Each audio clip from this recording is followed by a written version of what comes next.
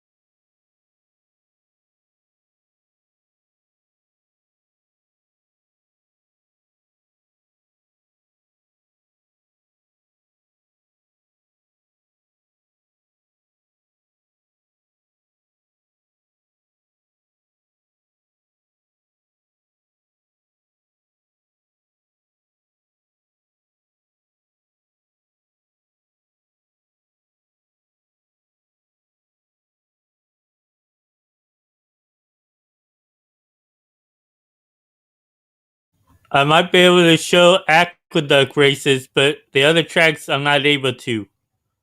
But I will give out selections.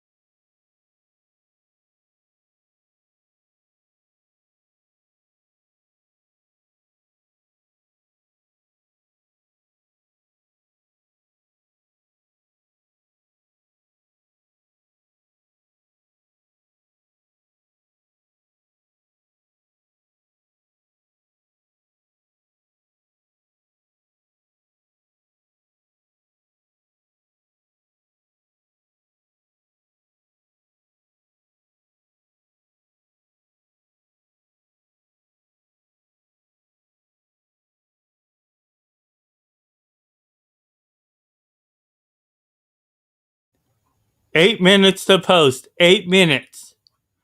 I won't be able to show the Tampa Bay or Gulfstream, but I may be able to show live video of Aqueduct.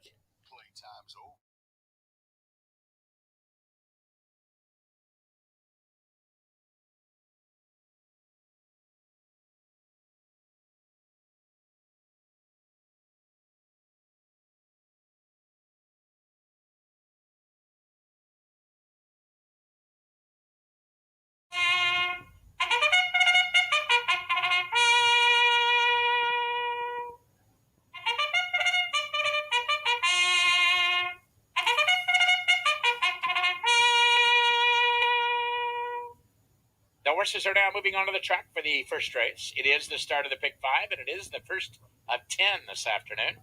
Track fast, turf course firm, post time in 7th.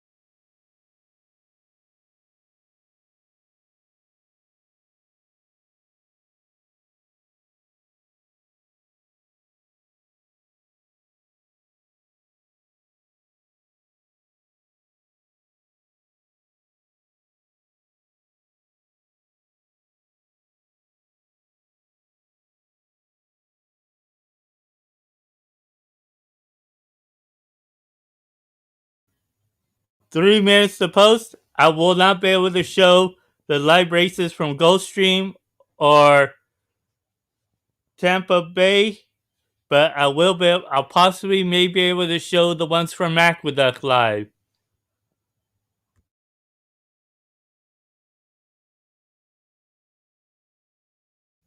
3 minutes to post at Tampa Bay. 3 minutes to post.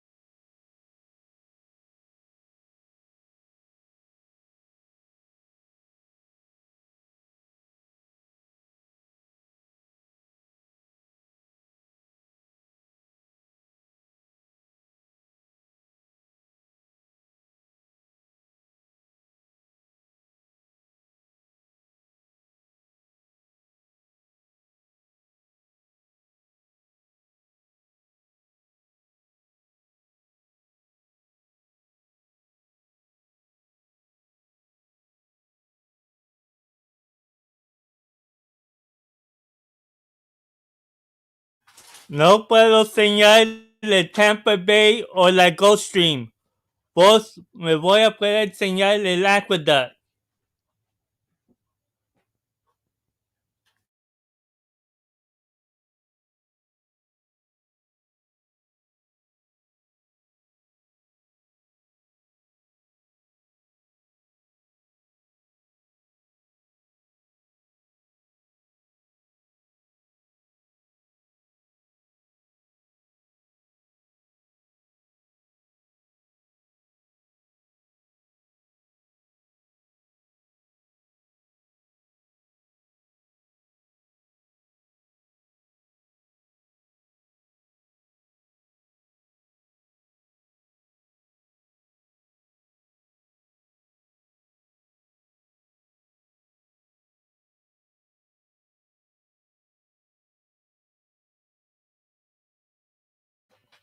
It's post time. They're heading to the gates at Tampa Bay.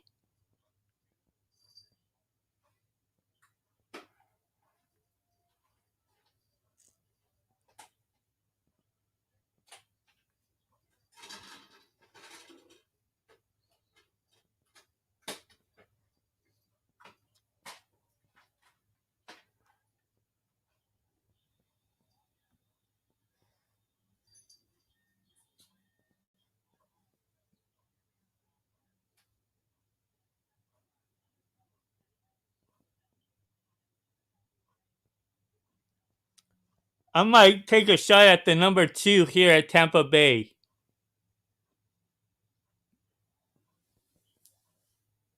Me voy a ir con el número 2 en el Tampa Bay.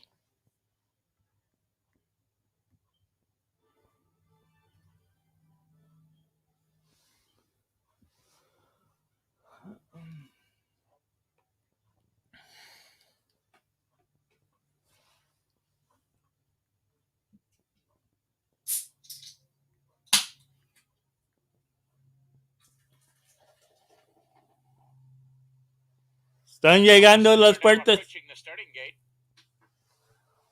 They're reaching the gates now. Throughout the United States and all across Canada. From Woodbine to Hastings Park, taking the Tampa Bay down signal this afternoon. The weather is clear and sunny. The track condition is fast, turf course firm. The portable rail is at 22 feet. Moving in line for the first of 10. Make note, a 10-race card this afternoon with a $20,000 Ultimate 6 carryover. 8-5 favorite in the opener is number 6, Village Preacher from the barn of Terry and Rodriguez. That barn's go-to rider, Antonio Gallardo, has the running assignment.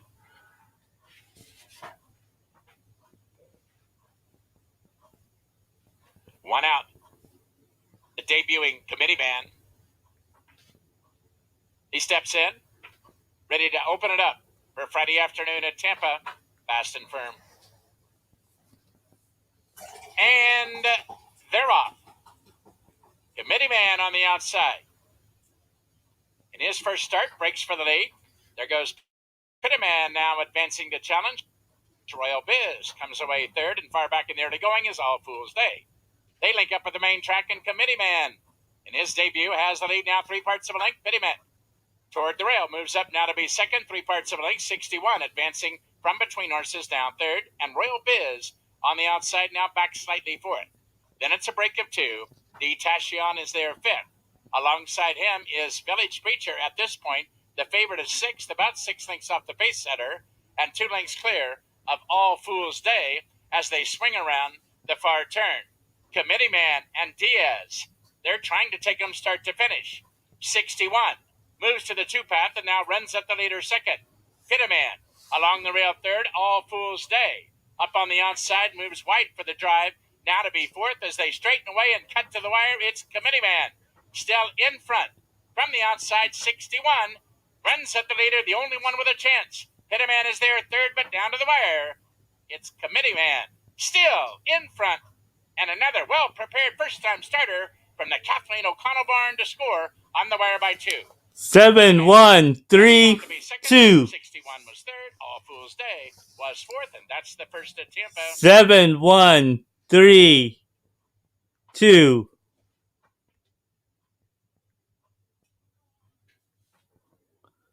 Se fue 7, 1, 3, 2. Se metió así en la Tampa Bay.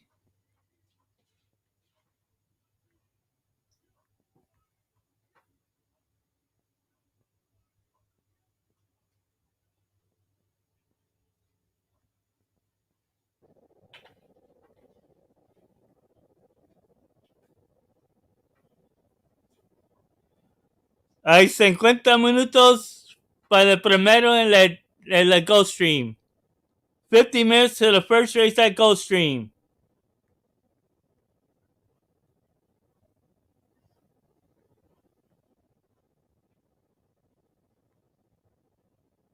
And the number 6 was my long shot play in here, and that is Shoshone Brave. I didn't pull this stat, but Kathleen O'Connell has great numbers with horses moving into her barn on a drop in class. First time after the trainer switch and on the dirt, she's 17 for 71 for 24% win, 35% of the time in the money, and a big ROI of 328. Also, the last start back in December was for 35,000, claiming tag cut in half today. Has some back class. This horse has run against some good Florida Allowance Company and Stakes Company as well. I think this one could potentially be a little bit of a wild card in here, and Kathleen O'Connell has continued to have a very strong championship meet this year. Perhaps the one to beat is the number 2 Malibu Max, who's actually 4-5 on the morning line. And I get it, it's Safi Joseph Jr. and Irad Ortiz, a horse with Irad Ortiz aboard, let alone that combination of trainer jockey is going to take a lot of attention. But what I don't like is a couple things. Claimed back in May. We haven't seen him since then. He's an 8-year-old now. Drops in class from 35 to 16. As we always talk about, the horses owned by Frank Call Calabrese for Safi. They just put horses where they can win them, so that makes sense. I don't put too much stock in the drop given the connections. However, the last race for 35 was a victory back in that day. Had some back class, certainly. Couple of questions just about this horse and what we're going to get to see from him. You also have the 3 Gnarly, who's taking a drop in class off of a layoff since October. Paco Lopez going to be aboard that one for trainer Fernando Abreu. So I'll try to upset the 2 favorites with a long shot there in the 4th race. We'll also include the 4 Vinny Van Gogh, who's first off the claim for Victor Barboza. With that said, that's the first 4 races on the program. We'll take a quick break, and when we come back, we'll talk about today's Rainbow Six.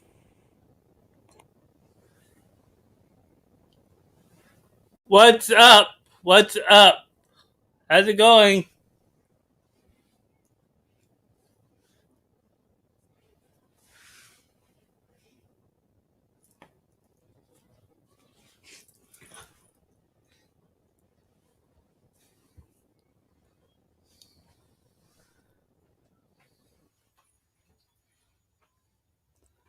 How's it going, Carrier?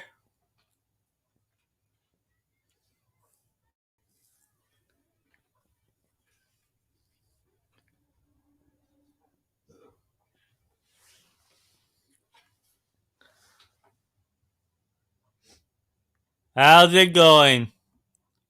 Buenos tardes a todos.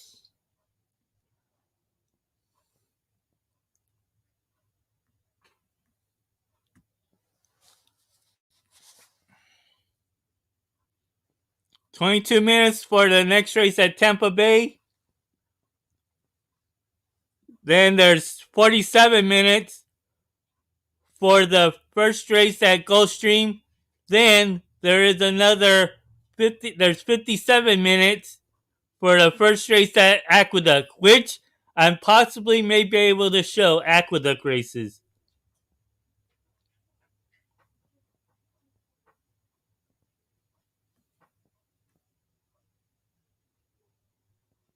Singling reserve not attained, who's been in such good form recently for trainer Mike Yates. I felt if you did want to press somewhere, that could possibly be the one, but I didn't want to leave off Joe DiBaggio for Carlos David and Irad Ortiz. In seventh race, I've just got a couple, and then I'm using some horses and spreading a little bit more in a couple of those races a little bit later on. In races 8 and 9, we wrap up on the turf, and I've got the 5 Shining Through and the 9 Call Bros there in the nightcap. 43.20 for me. As mentioned, it does start off here in the fifth race. 1 mile on the turf in this maiden special weight. This is for 4-year-olds and upward. And I started it off with the 3 Small Talk, who I typically would veer away from horses like this that have already been exposed for maiden claiming company. That was 50,000 last time, and now stepping back up into the maiden special weight ranks. However, at first glance, I don't know if this is entirely the deepest turf maiden special weight that we've had. I think it's a manageable move. I also think that was a pretty salty maiden 50. So that's what kind of geared me back towards that one. It was also off of a significant layoff from April of 2020 to January of 2021. And this gelding got an 81 buyer speed figure for that effort. Junior Alvarado going to stay aboard for trainer Gail Cox. The number 9, Voodoo Zip to the outside has the speed. We'll backtrack to his last race. It was off of a 7-month layoff, and the first time after the barn switch, making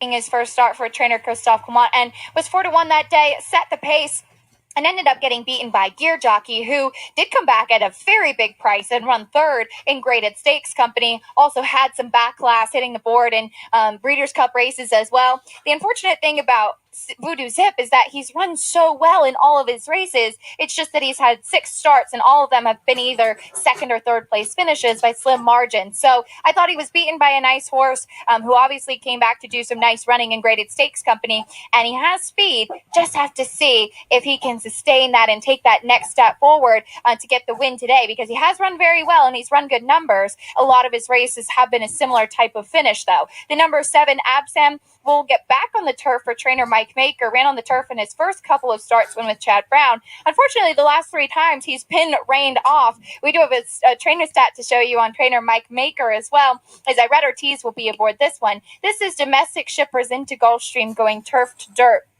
25% win, 48% of the time in the money, still a positive ROI of 220. And we've seen a lot of horses stabled here, of course, in Florida for the Maker barn. This one coming from the fairgrounds, and he will get a chance to run on the grass today, as that clearly it has been the goal. So Absam 8-5 on the morning line. We'll get back on the grass. So his 2 first turf races with Chad were pretty poor, to be blunt. So I am a little using him a little bit further down, but we'll see what we get. Obviously, good numbers there and high-profile connections. Turning the page now to race number 6, 7 furlongs in this starter allowance race. This is on the main track for 4-year-olds and upward, and this does kick off the late pick 5 today as well. And all eyes will be on the number 3, Reserve Not Attained. How good has he been lately? Looking to make it 4 wins in a row. So we'll show that last race. This one was a little bit tighter than the prior 2, as well. And he had been pretty aggressively handled in those two earlier races, setting the pace. Give him off of it this day, as he was 4-5. Not the easiest trip either, kind of took back again, waiting and waiting for him to switch leads. And when he finally does, he just kind of powers on by past South Sea, who was a big price in there as well. Miles Ahead, who is also in this race today, is down on the inside. But hard not to be a fan of the work that Reserve Not Detained has been doing on the racetrack. Trainer Mike Yates has done a great job with him. So he is certainly the one to beat in here. But at any level, it's a tall order to win 4 races in a row. The number 2, Joe DiBaggio, who's 7-2, has Irada Ortiz aboard.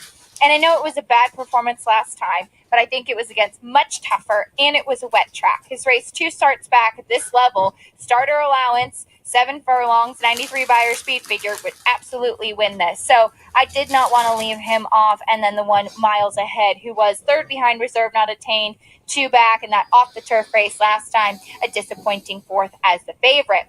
We'll move on now to race number 7. It's a mile and a 16th on the turf here. $20,000 claiming race for the 3-year-olds. Started it off with the one Golovkin, who broke his maiden in a fine field for maiden 50 back in January. Stepped it up, showed some speed for that open $50,000 claiming race. 2 starts back. Dropped a little bit last time, and I thought was pretty disappointing as the favorite that day. Was pony back, but it is, I think, encouraging to see him coming back relatively quickly after that effort and just dropping in class. I think it was, to be honest, a pretty dressed up maiden 50 that he did win. So I really do think, just based off of his last couple of starts, that this just might be the right spot for him. Being realistic, he has early speed, and this could be a good place for him to get back to the winner's circle again. The number 3, Optimistic Valor, intrigued me. Broke his maiden here at Gulfstream last time for $16,000. Has had two starts with the current barn with Mike Tomlinson. Both of them have been here over the Gulfstream turf, and both of them have been, I think, solid efforts. Ran a fine 4th, 2 starts back, but obviously took a big step forward last time. Had to face winners for the first time, but I did visually like that effort. And I think, finally, the number 6, My Maximilian, might be overlooked a little bit in this spot. He intrigues me quite a bit. Won and broke his maiden in December at 13-1, over his head a bit for 35, 2 back. Last time I thought actually ran an okay race on a good turf course. Back to firm today. He might be one to watch out for in this spot and maybe be a little bit of a price flying underneath the radar. Race 8 is up next, 6.5 furlongs in this $50,000 starter allowance. This is for 4-year-olds and upward. And the number 8 Mustang Cat for the Red Hot Peter Walder barn was where I did land. This one ran in an off-the-turf race last time and actually ran very well, beaten just by 3/4 of a length in that starter allowance. I know it was 12-5, 2 back, and this is a 50 starter, so maybe there's a couple of questions class does go, but his efforts, I know they were lower level claiming races. He got an 82 and an 80 buyer speed figure for those 2 efforts back in November and December. I think that certainly puts him right in the mix here. He has speed in the outside post. Paco Lopez aboard. Peter Walder's barn has been going very well lately, so I think that this could be a good spot for this horse in here. Certainly eyes will be on the 5 Well Done West, who's second off the claim for Danny Gargan. And obviously the Gargan barn has had a fantastic meet as well. This one did debut sprinting with previous connections, finished 3rd that day, stepped back up to maiden special weight last time and went a mile and got the win by open length. So I'm a little curious about the turn back in distance today. It's clearly handled and seemed to relish the mile last time out. Obviously eligible for the 50 given the debut with the maiden 50 level. But the turn back in distance, I wonder a little bit. One thing we do know is that he's in very good form right now and has seemed already to be a good claim. I rounded it out with the 6 September 10, who, to be honest, on paper I don't really like in this spot, but Irada Ortiz is climbing aboard. I know he's going to take some money off of that as well. He does have a good tactical stalking running style, and I think you do have to pay attention to where our leading rider does land. Maybe could grab a share in this spot. Race number 9 is 5 furlongs on the turf. The starter optional claiming coming up next for 3-year-olds, and five furlong sprint here. I landed on the number 8 Exchange Day, who's a 4-time winner out of his 8 starts for trainer Eddie Plesa Jr. We'll backtrack to his last race, which was a nice effort setting the pace. Don't think he beat much behind him, to be quite honest, but he did it nicely. Set the pace there on that left lead, but he I think just really seems to love sprinting on the Gulfstream turf here. Faced tougher 2 starts back, and I know that's on paper the condition that he's running in today, but there's no likes of nitro time like there was 2 starts back that he was on the chase with. I think that he's going to be able to set the pace in here under Luis Saez, especially with the scratch of American Matters, who was the one that I was really worried about as far as the pace does go. I just don't think that Ensign Parker is really quite as quick and can sustain it as much as far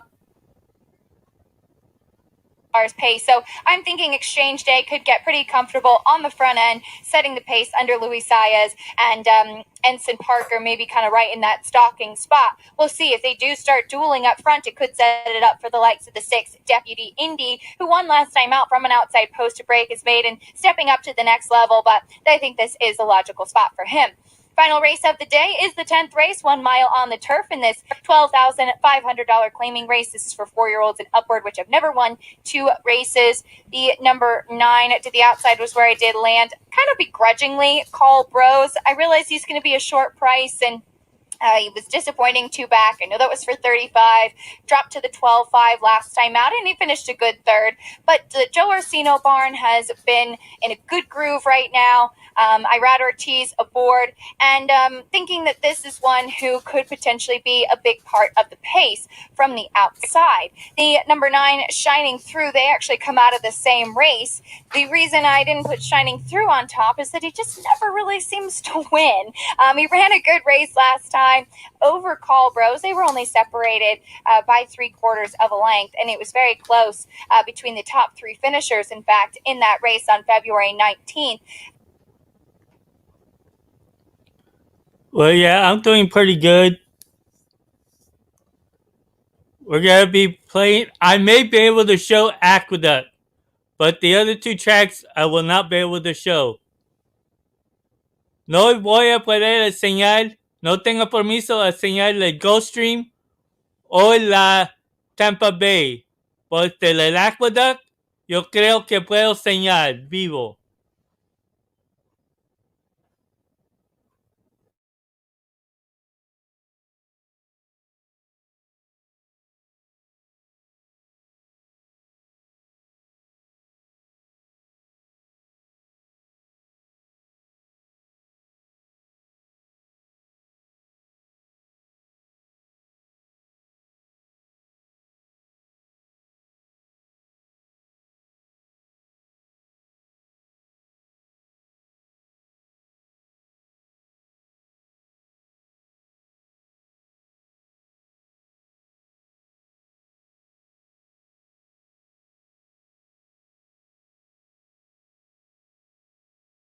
Yeah, since they don't have the watermark for, the other place that they show the races, I may be able to show that track live.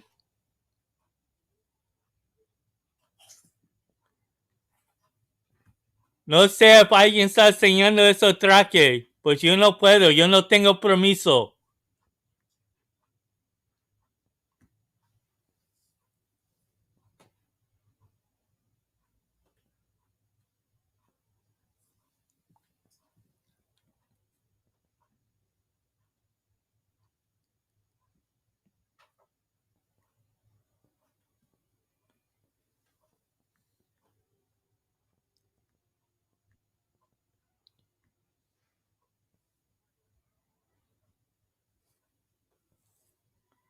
Yo no tengo el permiso para enseñarle el otro traques.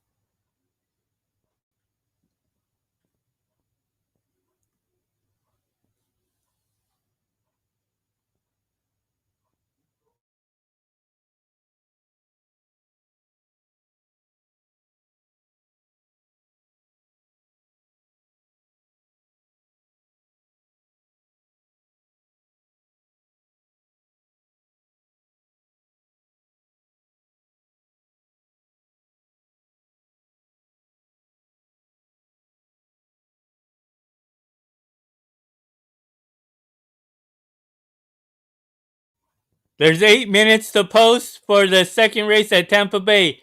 Hay 8 minutos para meterse en las puertas de la Tampa Bay.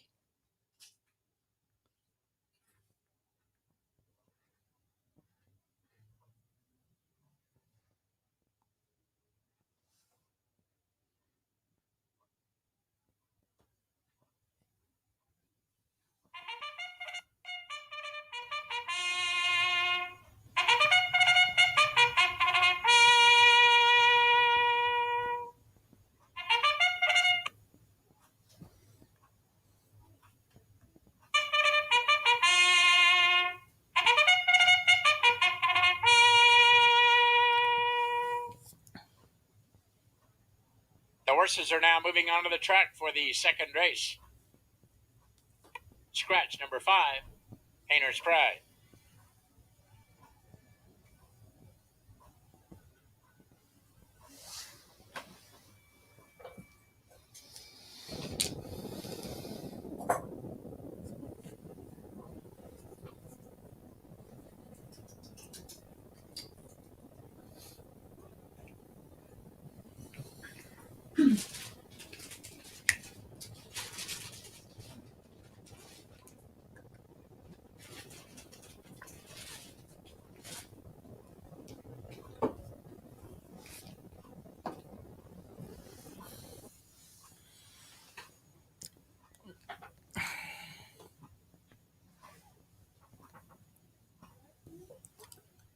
Seis minutos falta. Falta 6 minutos.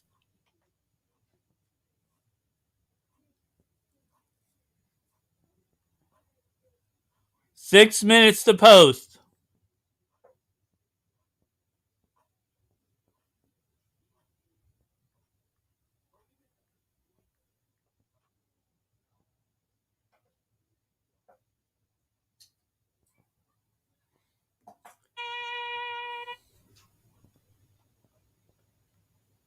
Don't forget, March 13th at Gulfstream Park, they're selling, well, it's for charity, but they're selling autograph Red Ortiz bobbleheads. If you're at over there in Florida. If not, you can order them online for $40. Well, $45 with shipping. Go to the Gulfstream Park website and you can see it there.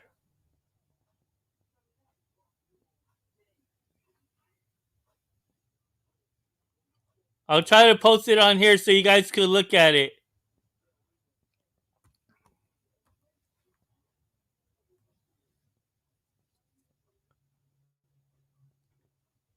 It's for charity. It's for the Disabled Jockey Fund.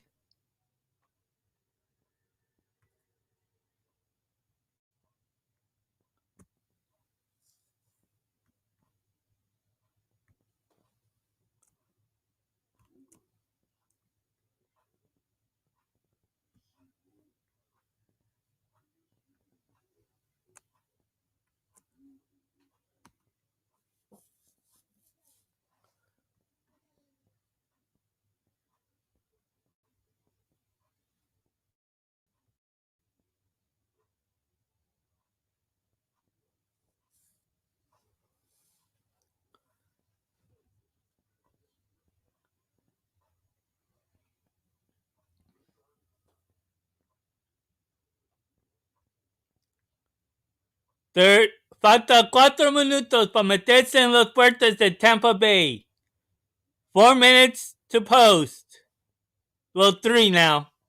3 minutos falta.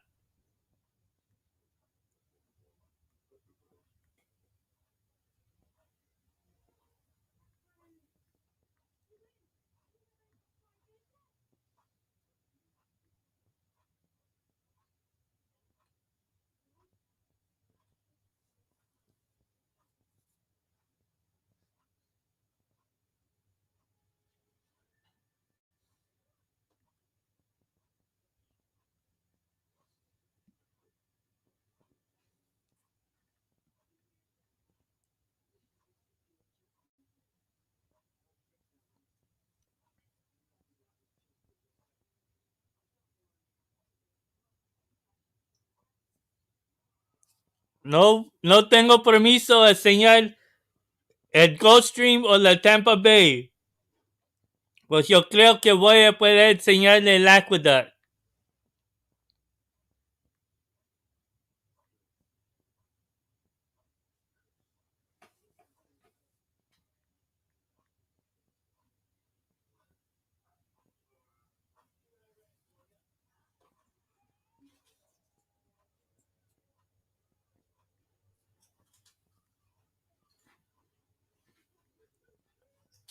Falta 2 minutos para el corredor número 2 en el Tampa Bay. 2 minutes to post.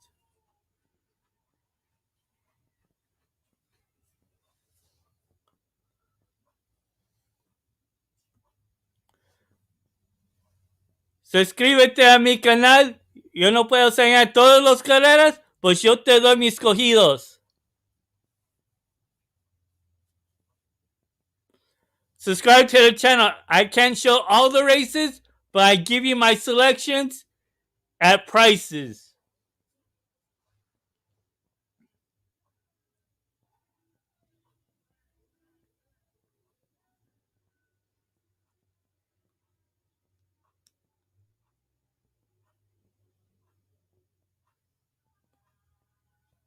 Yo no soy el jugador de favoritos.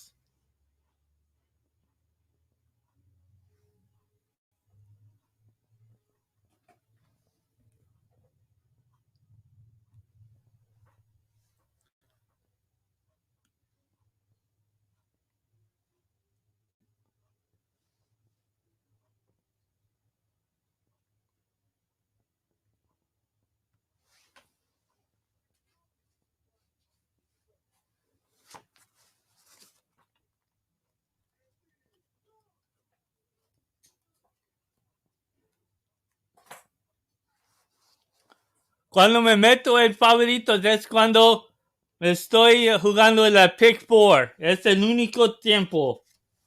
Otras veces, y gente que me sabe, yo no lo doy.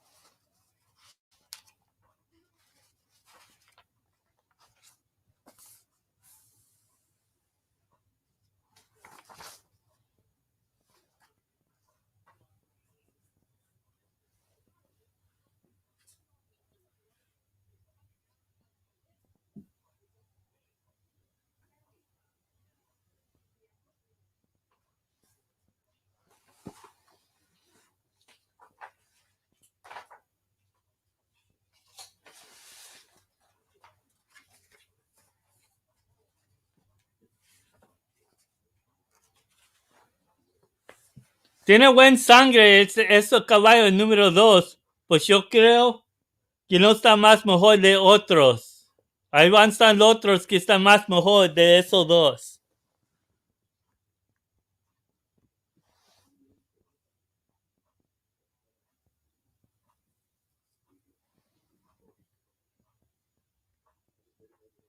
Pues buena suerte. Good luck to everyone.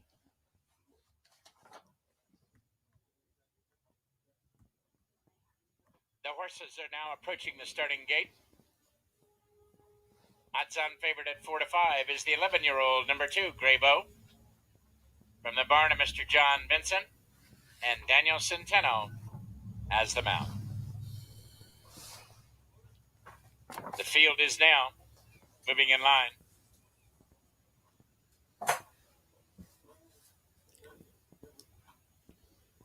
Perimeter steps forward.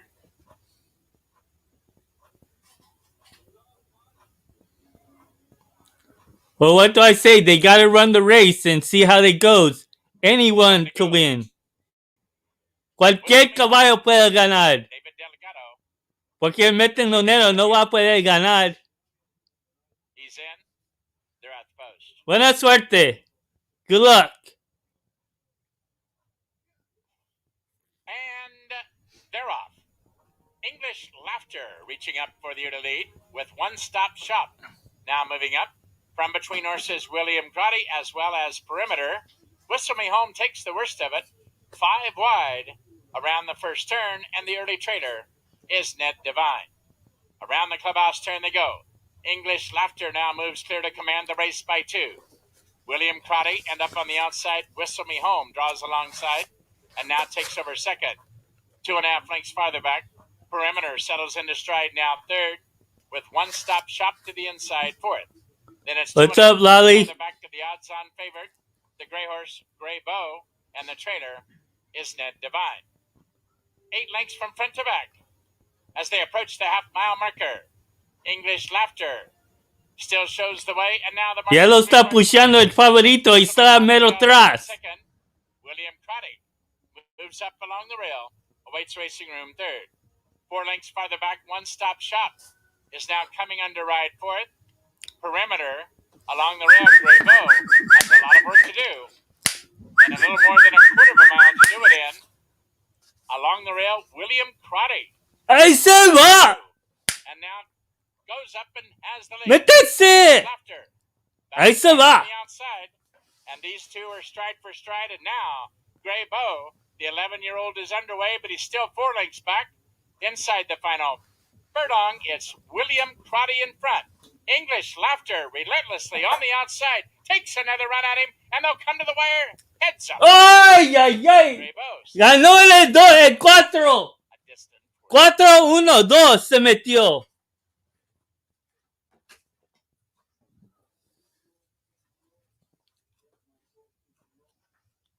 4-1-2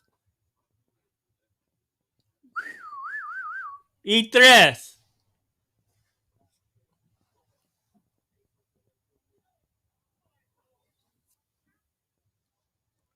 Se salió mal del 2. No podía correrse.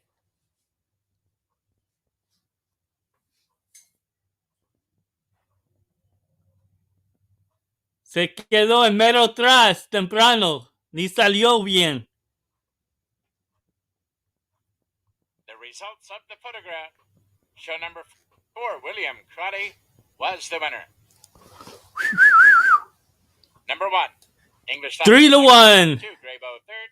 3, One Stop Shop fourth. And number 8, Whistle Me Home. Okay, hold on. Let me see what I could do something here.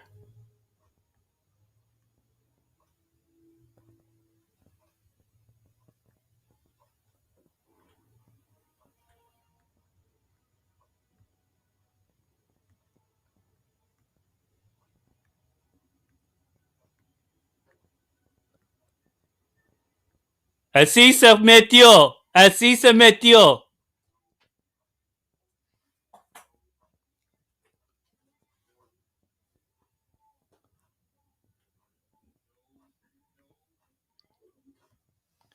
Ok, ya. Así se metió.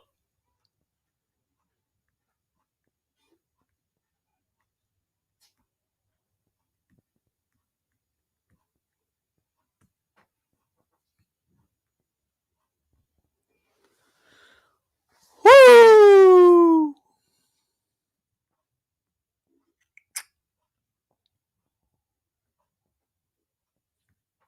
Y ya va a estar el tiempo para el Gulfstream. Hay 18 minutos. 18 minutes to post for Gulfstream.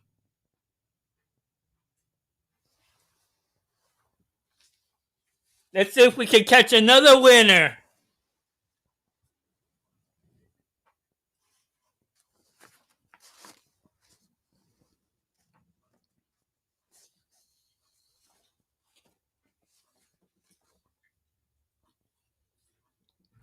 Hey, Carrier, we got another horse running today.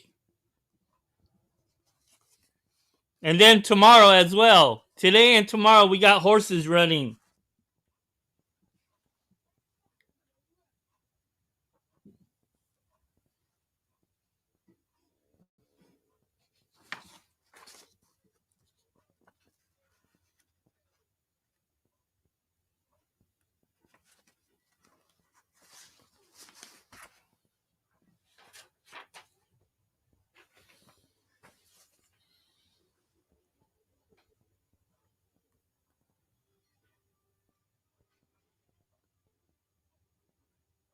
Yeah, I got the papers for them and all that.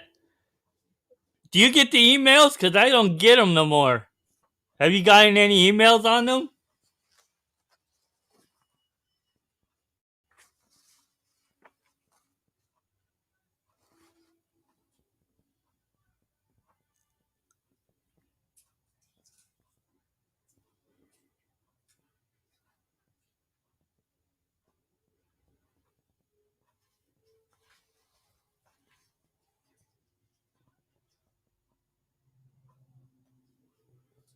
Well, they don't send me emails anymore.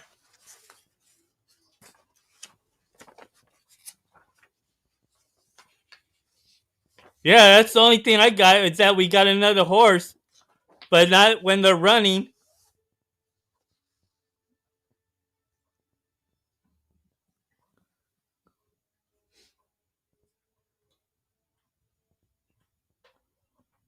Yeah, I got that email about fire. Something about.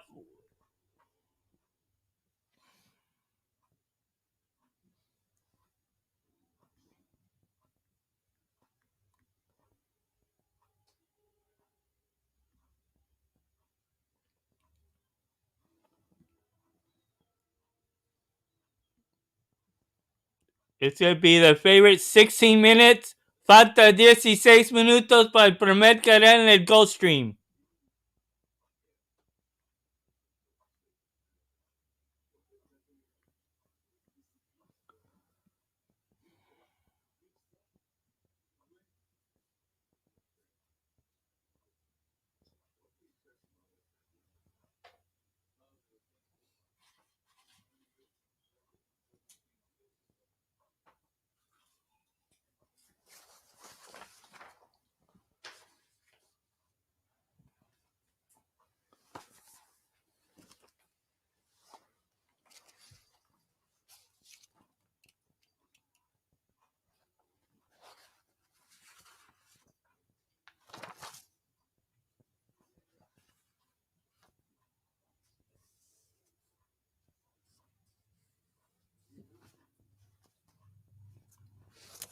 For the first race at Gulfstream Park.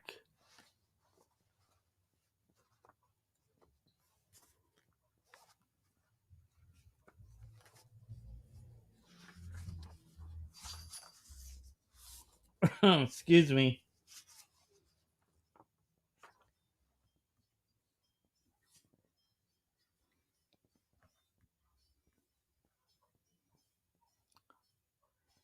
No puedo, no tengo permiso a enseñar las carreras.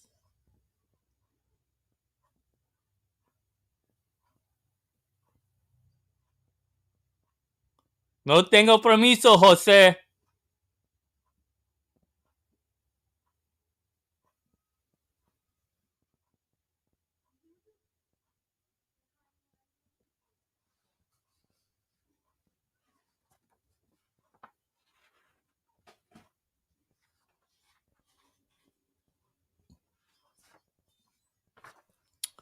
Okay, here's my selections for the first race at Gulfstream.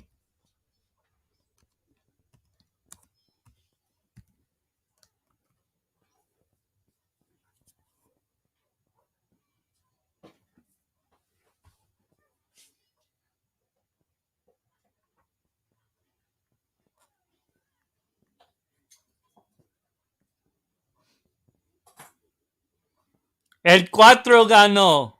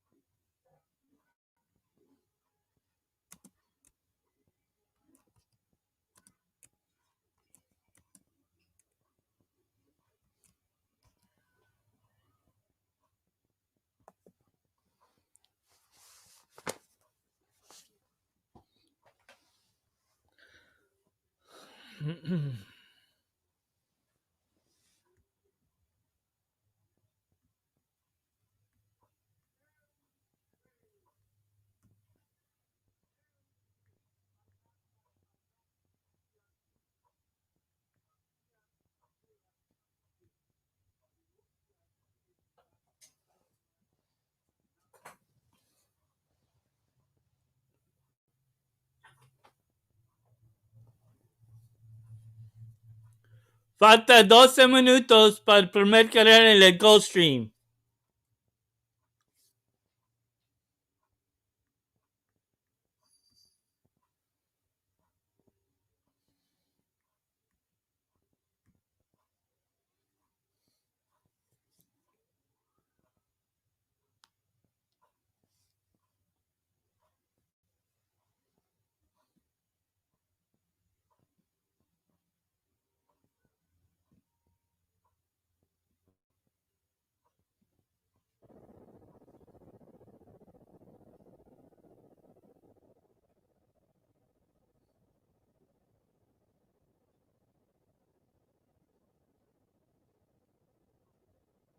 Sprinting in this maiden special weight event. It does also kick off our early pick five. Horses have joined me here in the walking ring, so we'll go right to my early pick five ticket. I've got a couple of horses in here, the 6 and 7. I think the logical two, though. Number 7, simply the best, currently 4 to 5. My single will come in race number 3. That's Blakenstein, not because I'm completely sold on that horse, but mainly didn't like anybody else in that spot and thought he was perhaps the most likely winner. Then 3 horses in races 4 and 5. The 5th race wraps up the sequence with a nice maiden special weight for the boys on turf. That does also kick off today's Rainbow 6 with $350,000 guaranteed. Want to remind you have a couple minutes too to play Beat the Expert, free to play. Pick more winners than me on today's card here on Friday. That's my $27 play. We'll start to the outside with the number 7, Simply the Best, who she always kind of does look simply the best, though she's not here with me in the walking ring. I did see her. She's here. She's running in this race, but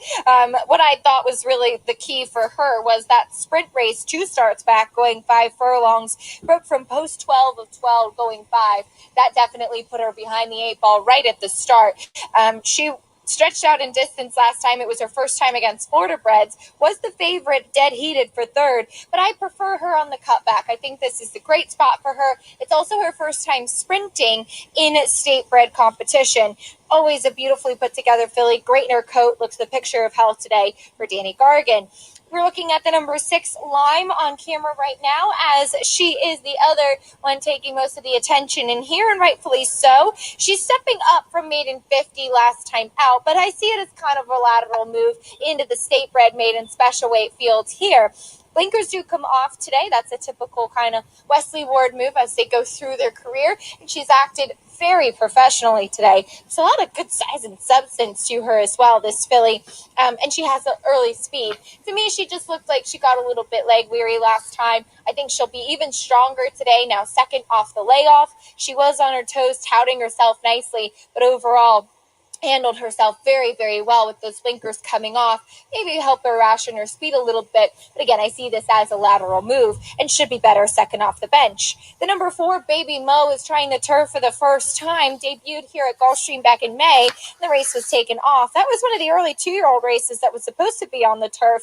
In fact, Lime was in that race as well back in the day, which I do find kind of funny. But she's actually grown up quite a bit, this 4, Baby Mo. Good leg on her. Nice and fit, too, off the layoff as she makes the first start of her 3-year-old season. The dam was unraced and no siblings won on the turf, but she has a decent turf hoof. Physically in her body, I think that she should handle the grass fine, and clearly they've wanted to get her on the turf as that's where she'll be now, first time as a 3-year-old. Finally, the number 1, Ladies' Choice, again, up from maiden 50 to the state-bred maiden special weight. Debuted against the boys in on the turf. Faced the fillies with those blinkers on for the first time last time out. I think that this is a fine spot for her, and she was pretty sharp too, especially coming here into the walking ring. Miguel Vasquez will be in the saddle once again for trainer Michael Yates. But the fillies are lined up. They're heading out for race number 1, just under 200,000 in that pick 5 pool. Super high 5 offered here as well. And don't forget about Beat the Expert as we kick off this Friday afternoon here at Gulfstream Park.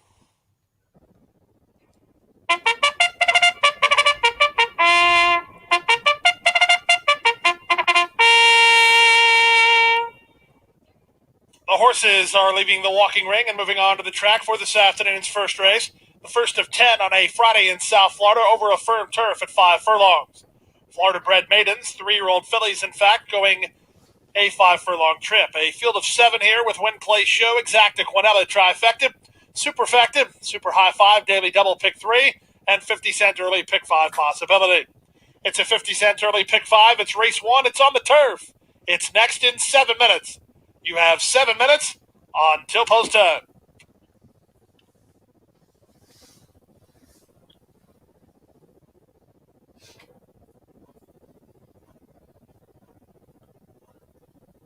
No hay ninguna parte. Hay una parte, pero no está puesto ahorita, yo creo, el señor. Que puedes ver el carreras del Gulfstream. El señor del Gulfstream.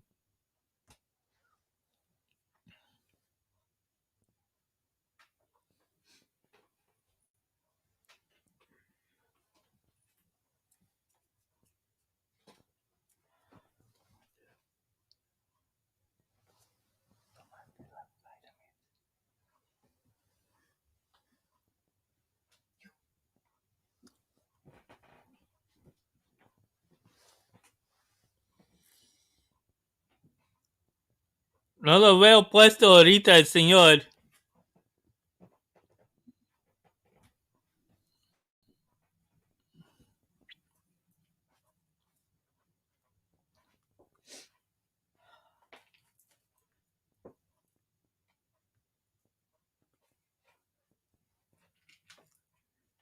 Si yo tenía permiso, yo iba a enseñarlos, pues no tengo permiso. No hay muchos que tienen permiso de enseñar las carreras. O si yo me puedo enseñar el Aqueduct, yo creo.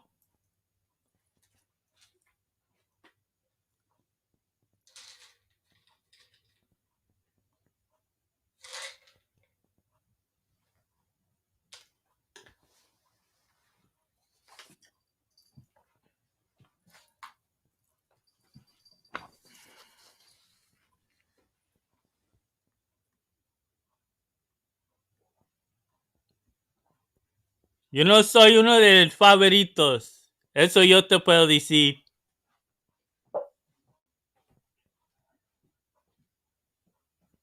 Cualquier caballo puede ganar. Es más que cómo se salen.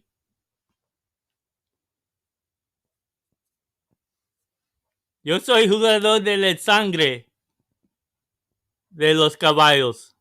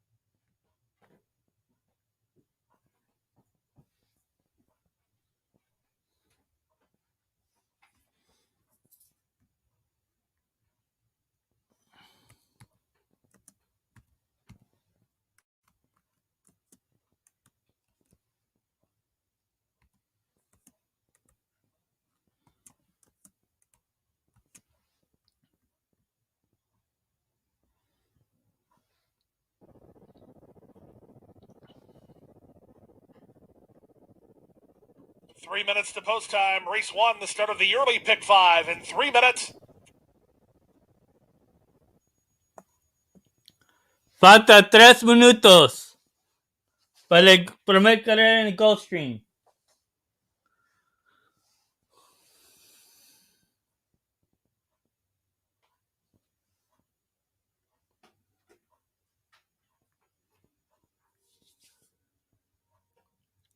Buena suerte, Jose. Good luck to everyone on their plays here at Gulfstream. Good luck, Corinne.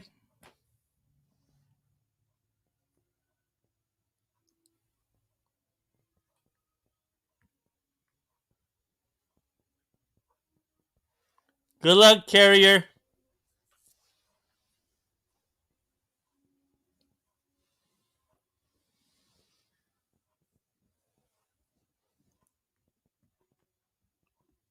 At Gulfstream? Let me take a quick look real fast. I was looking over Aqueduct, so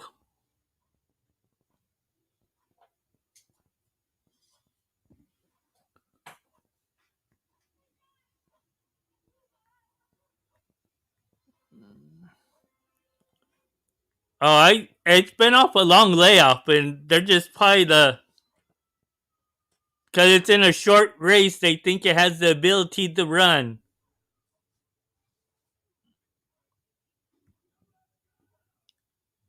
And then they're betting it because of Tyler Gaffione and Mark Cassie.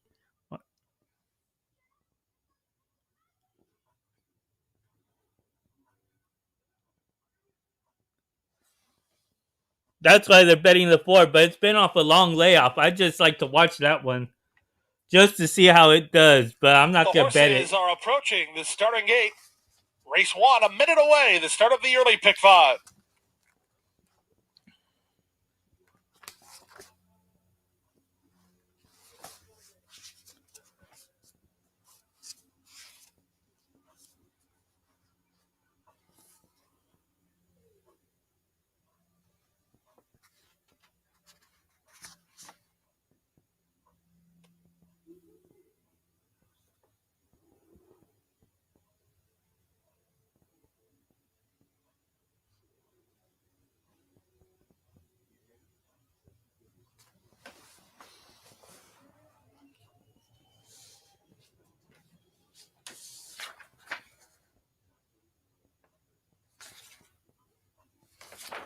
I think that one would just need a little longer, but I think they're just running it. And the horses have reached the starting gate. It's now post time.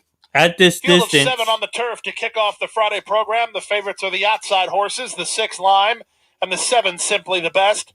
Simply the Best is 3-5. It's 5-2 on Lime. Into the gate goes A Wild's Treasure and Lady's Choice. Yeah, it needs at least 6 furlongs to 7 furlongs. I think that 4 horse. Wildest Treasure is in. Twirling Grace stepping into line now. Baby Mo. The pink and black colors of Gary Barber. Then Marimba. Last 2 up are Lime and Simply the Best.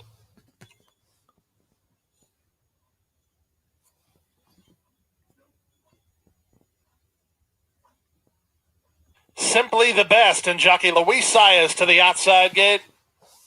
Track is fast. The turf is firm. And we're set for a start. Racing at Gulfstream. Slow beginning for Twirling Grace and also slow out of there Marimba. Quick start for Lady's Choice, who's headed off for the early lead. Splitting horses Baby Mo was on to challenge, and 3 wide Simply the Best. 2.5 to A Wildest Treasure ahead of Lime. Then it's Marimba and Twirling Grace is last. Past the half mile and moving to the far turn, Lady's Choice with rail position, 3 wide. Simply the Best from between horses and Baby Mo. These 3 line up across the course behind the 21-2 opening quarter. Lime going to try to rally from off the speed. She's now 4th. 3 back to Marimba outside of A Wildest Treasure. Twirling Grace is last, and Simply the Best is now 1st. Top of the lane, Simply the Best, sweeping up on the outside to take the lead. Toward the rail, it's Lady's Choice, who's fighting on with Baby Mo between. 4 wide, Lime is charging nicely. Lime trying to time it at the right time. Final 16th of a mile. Lady's Choice back for the lead. Lime and Simply the Best. Simply the Best rise again. Simply the Best and Lime. It's a photo finish. Dead heat. Looks like a dead heat. That's the photo between Lady's Choice, who was 3rd, then Baby Mo 4th in 56 flat. Se parece es dead heat. Parece porque metieron en el mismo tiempo. Ahí por la línea. Llegaron la línea al mismo tiempo. Ahí es foto.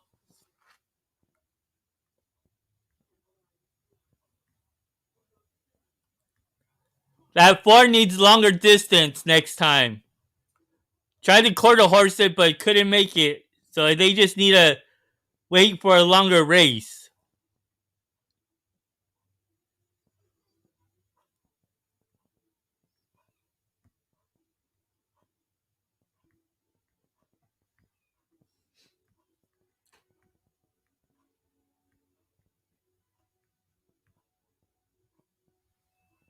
That's gonna suck if it is a dead heat because the split.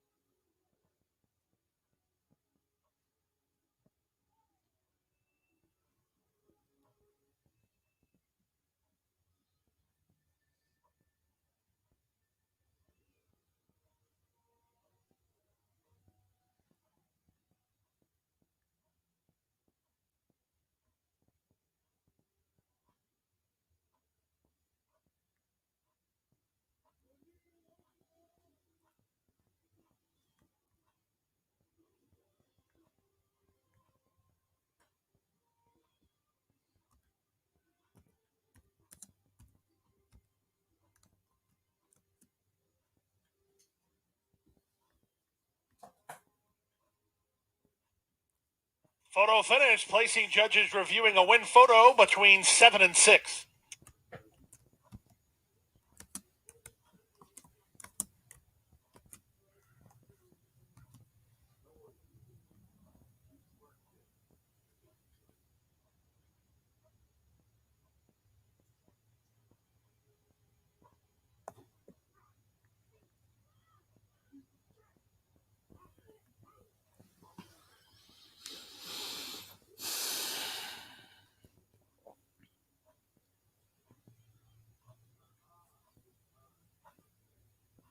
And ladies and gentlemen, in the photo, it's a dead heat. Well, I'd say between number 6 dead heat and number 7, simply the best. The 6 and 7 finished on equal terms for the victory. It's a dead heat. Third is 1, Lady's Choice. Fourth is the 4, Baby Mo. Fifth is the 2, A Wild as Treasure. 6-7 in a dead heat in 56 flat. that's gonna suck with the payoffs. Dang.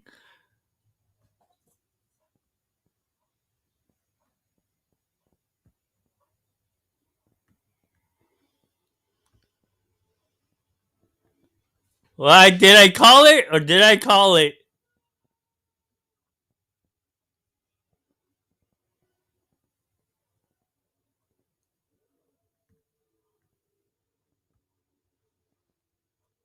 Zero minutes to post at Tampa Bay.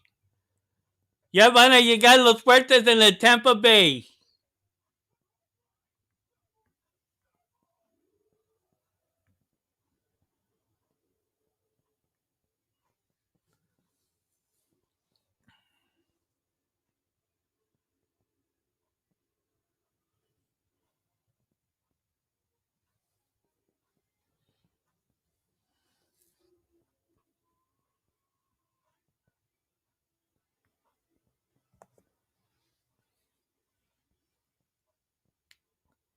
Everything, all the payoffs on that's gonna blow. The horses are now approaching the starting gate. The 7-5 favorite is number 4, Foggy Flight. Moreno, set to ride for Jose Delgado.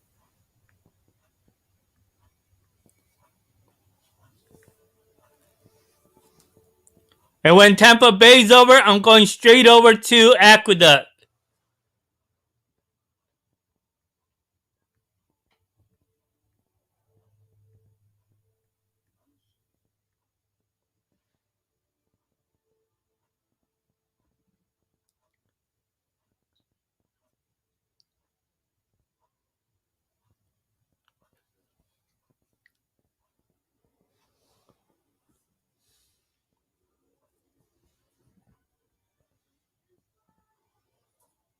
Good luck. The field is now moving in line. Foggy Flight clicks down to even money.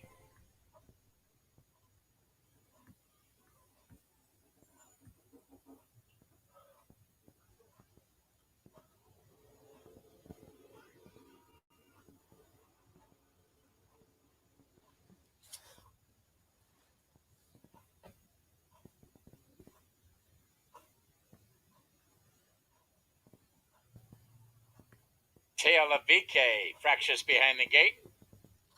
Oh, that's pissed because Gulfstream, Aqueduct should be running just about the same time. They're heading off to the gates now. At Aqueduct. Anna Mazel will be the last to move forward. They're at the post. And they're off. Tail of VK breaks very sharply and right to the early lead.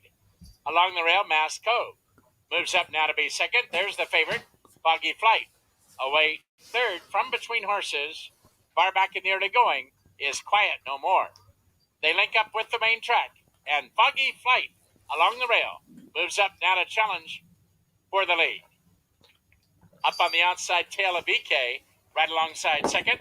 Then it's a break of 4, Mass Cove. Along the rail now third, Gypsy Sorceress joins her now fourth. Then another break of 5, back to Baby Monster. 2 lengths farther back to Anna Mazel, and still the trailer is Quiet No More. But meanwhile up front, Foggy Flight being confidently handled, moves clear now to command the race by 4 and doing it on her own. Tail of VK, under an all-out ride, is there second. Mass Cove racing third. Anna Mazel swings to the center of the racetrack fourth, but this one's over. Foggy Flight is still in the clear and strictly the one to catch. Anna Mazel along the rail, and from last, Quiet No More is now coming on. 4, 7, and 3 at Tampa Bay. 4, 7, 3 at Tampa Bay.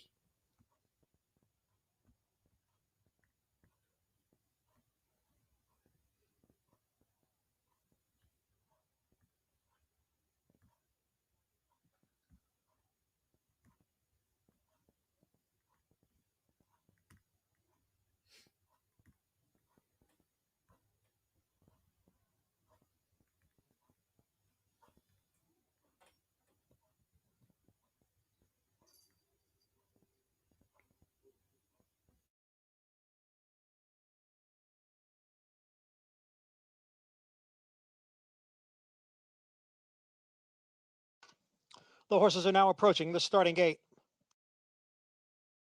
It went 4, 7, 3 at Tampa Bay.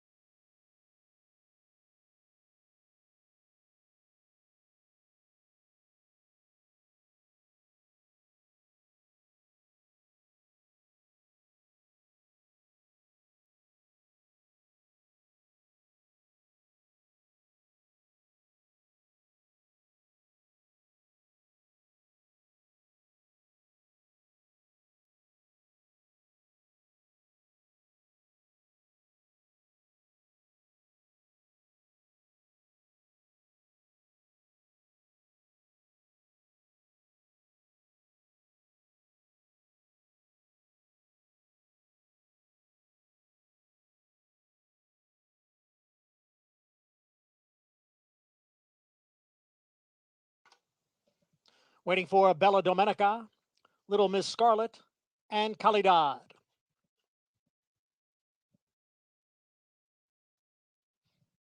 And the rider's off, number 4, Bella Domenica behind the gate.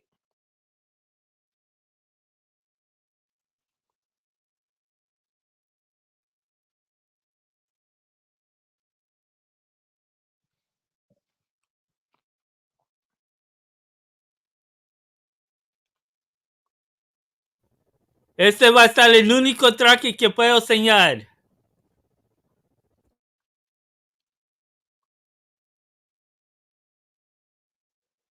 Bella Domenica has gone in riderless.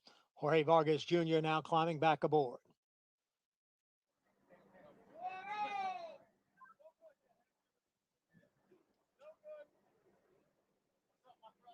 Calidad moves in. We're set for the start.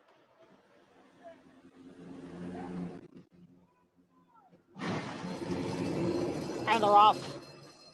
Awkward beginning there for both number 1, Know It All Red, and number 2, Bella Principessa. Queen Tigua is out for the early lead. Madame Rose is down at the rail and racing in third. Now Jill's a hot mess moves up on the outside to take third, and it is Bella Domenica who is next in fourth. Calidad runs in fifth, followed by Nebo in sixth. Then it's Bella Principessa, followed by Know It All Red, and the first-time starter, Little Miss Scarlet, is at the back of the pack in ninth. As they go around the far turn, the opening quarter, 23-2.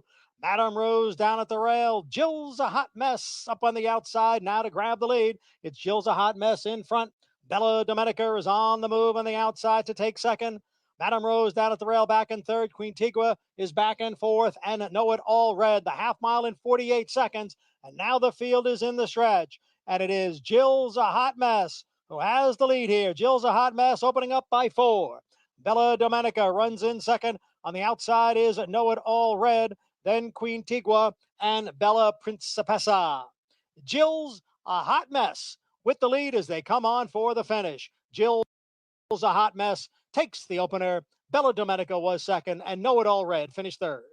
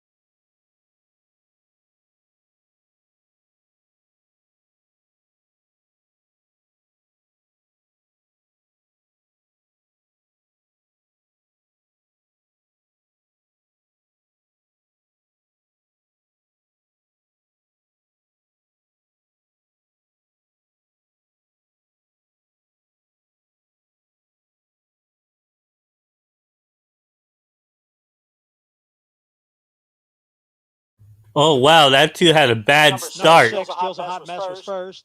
Number 4, Bella Domenica second. Number 1, Know It All Red was third. Number 2, Bella Principessa finished fourth. Results not official. 6-4, 1-2. The time 1 minute 14 and 3/5 seconds.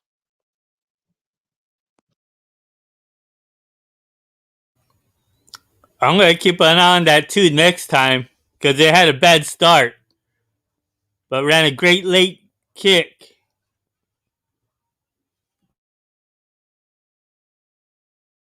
Y este va a ser el único track que puedo enseñar.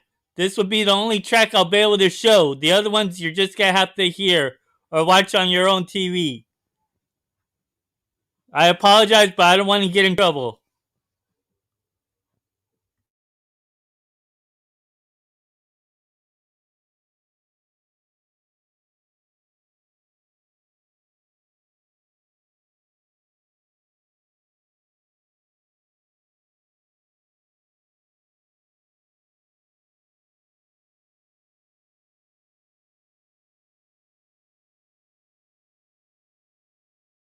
There's 14 minutes or 13 minutes to go to the next race at Gulfstream.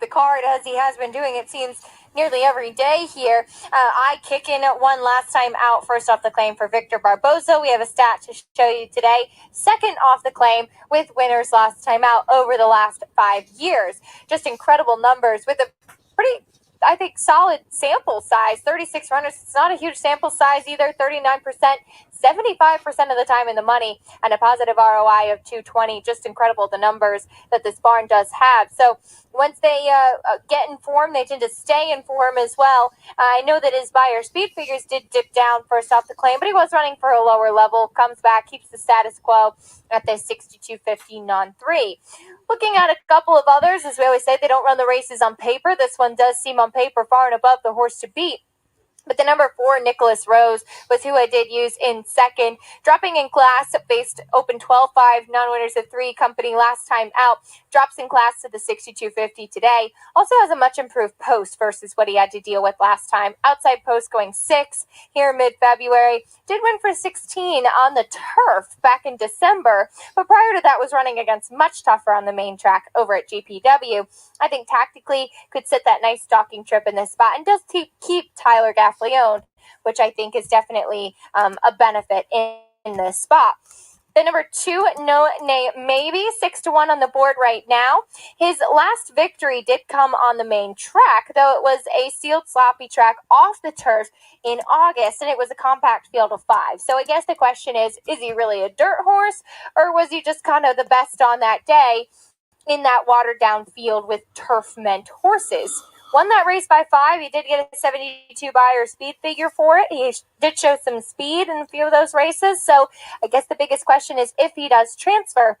He has been training on the dirt over at that deeper track across town at Gulfstream Park West. Always a great track for legging up horses, especially off of a bit of a freshening since early January. So clearly must be training well over the dirt. Curious to see what we get from this one as he does switch surfaces today. The number 3 is Dream Dioro, Luis Saez, and the other part of that dead heat in the first race back at the barn of Daniel Pita. And while he has not been the most consistent runner, Luis Saez has ridden him in the last few starts. Looking a couple starts back at the end of December, ran for 20,000, non-winners of 3, finished a respectable 4th that day, showing speed. After that was off the pace, and I think that when you take him out of his comfort zone, he really doesn't fire as much. Needs to kind of be on or close to the lead. So I'd imagine that's what we're going to see from him.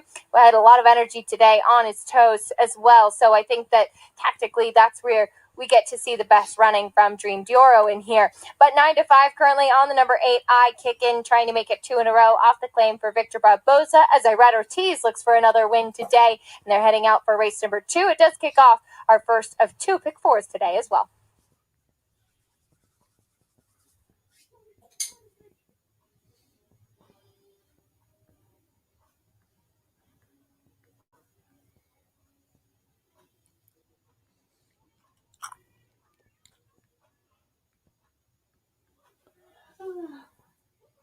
Falta 8 minutos. 8 minutes to post.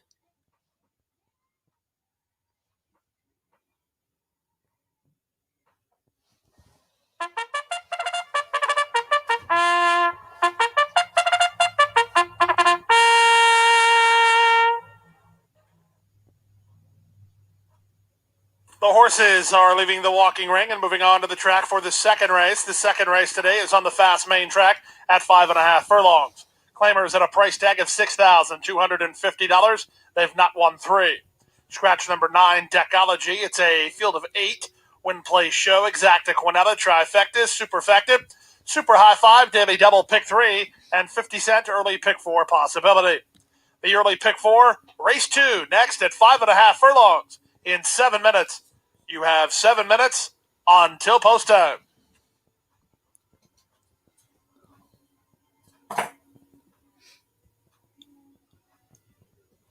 The one horse that may have a chance for the exotics is that number 7, Diamonds Enjoy.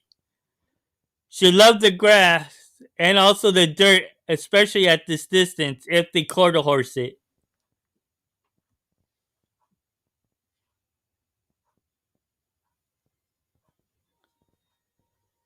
Me voy a estar enseñando el Aqueduct, pero el Tampa Bay no puedo enseñar. No tengo permiso de enseñar el Tampa Bay.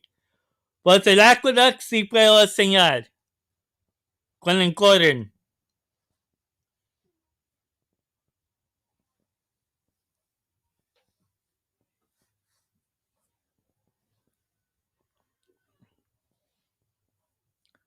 I don't know. I'll look out for that number 7.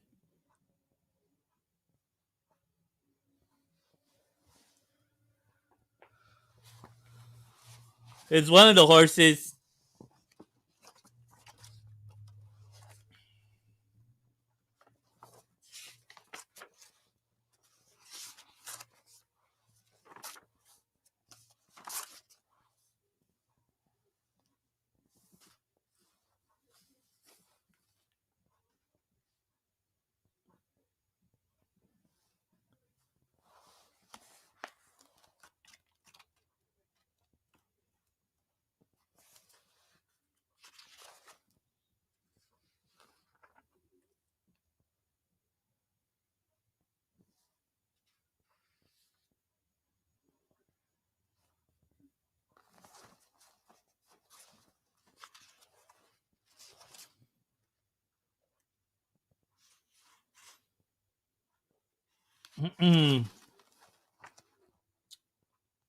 Estoy viendo algo ahorita. Permítame.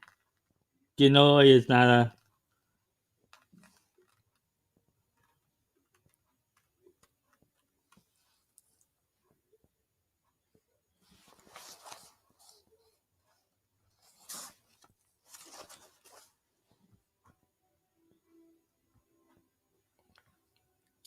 Hay 4 minutos falta para el Gulfstream. 4 minutes to post.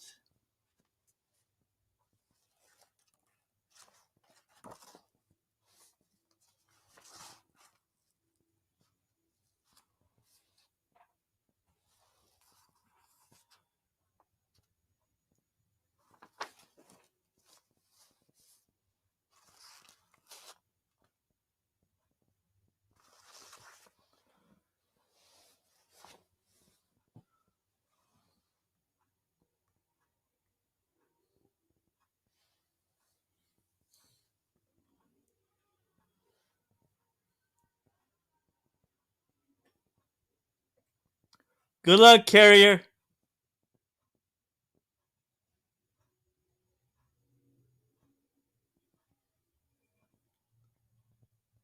Buena suerte, José.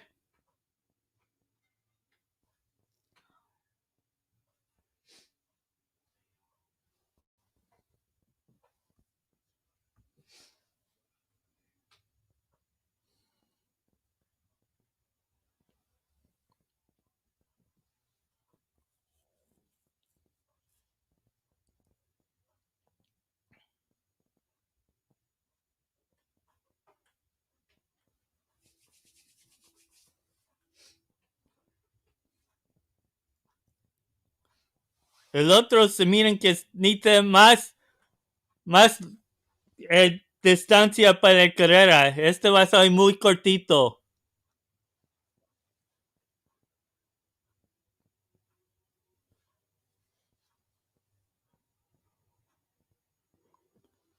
El uno que puede tener chance, there's one that may be able that no one's playing. It may be adding to your exotic plays, but may have a good shot at coming on strong. Would be at number 3, Dream de Oro. El número 3 puede estar uno que puede correrse bien, es que lo saca bien rápido.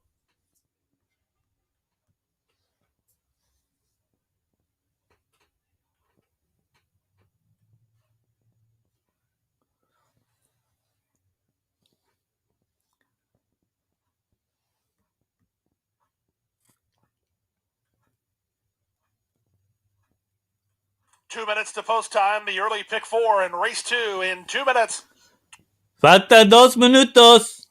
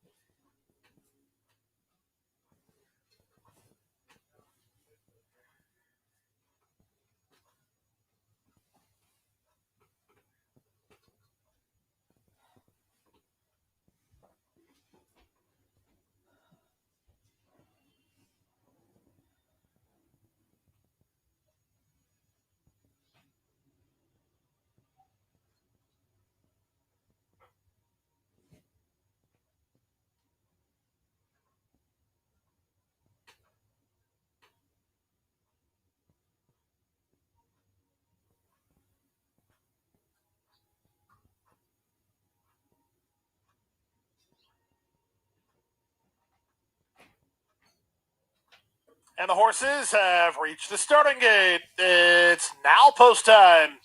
Getting set to move in for the starting leg of the early pick 4, race 2 on the card.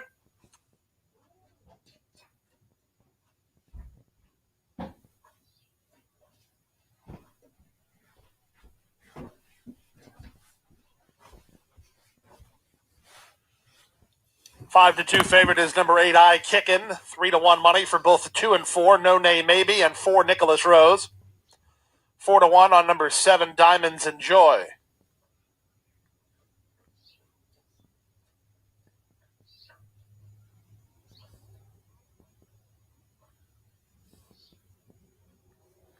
Baby Brother stepping forward now. It's Sage Canyon, the gray, who's made it in. Here's Dream Doro.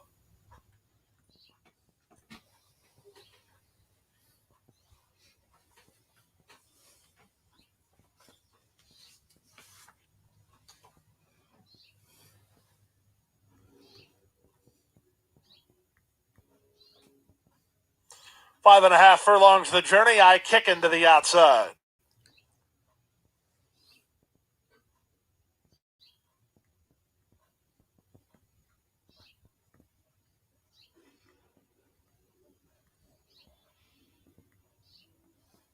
First leg of your early pick 4. I Kickin' coming up and in. We're set for a start.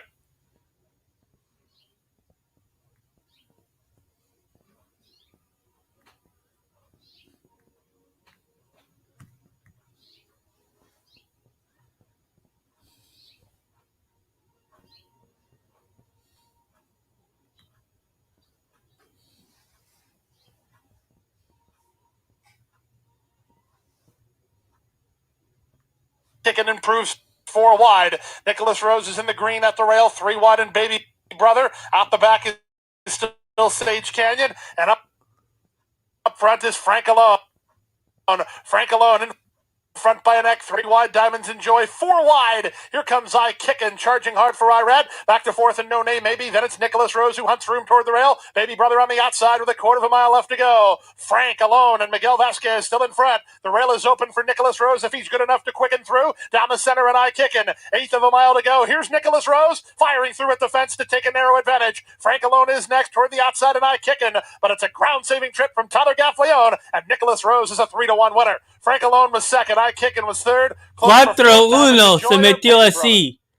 4-1 se metió.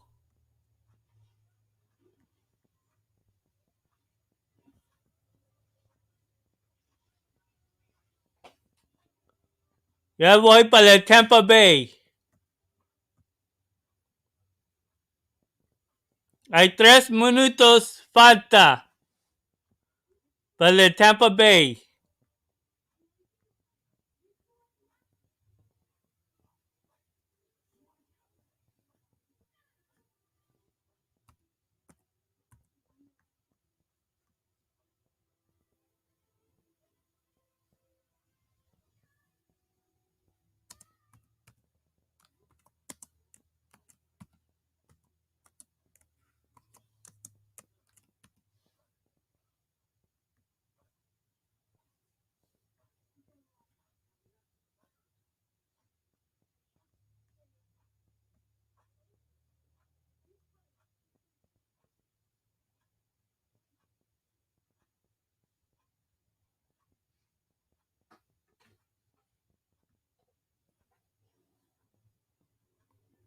Se fue 4-1-8-7 en el Tampa Bay, en el Gulfstream. Permíteme.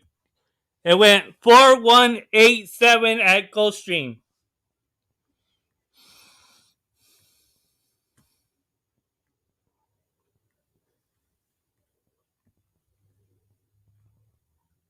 Hay 6 minutos para el Aqueduct. 6 minutes to post for Aqueduct. So once that Tampa Bay is over, I'm heading over to Aqueduct.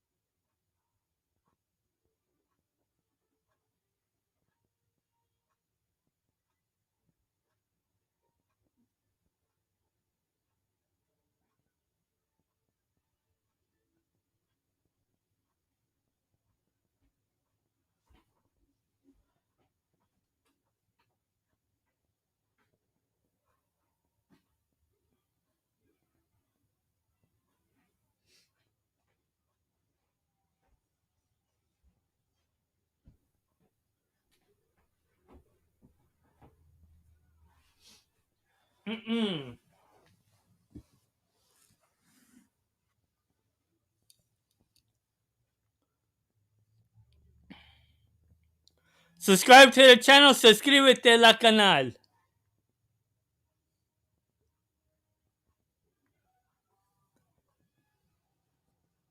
Ya van a estar llegando a las puertas. They're heading to the gates now.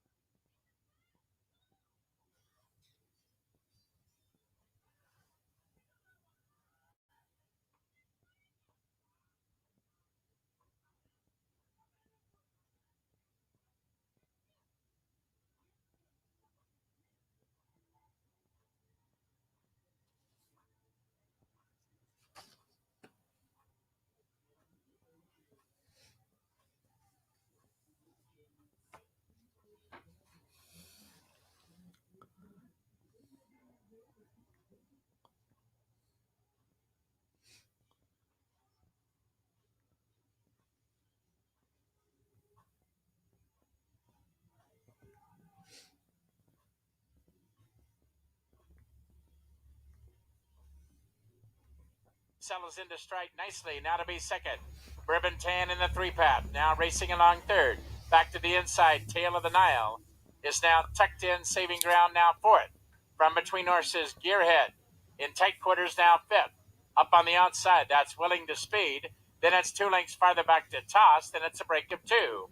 Rudiger, at this point, racing along 8th.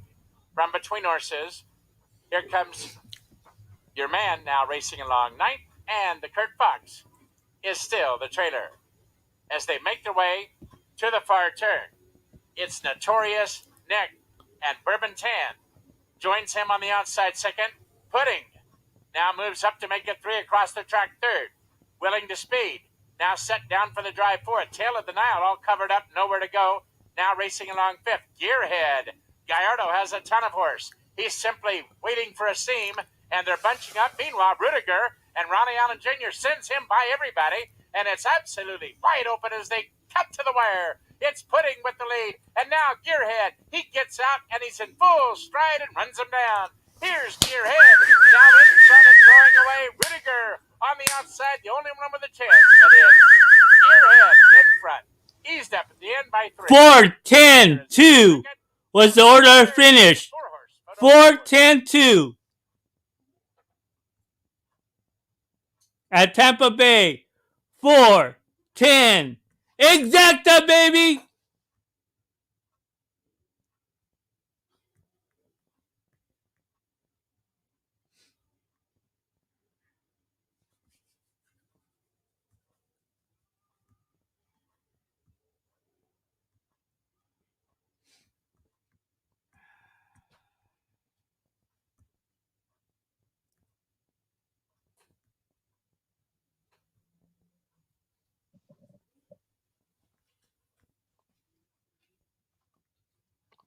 In the gate.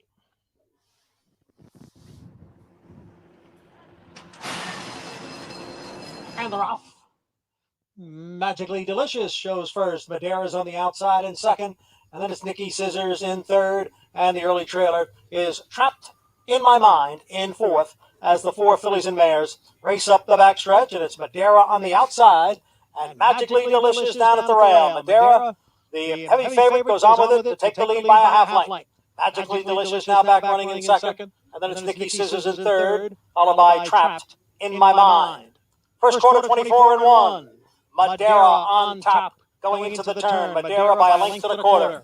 Magically Delicious second by a length and a half. And then it's Trapped in My Mind in third. Nicky Scissors being asked for more in fourth, but she has now dropped 7 lengths from front-running Madeira, who has a 2-length lead. Magically Delicious is second by almost 4. Then Trapped in My Mind and Nicky Scissors. The half was running 47-4. Madeira in control in the stretch. It is Madeira in front, clear by 4 as they move for the 8th fall. Madeira now by 5. Then Magically Delicious, Trapped in My Mind, and Nicky Scissors. A 1-5 favorite, Madeira, on to victory here under jockey Manny Franco. Madeira is the winner, and Magically Delicious completes the exacta.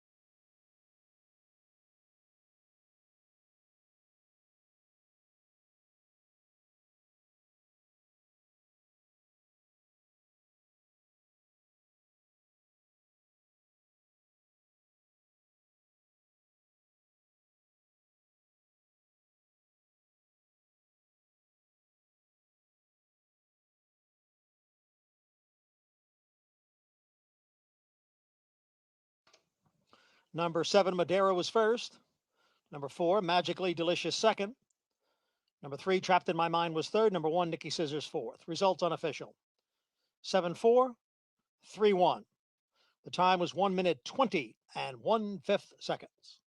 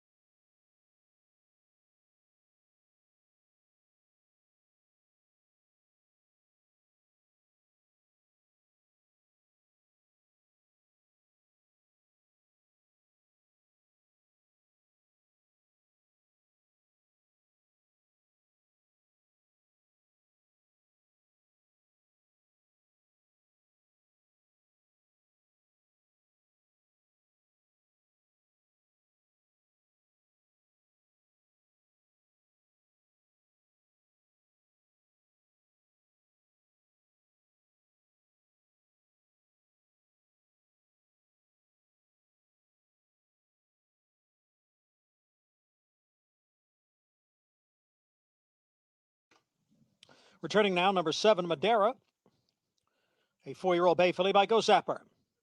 Out of Mi Hermana by Distorted Humor.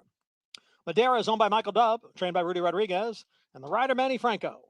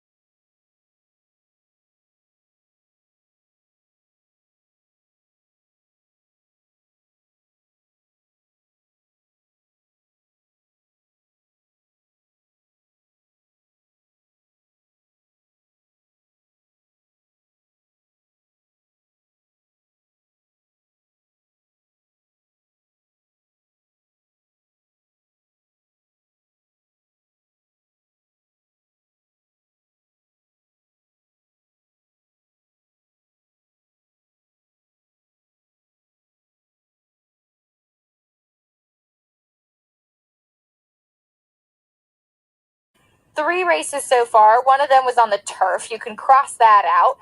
He did debut in a race where Tonalism won the race by 12 and a half lengths. So to be only in half a length behind that, finishing third by 13 lengths, is not really that bad, though he was part of setting the pace. And then last time, obviously, took a big step forward, finished second, being up close. And I think always in fields when you kind of are maybe not completely trusting of the quality of the horses that you're dealing with, having speed is always a positive for me, because you don't have to worry about those horses trying to pass other horses. Just hope that they're able to have enough speed, run away from the rest of the field. Louis Sias, obviously a very strong gate rider. This horse has some natural speed. He has a good bottom underneath of him. He's the favorite, and I think perhaps the most likely winner in this spot. The number 1, Trini John, I used in second, 7-2 right now, has been freshened up since January, and it's just a little bit of a drop in class. He did finish a fine second, 2 starts back, in a race that would certainly make him contentious in here. Finished 4th behind Blakenstein last time out. That was the debut for the favorite in that race. This one has been gelded since then, and again, a slight drop from the 20 to the 12.5. On the outside, the number 7, Here Comes Bullet, has been taking money all along. This is a gelding by First Dude, gelded off of the layoff. The biggest thing with him is that he hasn't run in about 13 months. And we last saw him here at Gulfstream running 9 furlongs in a maiden special weight. Debuted in that Florida bred company back in December of 2019, ran behind Untitled, who we know went on to be very talented horse, and that was his impressive debut. This one was favored, sprinting at Tampa with a disappointing effort, then tried the distance, and then we haven't seen him since then. So I really don't know what to make of him. Does he want to go longer, wants shorter? I'd imagine maybe sprint suits him a little bit better. Is he ready off the layoff? And it is a significant drop in class from maiden special weight to 12.5. So he is the wild card in here. Let's see if he does take a step forward. Wrapped it up with the 5, Pachenko Patrol, who was third last time out behind Blakenstein as well. So a lot of these horses familiar with each other in this spot. A little bit of a rematch in here, but the 3, 9-5 right now with Louis Sias aboard as they head out about 90 minutes away from race number 3.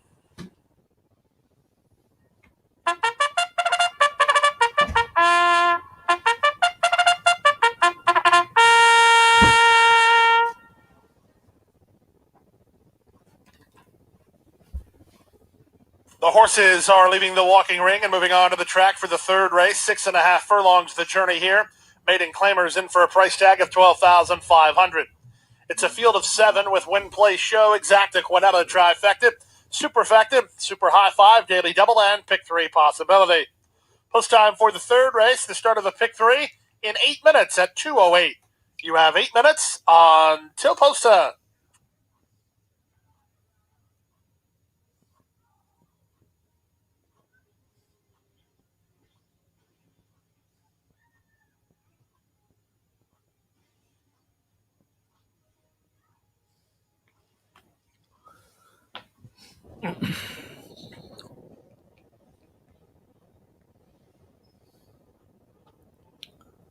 Well, I liked it, the pedigree reads that it may be able to handle it.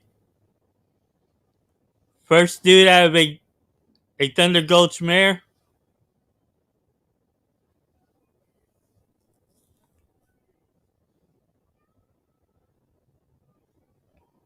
The thing that I don't like about that one, the Triniberg,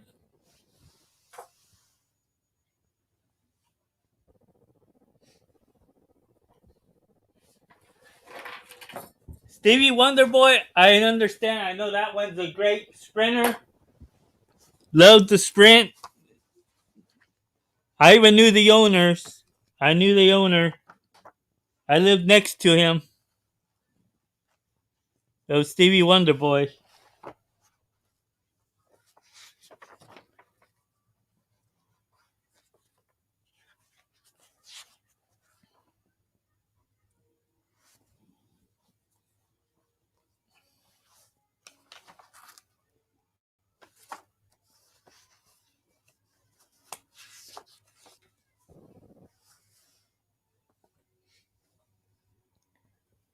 Where if I remember correctly, I think the Trini Birds may need just a little longer.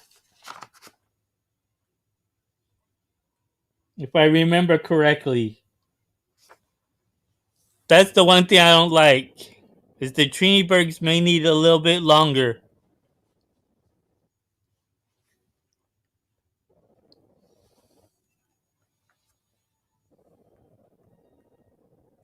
That's why I didn't look at that one horse.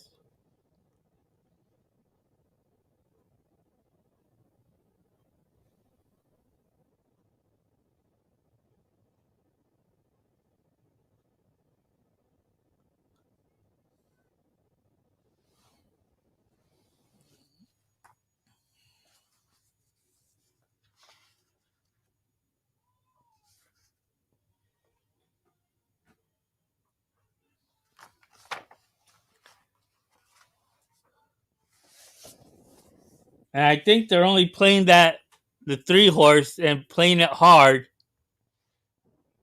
is because they think that it's going to be coming out fast and they're going to try to quarter horse it. That's the only thing I see.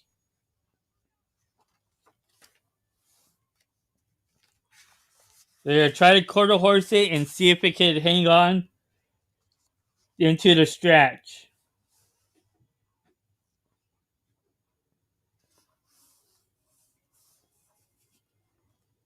And that's what I'm saying. It has Luis Saez aboard, which knows how to keep the horses into position.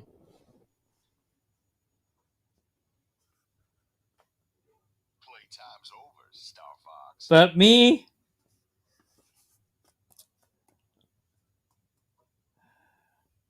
I think it'll be way too short. It needs a longer distance to show its ability. It would need a longer distance to show its ability.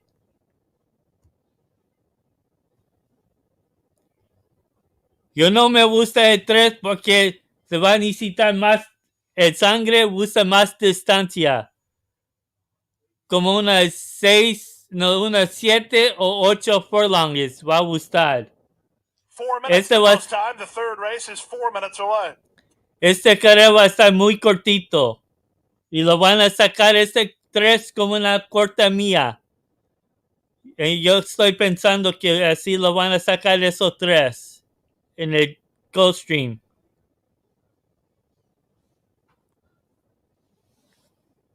Va a tener más para ganar. Eso es que vamos a estar preguntando. Playtime's Y a ver. Star Fox.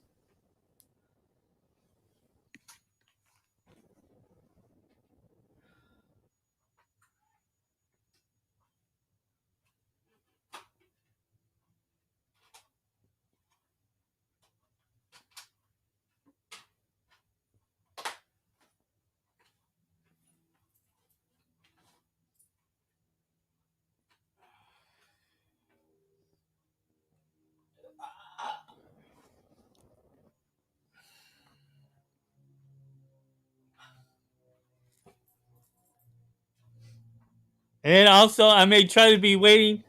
I'm going to be waiting to see about getting tickets for the Breeders' Cup this year here in Del Mar.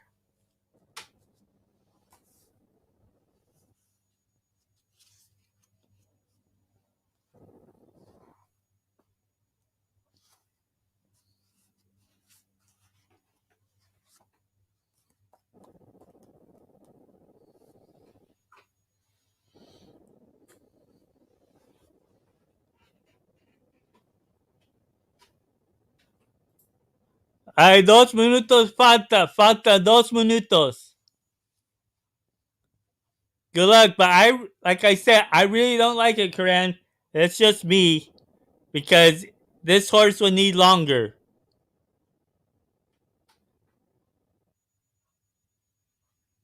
They're just gonna try to quarter horse it, but will Bill have enough? Possibly. We don't know. The horses are approaching the starting gate. 1 minute to the third.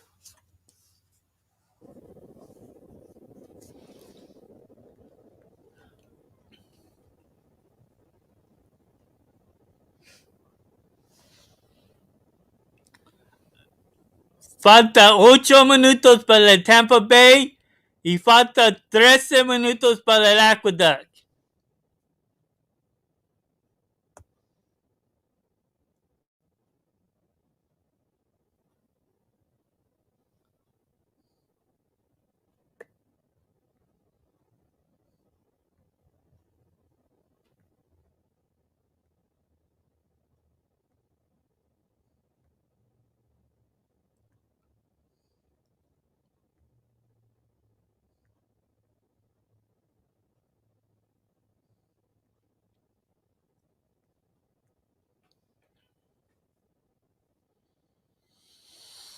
Mm-mm. And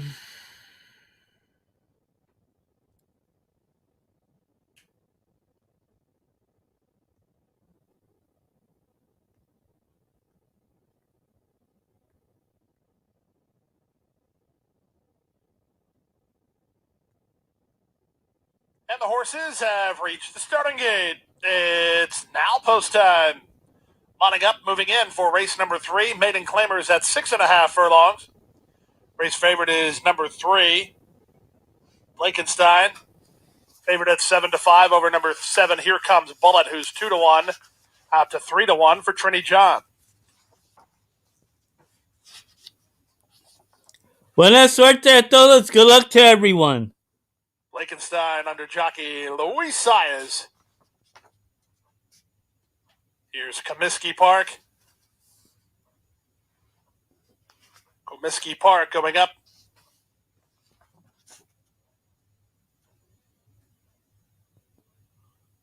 Pachanga Patrol is ready. The last 2 up are Debbie's Road. And Here Comes Bullet. Here Comes Bullet for the Tony Pecoraro barn to the outside gate. Field of 7 at 6.5 furlongs. We're all set. And they're off. Awkward getaway for Pachanga Patrol, and soon after the start, Debbie's Road bobbled a bit. Blankenstein away quick and up to take the advantage from the inside. Jupiter Blues is now second. Comiskey Park is racing from third. 4 wide out there, and Here Comes Bullet. Trini John is in the red down toward the inside, and the 2 at the back are Pachanga Patrol and Debbie's Road. They go to the half-mile point with Blankenstein and Luis Saez in front by a length. Comiskey Park on the outside is now second. Jupiter Blues is back to third. Here comes Bullet is in range while racing in fourth. Trinity John has no place to go, had to tap on the brakes. A gap of 5 to Pachanga Patrol, and the trailer is Debbie's Road, and the leader is Blakenstein. Blakenstein leads by an act. He's been pressured every step. Comiskey Park draws up alongside second, 3 wide. Here comes Bullet working hard but gaining a bit of ground third. Jupiter Blues is passed outside by Trinity John. Then it's Pachanga Patrol with a quarter of a mile left to get. Blakenstein through a 46 1/2 mile still has the lead, and he leads by 2. Comiskey Park, the nearest pursuer, second down the center, and here comes Bullet toward the rail, and Jupiter Blues with an 1/8 of a mile to go. The leader is Blakenstein by 2. Comiskey Park trying to hold on to second toward the outside. Here comes Bullet, but as they come home for the wire, it's 9-5 on Blakenstein. He goes gate 2 wire to win by 2.5. Close then for second, Comiskey Park, and here comes Bullet in 1:17-3. Like I said, they quarter horsed it. They quarter horsed them and they won. Way to go, guys. Who picked them?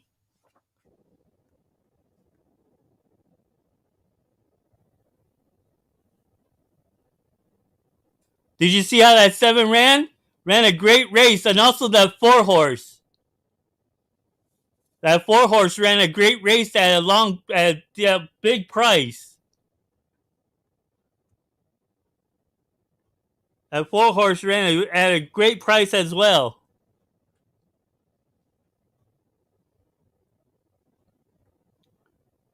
Falta 4 minutos para el Tampa Bay.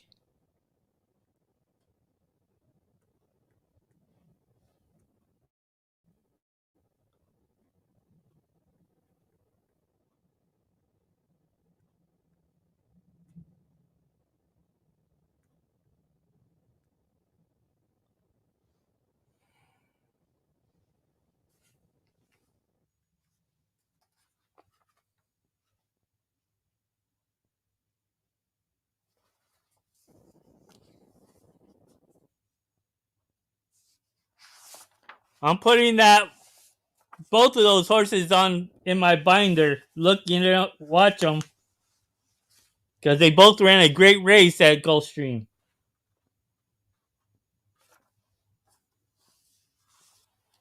That even 7 came up long and good. I like how the 7 was coming on strong.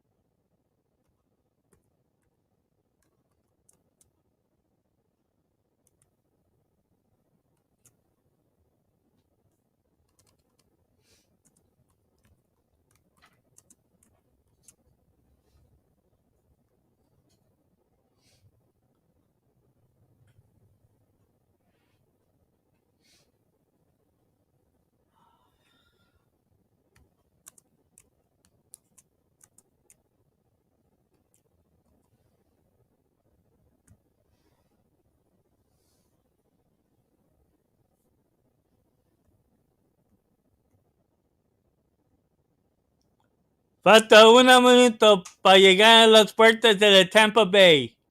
1 minute to post.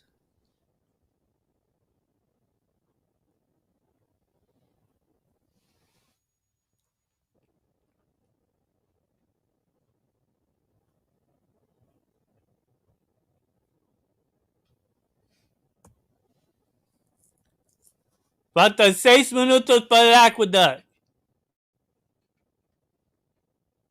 6 minutes to post to Aqueduct.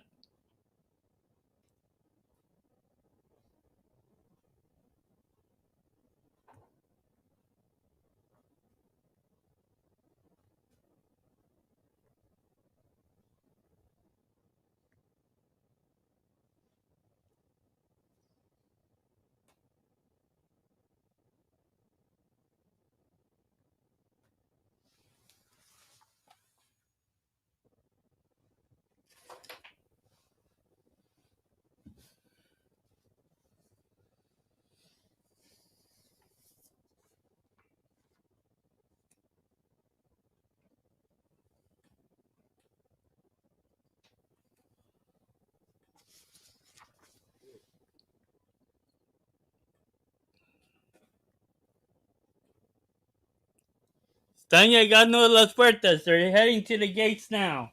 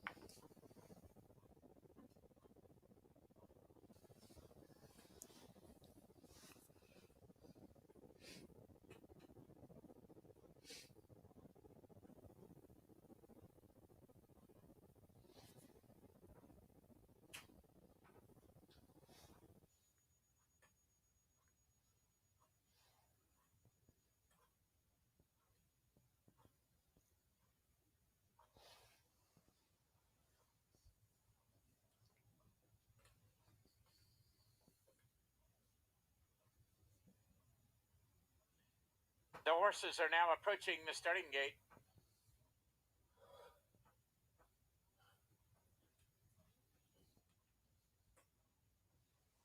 Two to one on the board. Number 3, Bahamian Park. Jesus Castanon has the call, also at 2 to 1. Number 5, Himmelstein with Hector Diaz Jr. for Kathleen O'Connell. Moving in line for the 5th race. The start of the 20-cent Ultimate 6.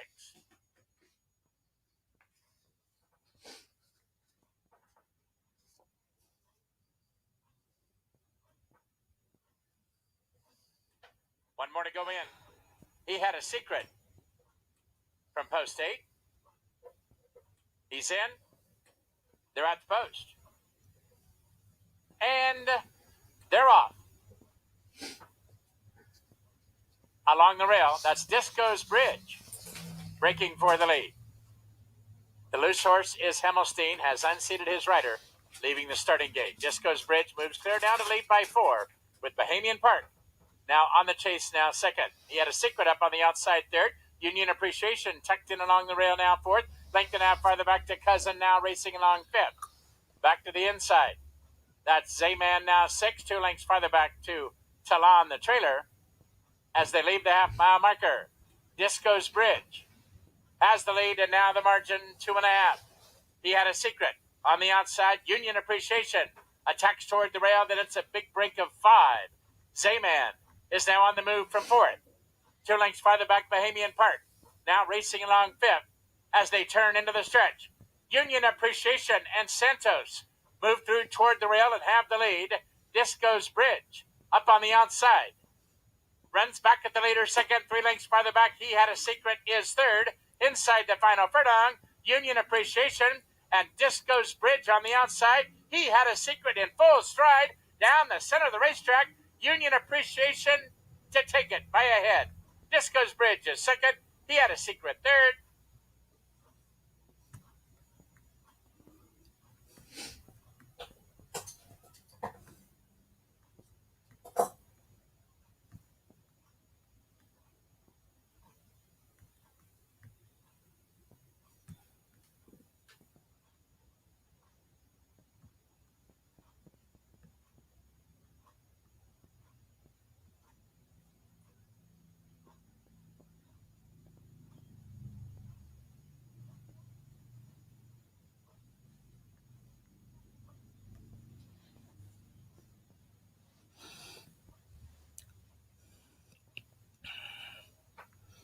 This is a race I'm not going to be betting because I believe that 5 is going to be an obvious winner.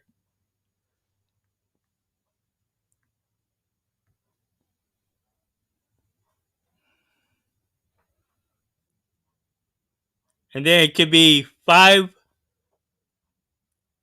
with the 2 and the 3. But 1 at an obvious little price if you like to try for a trifecta. Maybe that 4 may come in late to come into the money. But I'm skipping this race.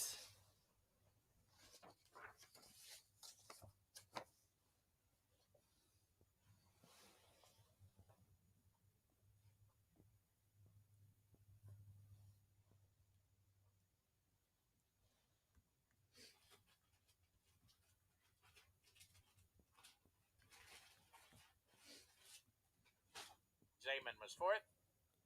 It came in 1, 2, 8, 6, 4 at Tampa Bay.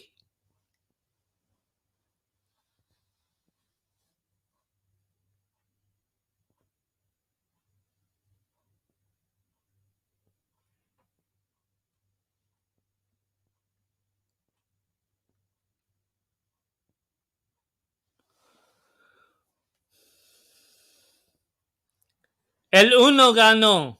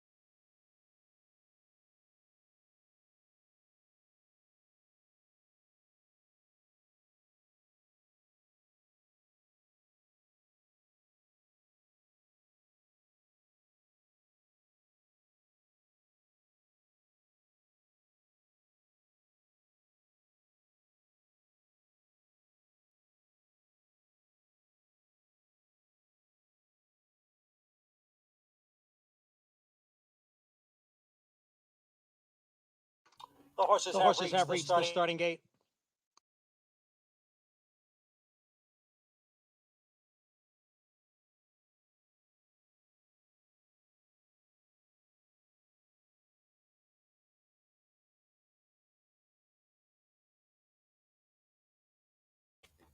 Buena suerte. Good luck to everyone.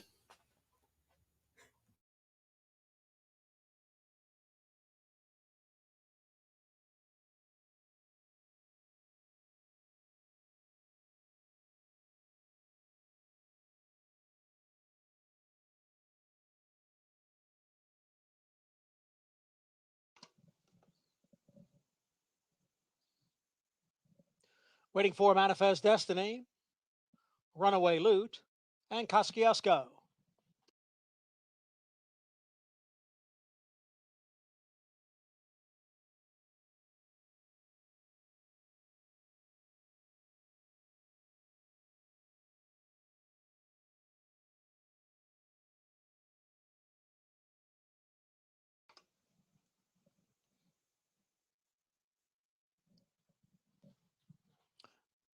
They're in the gate. And they're off. A tangled beginning for number 3, Giodoro, and he trails the field. Manifest Destiny is out first, and Runaway Loot is in between horses racing in second. Kosciuszko on the outside in third. Cecilia Mike next in fourth. Giodoro has now moved into fifth, and on the outside is Mission Wrap It Up, who trails the field in sixth. Up front, Manifest Destiny and the favorite, Runaway Loot. And they ran the opening quarter in 23 and 3/5 seconds. Kosciuszko is running in third. Then it's Giodoro. Mission Wrap It Up. They're together. Cecilia Mike is down at the rail. It is Runaway Loot who pokes ahead in front of Manifest Destiny as they come for the top of the stretch. Runaway Loot in front, half length. Manifest Destiny down at the rail in second. Then it's Kosciuszko and Mission Wrap It Up on the outside, followed by Giodoro. Cecilia Mike at the fence. The half one in 47 and 4. It is Runaway Loot. But Manifest Destiny is a tough customer in here. Manifest Destiny continues to battle on the inside of Runaway Loot. Cecilia Mike now has some racing room and is coming on with a 16th to the finish. Here is Cecilia Mike to take over in deep stretch and win it under Dylan Davis. Cecilia Mike over Runaway Loot, Manifest Destiny, and Kosciuszko.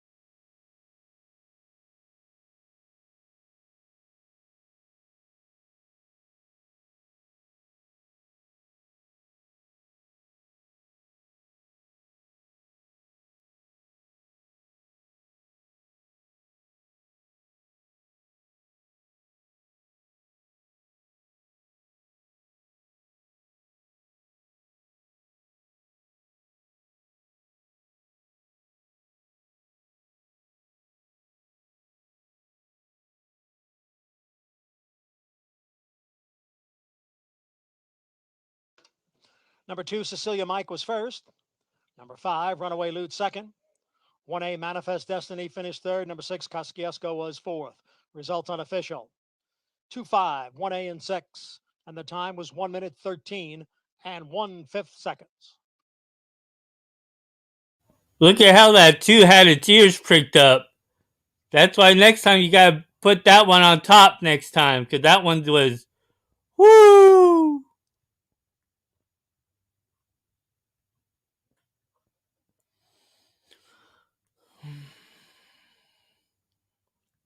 Playtime's over, Star Fox.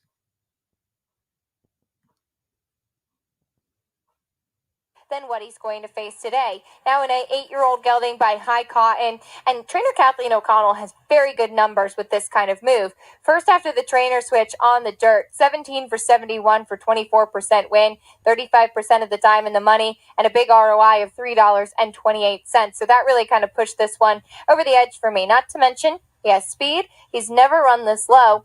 Has plenty of back class. Is versatile, turf and dirt, and I think that he could be a major player in here, not to mention a very good price over the favorite, which does have some questions. And to be fair, in a race like this with these conditions, a lot of these horses are going to have some questions to answer. The number 3, Gnarly, is also off of a bit of a layoff and also gets a bit of a drop in class. His 2 races in 2020 were both pretty poor. They were against tougher, so he is dropping in for the 16 today. Hasn't raced since October at Gulfstream Park West. Had run some decent races against fine company prior to that in 2019, and we'll see if he can get back to some of those efforts today. I think the drop in class is going to be a key for him. There goes the number 4, Vinny Van Gogh, first off the claim for Victor Barbosa. This is a horse that's been very popular at the claim box. In fact, Victor Barbosa actually had him back in the fall of 2020. So a reclaim, in fact, for this 5-year-old gelding by JP's Gusto. I think coming in for the 16,000, a reclaim for a barn that's very sharp claiming horses, obviously could make quite a bit of sense. His last victory came on August 20th, 2020. The condition says September 12th, 2020, so fits right in perfectly in this spot. So that one is the second choice right now at 7-1.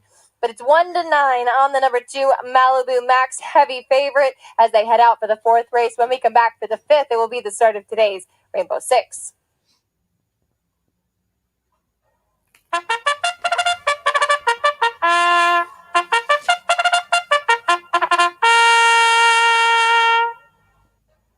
Stepping onto the course now for the 4th race, race 4 at 6 furlongs. Claimers in for a price tag of $16,000.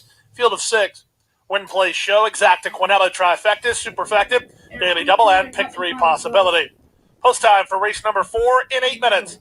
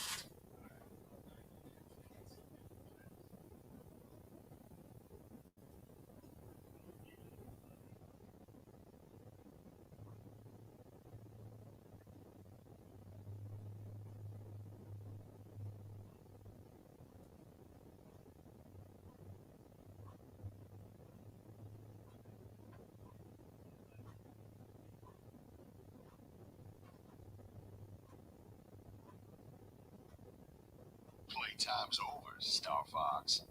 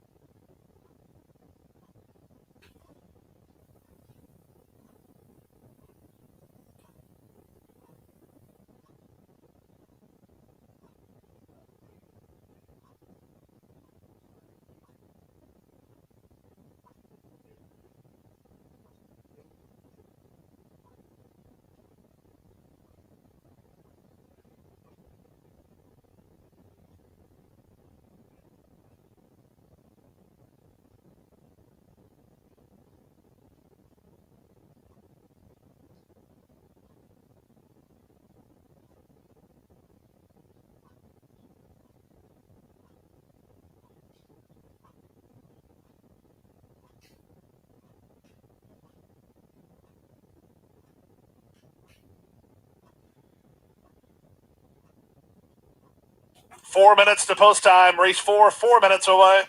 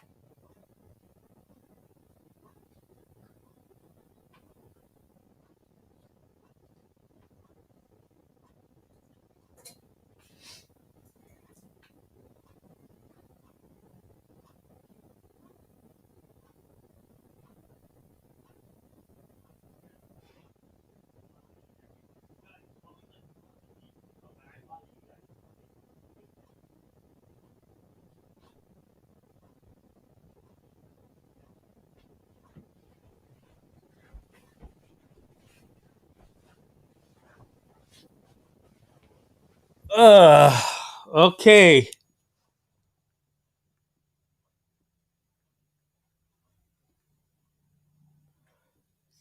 Falta 2 minutos para el Gulfstream. Falta 2 minutos para el Gulfstream.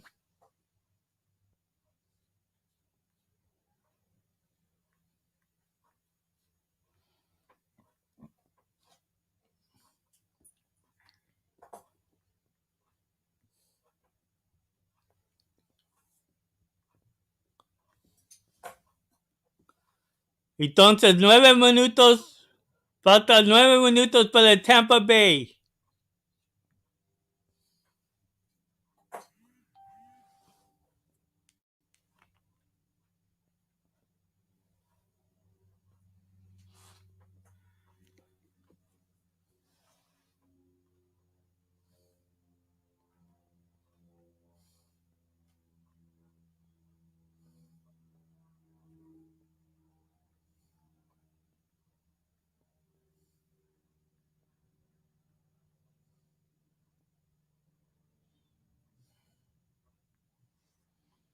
Hmm.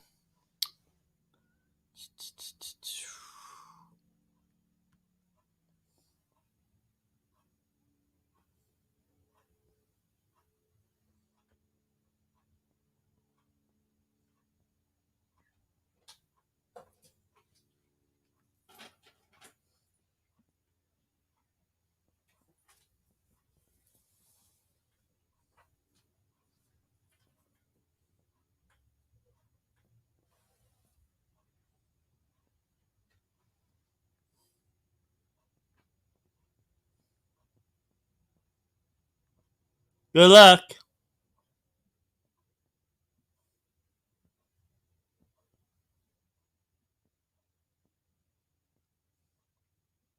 Buena suerte a todos jugando del Gulfstream.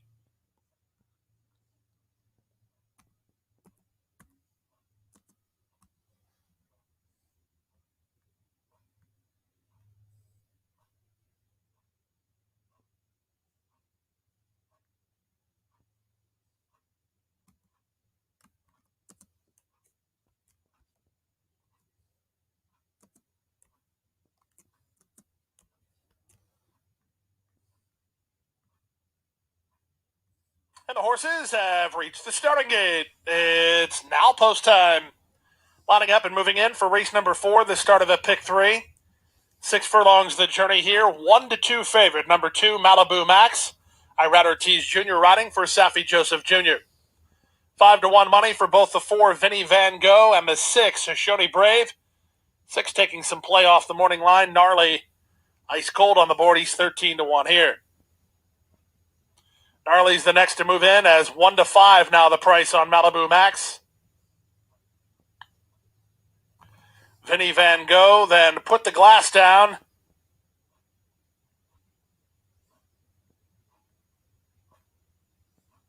Put the glass down under Ramisa El Haramil.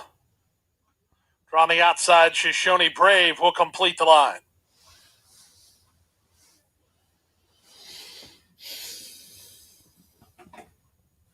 They're in the gate.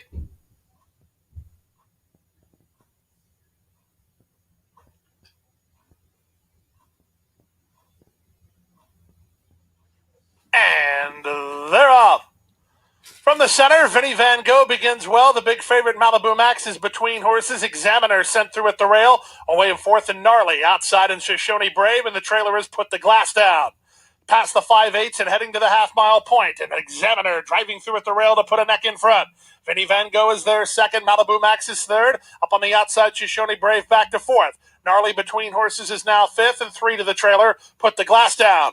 22 and 3 for the opening quarter as they round the far turn. Examiner and Vinny Van Gogh continue to battle. Irad Ortiz Jr. angles Malibu Max to the clear. He's 3 wide and charging now. 3 better than Shoshone Brave. Gnarly is out-kicked and put the glass down as trailed throughout with a quarter of a mile left to go. Vinny Van Gogh about to face a threat from the odds-on favorite Malibu Max, and Malibu Max is on to take over. Vinny Van Gogh is back to second. Examiner's at the rail third with an eighth of a mile to go. Irad Ortiz Jr. and Malibu Max well on their way.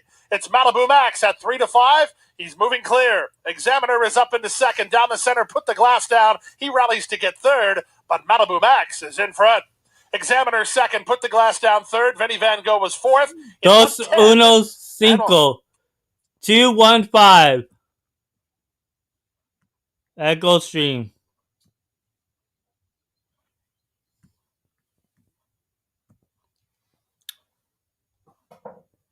Four minutes to post. Falta 4 minutos para el Tampa Bay.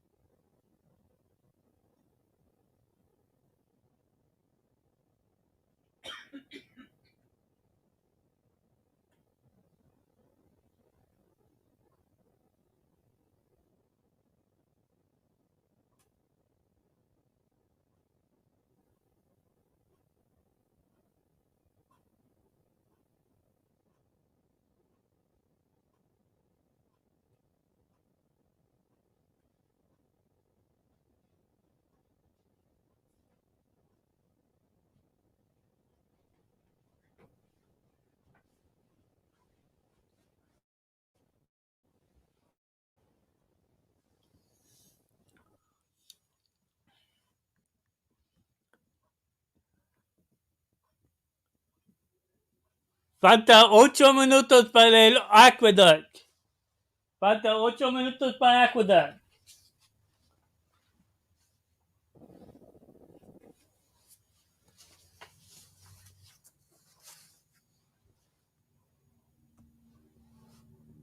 Falta 2 minutos para Tampa Bay.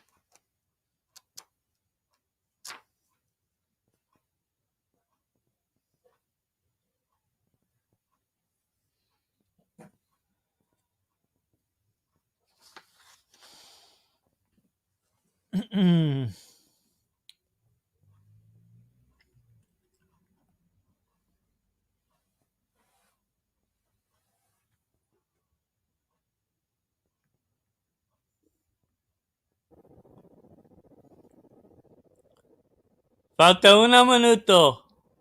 Están llegando los puertas ahorita. 1 minute to post.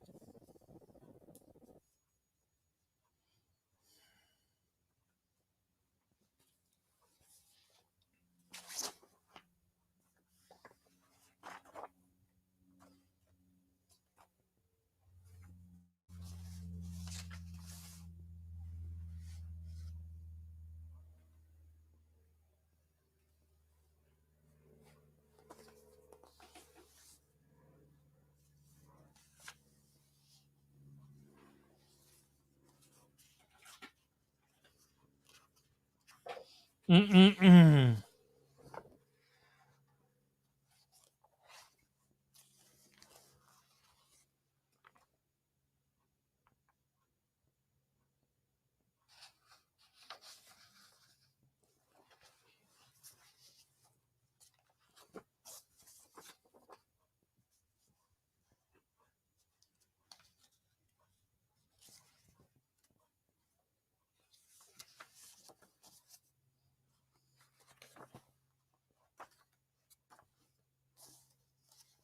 The horses are now approaching the starting gate.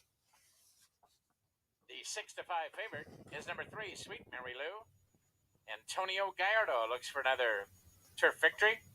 This time it's for trainer Michael Stidham. 6th race, start of the late Big 5. Turf course firm. The rail at 22. Moving in line.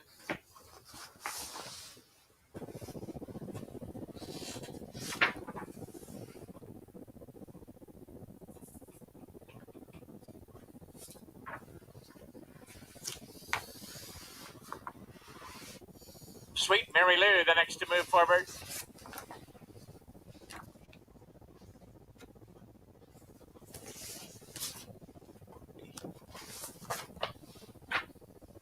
Three more to go.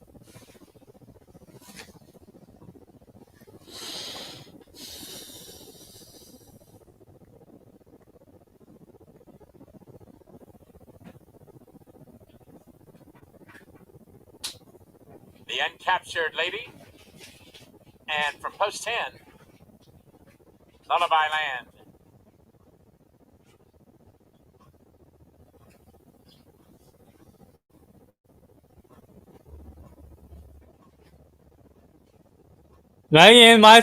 Nadie tiene permiso de señal en Tampa Bay.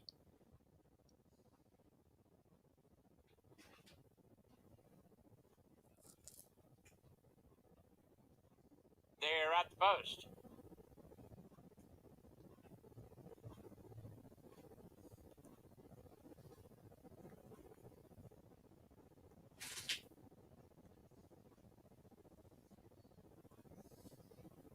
And they're off. Yes, It's Free breaks for the lead. With Grapevine and along the rail, Golden Oldie moves through to challenge for the early lead. Up on the far outside, Lullaby Land will look to cross over. The last horse away is still her. They gang up as they make the charge to the clubhouse third. Yes, It's Free on a short lead. The Uncaptured Lady moves to the 2-path, draws alongside now to challenge and puts ahead in front. Golden Oldie is taken in hand now back to third. Then it's 2 lengths farther back to Lullaby Land in the 2-path fourth. There's Sweet Mary Lou in hand along the rail, now moving up to be fourth. 2 lengths farther back to Grapevine, now 5th. Alongside her is Barola with blinkers on today, racing 6th. Then it's 2.5 lengths farther back to Still Her. At this point, 7th, Varsity Fly Girl, and the trailer is Val Saber as they make their way to the far turn. The Uncaptured Lady has the lead. Sweet Mary Lou, the favorite, is into the bit, will need racing room along the rail. Meanwhile, Golden Oldie makes first run on the outside, and there goes Lullaby Land. A length and a half farther back to Barola. Then it's 5 lengths farther back to Grapevine as they approach the quarter-mile pole. Golden Oldie on the outside, and Batista now going to the lead. The Uncaptured Lady is second. Sweet Mary Lou now tips to the outside, and Gallardo sets the favorite down for the drive. Inside the final furlong, and the Uncaptured Lady still the leader. Up on the outside is Golden Oldie, and Golden Oldie surging late, absolutely explodes. Late in the race to win it, going away by 4. Sweet Mary Lou was second. It's close for third from the outside, Lullaby Land, and along the rail, the Uncaptured Lady.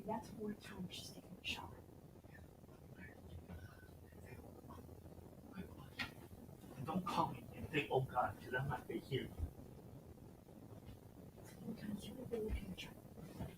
Hold on, mutual tickets. The inquiry sign has been posted. A steward's inquiry into the running of the race involving the run to the first turn. An official winner is number 1, Golden Oldie. She hasn't washed her hair. That's like sick and disgusting.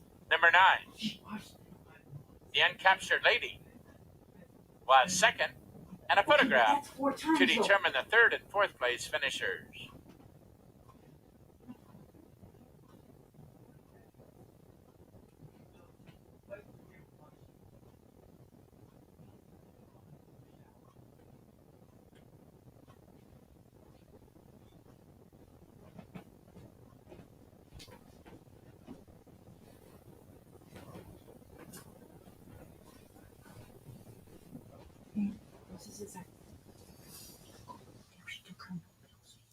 Sí, lo llevo.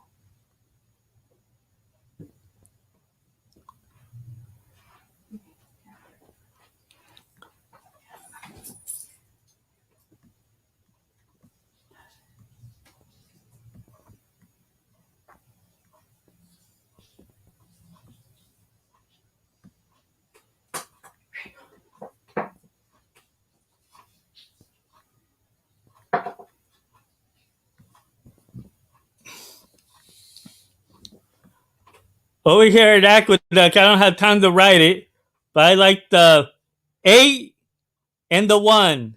8-1. Here at Aqueduct. I didn't have time to write it in the room. Acá en esta carrera me gusta el 8 approaching the starting gate. y el 1.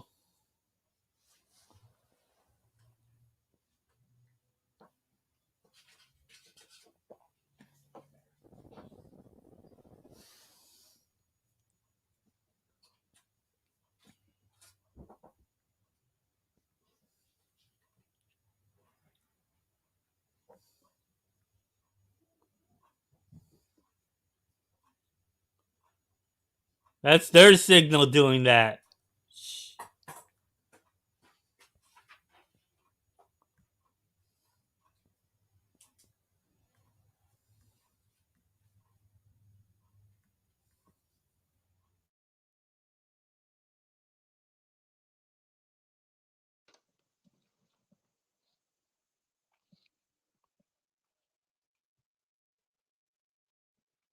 Waiting for Bella Bay and Sophie Fatal.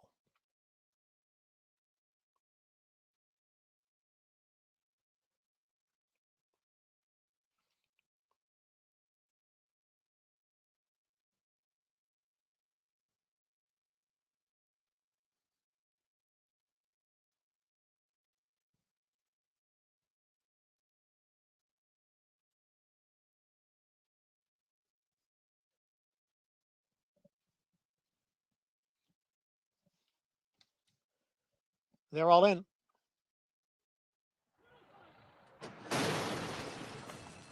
And they're off. Bella Bay Came away slowly and is at the back of the pack.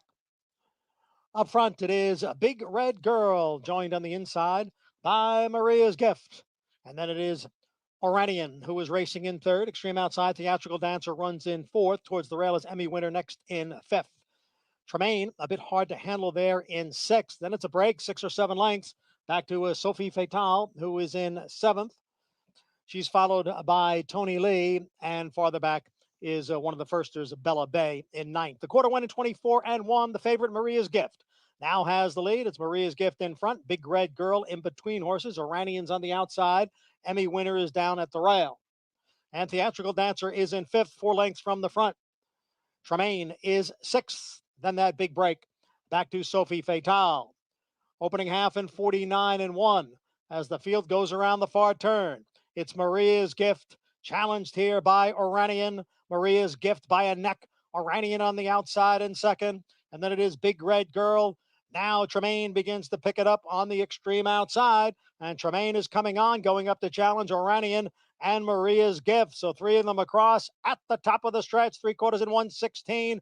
Oranian, Maria's Gift down at the rail. Big Red Girl is in behind. On the outside is Tremaine, and then Theatrical Dancer. And now there's an eighth of a mile to the finish. Big Red Girl looking to come on through and challenge Maria's Gift. Big Red Girl takes the lead from Maria's Gift, and it will be Big Red Girl pulling off the upset here over Maria's Gift. Tremaine was third. Theatrical Dancer rounds out the superfecta.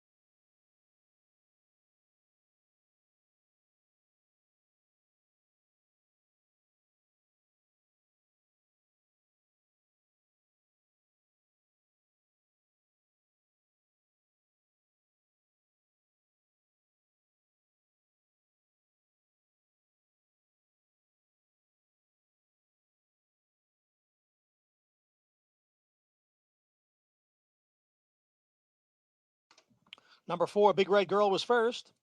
Number 3, Maria's Gift second. Number 2, Tremaine was third. Number 8, Theatrical Dancer finished fourth. Results not official.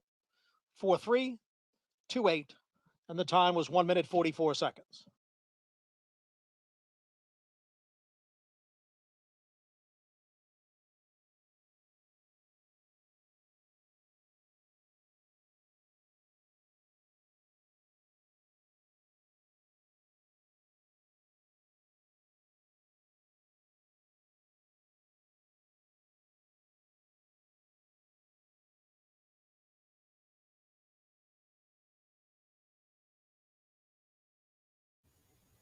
Good luck.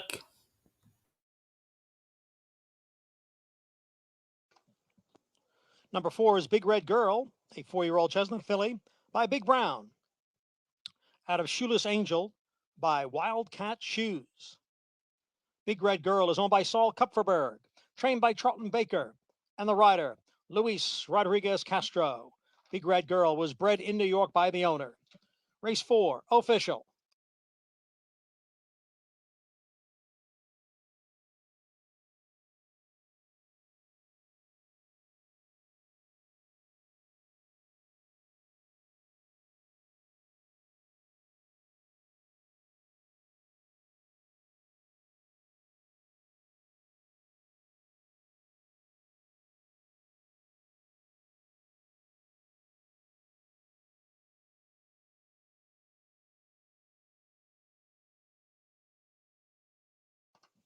Fourth race exacta, $26.75. The double, $77.50. Quinella, $9.20. Trifecta.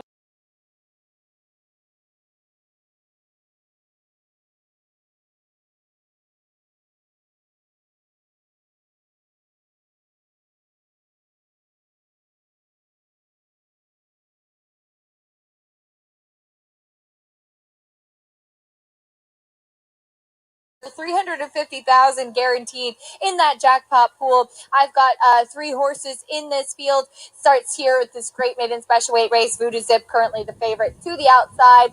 2 horses in races 6 and 7. Did consider singling reserve, not attained, but backed myself up with Joe DiBaggio in that 6th race for a $43.20 play. Now I am going to start with the horse that I put forth, and that is the number 2, Mo Faith, who I think has gone back into the tunnel area, but was being very vocal, very wound up the whole time, and was really vocal in the tunnel area.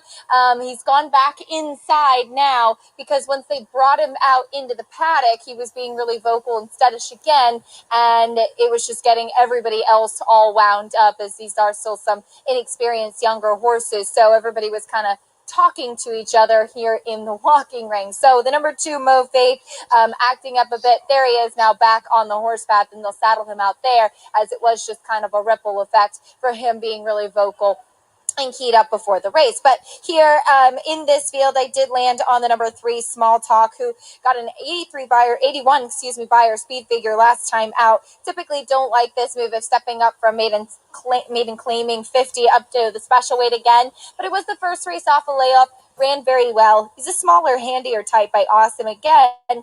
And he had a big effort that day, and I think it was a solid maiden claiming field that he did face. It's very sharp here in the walking ring as well. The number 9 to the outside is Voodoo Zip, your favorite, as he's run great races every single time, just unfortunately hasn't been able to get that last little punch and beaten a slim margin once again last time out. That was the first time with the new connections. It was the first time off of a layoff as well. Showed that speed, was beaten by 3/4 of a length.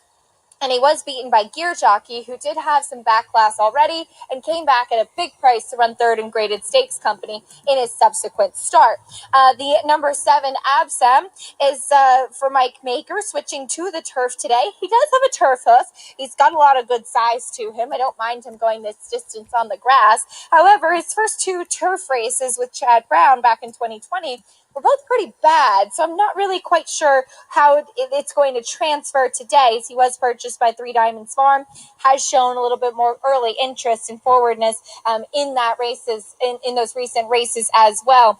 Also wanted to just mention, we did have a shoe repair on the number 6, Time for a Woodford, so he's been a little bit wound up with all of that as well, but that's all fixed. He's all set to go and heading out. So a couple of bad acting first-time starters in here. Let's see if everybody can keep it together as Voodoo Zip 6-5 on the outside as we get ready to kick off today's Rainbow Six in a great way.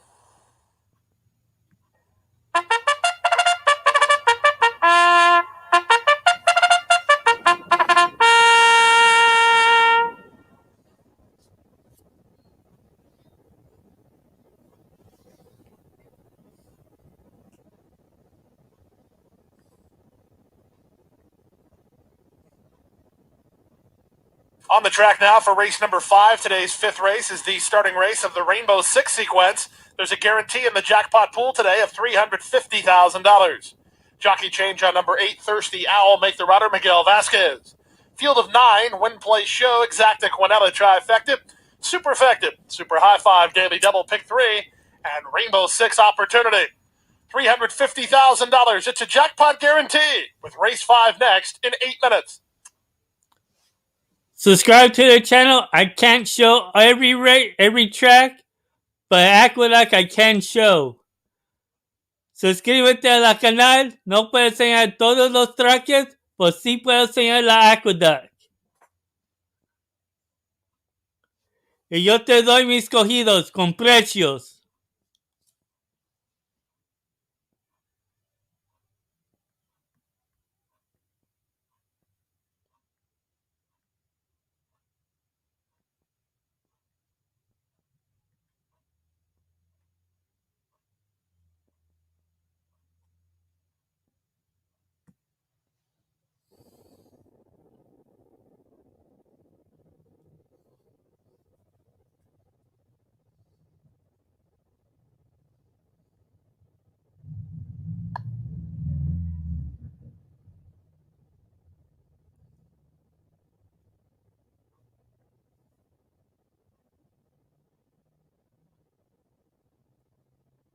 And I do got a podcast for Saturday's races from Oakland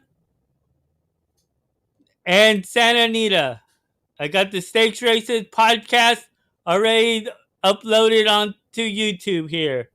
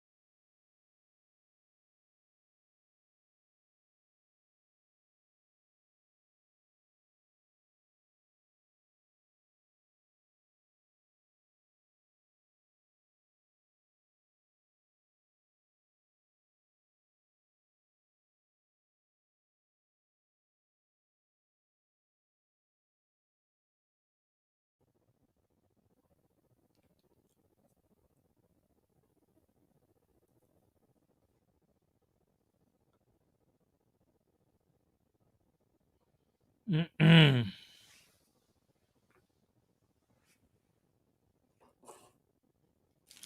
1 minute to the Rainbow Six. $350,000 is the guarantee in the jackpot pool. 20 cents is all you need to get involved. We have maidens on the turf with race 5 next.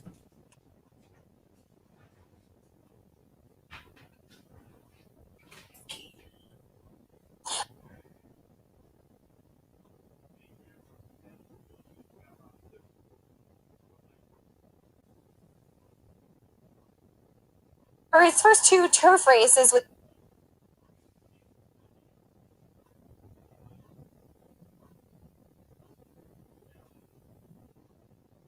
a bit more early interest and forward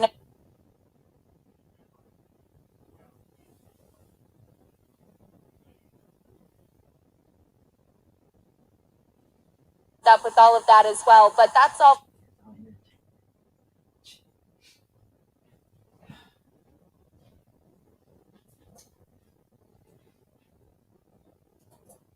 As we get ready to kick off today.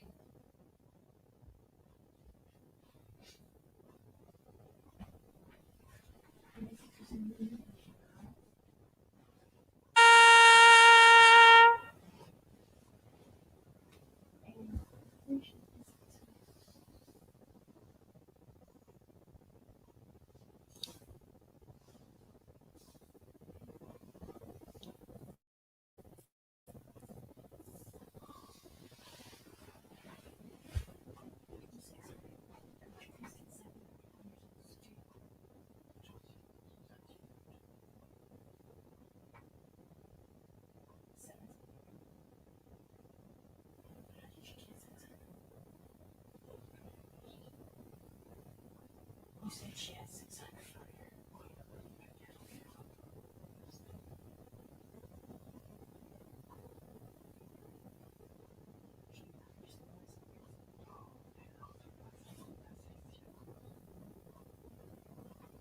She hasn't touched it.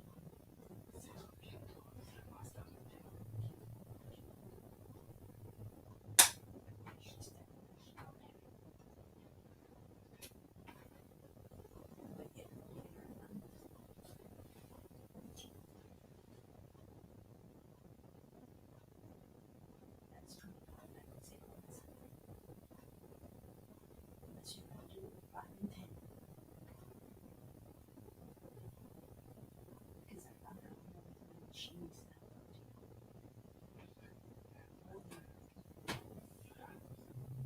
The horses are It's okay. last chance to wager on race 5.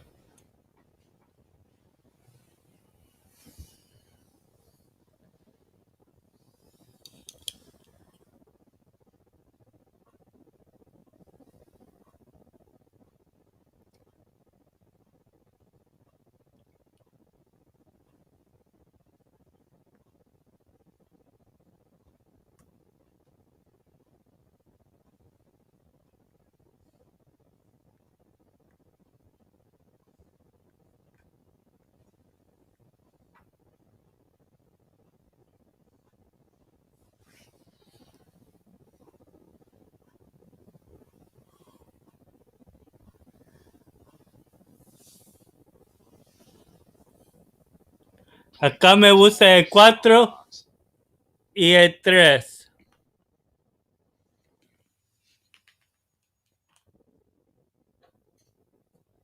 And the horses have reached the starting gate. It's now post time. Lining up and moving in for race number 5, the starting leg of your Friday Rainbow Six. Race favorite is 9, Voodoo Zip, in the colors of the West Point Thoroughbreds. Tyler Gaffleone rides for Christophe Clément.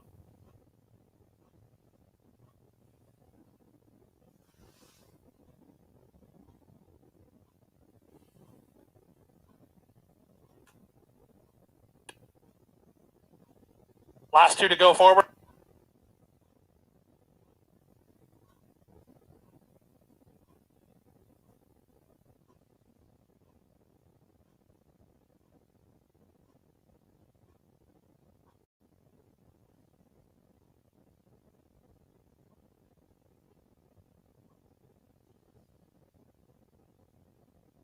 And they're off.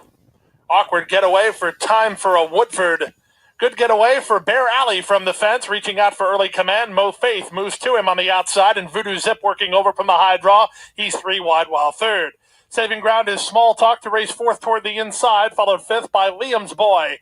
A gap of 3 to Time for a Woodford, who recovers after a slow getaway. Derby Date is between horses. Thirsty Owl is 3 wide. And Irad Ortiz Jr. and Absam, last of all, behind an opening quarter in 23 and 4. Into the backstretch they go with Corey Lannery and Bear Alley putting up the numbers. They lead by a length over a tugging Voodoo Zip, who races from second. From the inside, and Mo Faith, the joint third alongside Small Talk, who's between horses, as Liam's Boy is 3 wide.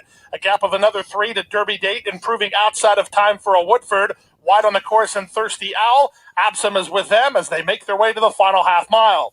47 and 1 for that opening half mile as they take it to the far turn.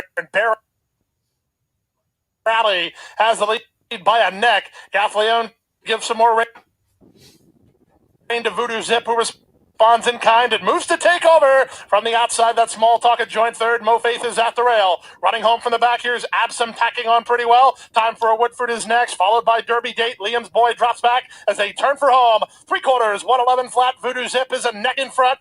Bear Alley counter punches. Small Talk over the top. Mo Faith looking for room between. 1/8 of a mile to go. Voodoo Zip, he has the lead with Mo Faith. Now loose and charging. Here comes Mo Faith after Voodoo Zip. Voodoo Zip with his ears up. On the outside and Mo Faith. These two, Mo Faith. Mo Faith and Paco Lopez ran down Voodoo Zip with Small Talk third in 1:34.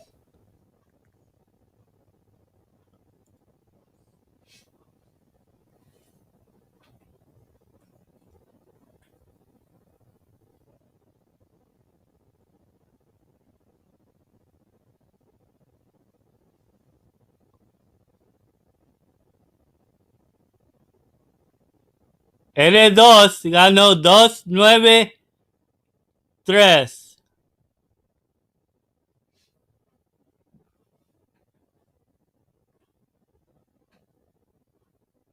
2-9-3. 2-9-3. 8 minutes to post for the race at Tampa Bay Downs.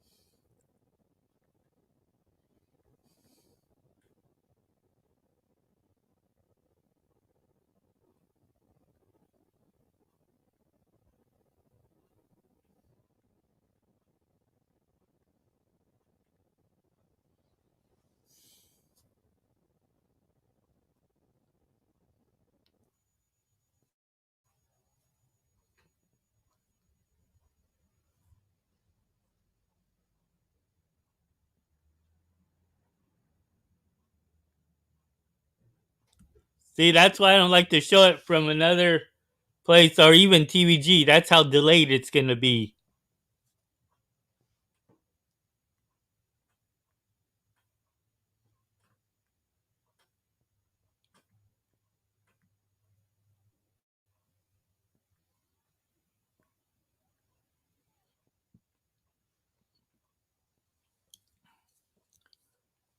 "3-1 at Tampa Bay.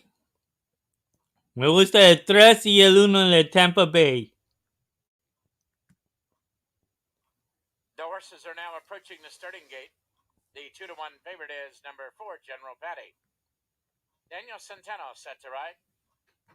For veteran horseman, Mr. John Rigateri.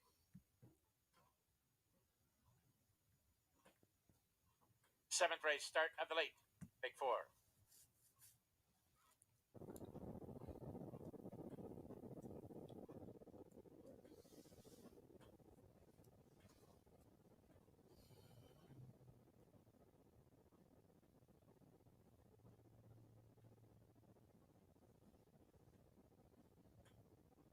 The field is now Moving in line.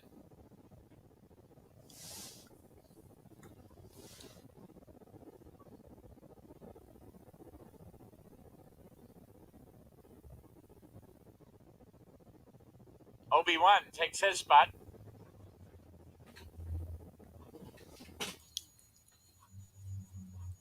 Tyler was at a standstill, thought he had it won all the way through. 2 more to go in. The favorite, General Patty, and from the outside, Bow and Arrow.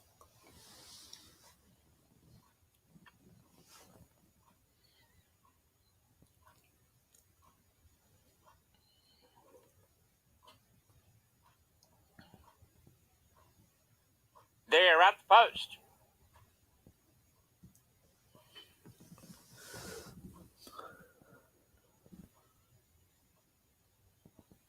And they're off. Contraflow with blinkers on is away sharply and right to their lead. Obi-Wan comes away running second. Bold Painter is away with a top flight, now to be third. And the early trailer is the favorite, General Patty. To the clubhouse turn they go. Contraflow suddenly opens up and has the lead now by 5. Along the rail, Bold Painter settles into stride now second. Obi-Wan is alongside him now third. Lengthen out farther back to Tony Small. Tucked in, saving ground now fourth. Up on the outside, Bow and Arrow was now fifth. Uncle Drew back to sixth, being passed by the favorite, General Patty. And the trailer is Tis Right Time up the backstretch. Contraflow at this point in a race of his own. All alone on the front end. Bold Painter is second, and General Patty continues to make progress along the rail, picking off horses one by one. Bow and Arrow on the outside, racing along fourth. From between horses, that's Obi-Wan now fifth as they swing around the far turn. Contraflow and Sammy Camacho, they're trying to steal off. But now, Bold Painter and Garcia gives him the wake-up call and going after the leader second.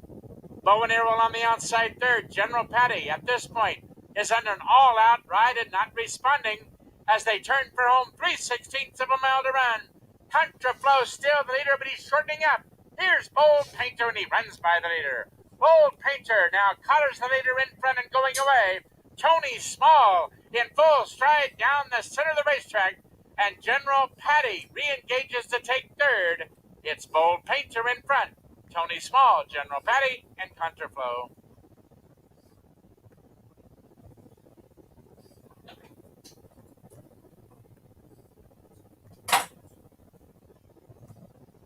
Going to be a photo finish, and it's too tight to call. Democratic Values or Dust Devil with a prolonged stretch battle.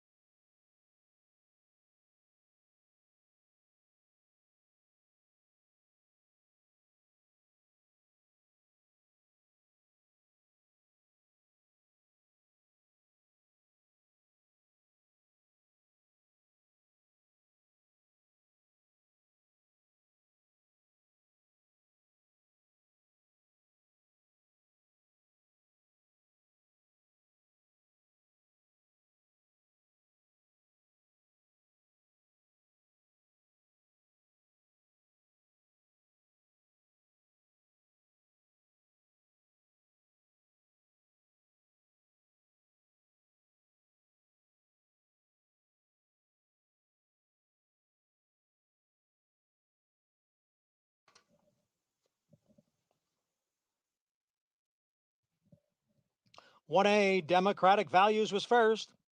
Number 5 Dust Devil second. Number 2 Parade Field finished third. Number 4 Grit and Glory was fourth. Results unofficial. 1A 5-2-4. The mile in 1 minute 40 seconds.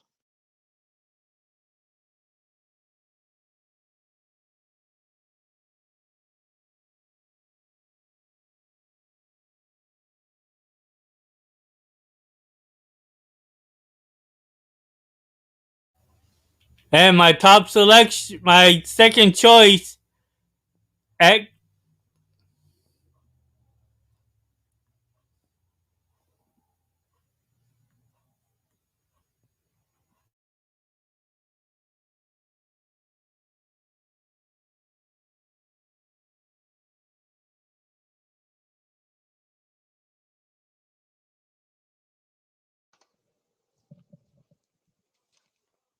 One A is Democratic Values, a 4-year-old Bay Ridgeling by Honor Code. Out of Freedom Flag by Dixie Union. Democratic Values owned by Rapoli Stable. Trained by Rudy Rodriguez. And the rider, KC Kendrick Caramouche.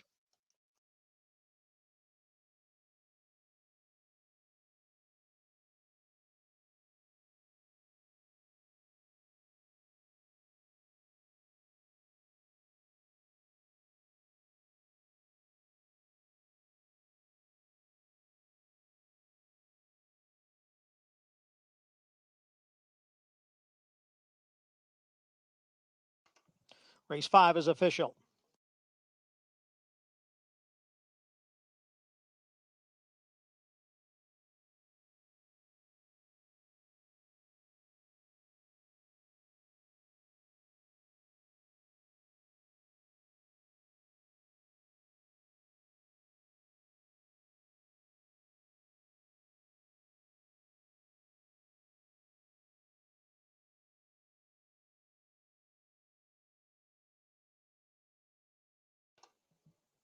The exacta, $11.30.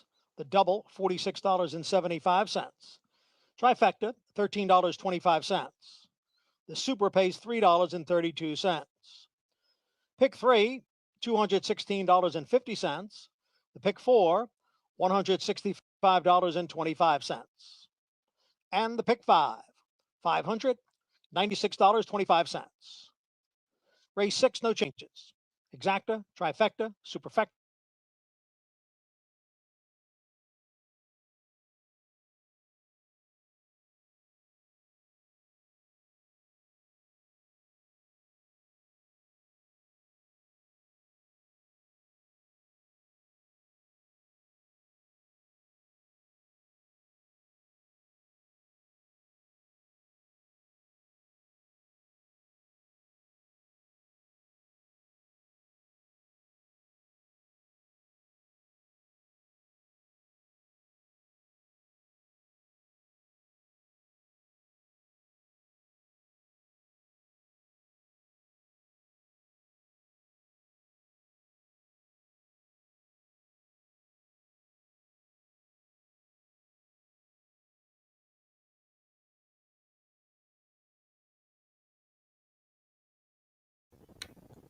$13 to post for the next race at Gulfstream.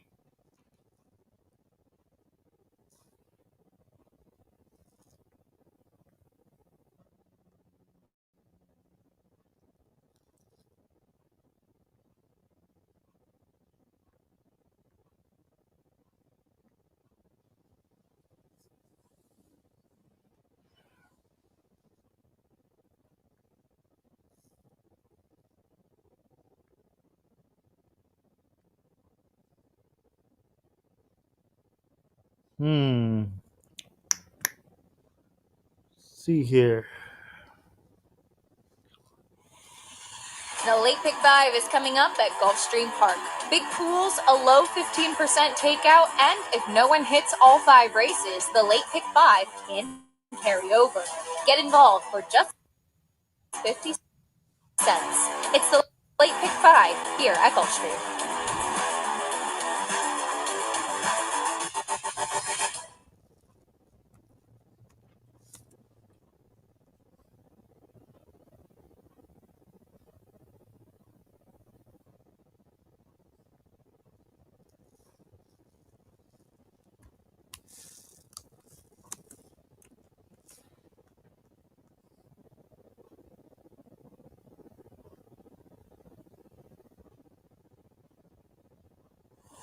Race number 6 coming up next, 7 furlongs on the main track here in this $16,000 starter allowance race. And this is for 4-year-olds and upward, which have started for a claiming price of $16,000 or less. And we do have all eyes on the number 3 reserve not attained, as this will kick off our late pick 5 here. And hopefully you are still alive in the Rainbow 6 with that first time starter. No faith in that last race. He was a little bit keyed up before the race, but got the win. But if you did get knocked out, your opportunity to play the late pick 5 does start here. But looking at reserve not attained, he's been in such good form recently. And I do realize that for any horse, it's a tall order to win 4 races in a row. And that's what he's got to do today. Now, last time out was not as convincing and open lengths of a win as the races prior to that. He won by 6.5 in those races in December and January, but he still got the job done last time. And he also showed another dimension last time out, which I thought was pretty encouraging. Came from off the pace, where he was typically part of setting that pace. Now, he is the type of horse that just always carries a lot of condition. This is one of the more kind of tucked up I've seen him, though. I've gotten to know him pretty well, seeing him just about once a month here at Gulfstream, but he's dappled out from head to toe. Looks the picture of health. Just a big, solid horse, and he's obviously in great form right now. Let's see if he can keep it going as he stretches out a little bit, too, to the 7 furlongs, and I guess that's the biggest question with him in here, that extra half a furlong. But to be honest, I don't think it's going to be that much of a big deal. One horse, you don't have to worry about the distance, is the 2 Joe DiBaggio, and I just couldn't leave him off when I was putting my ticket together. I know he was well beaten last time, but it was on a sealed sloppy track, and it was against, I think, significantly tougher competition. He meets a really, really nice horse in reserve not attained, but last time he had Yodel EA, who was facing that open 62,000 allowance company. He's more of a compact built type of horse. Very, very sharp today, too. Super fit. Looks kind of like that tried and true sprinter. No problem with him going to 7. Great forward energy in here. Not one I wanted to leave off. He's the one that scares me the most in here. The 1 miles ahead, he had gone on a good run, 3 victories in a row, and was well beaten in the Claiming Crown Rapid Transit, up on top of that super hot pace. Ran well behind reserve not attained 2 starts back, and I thought was disappointing last time. I know it was a race taken off the turf, but he was a main track only, and for me, looking at him physically, the shorter the better, really. He has not had a win at the 7 furlongs. His only 7/8 try was in that Claiming Crown race. Did run a mile once and was well beaten there. He's one that I worry about, that little extra bit of distance in this spot. I wrapped it up with the 6 Well Defined, who is turning back slightly from the mile. He's one we have no problem with the distance, and I think will be the main controlling speed in here, particularly with the scratch of Create Again. Let's see if Reserve Not Attained can make it 4 wins in a row. He's 4-5 right now as we get ready to kick off that late pick 5.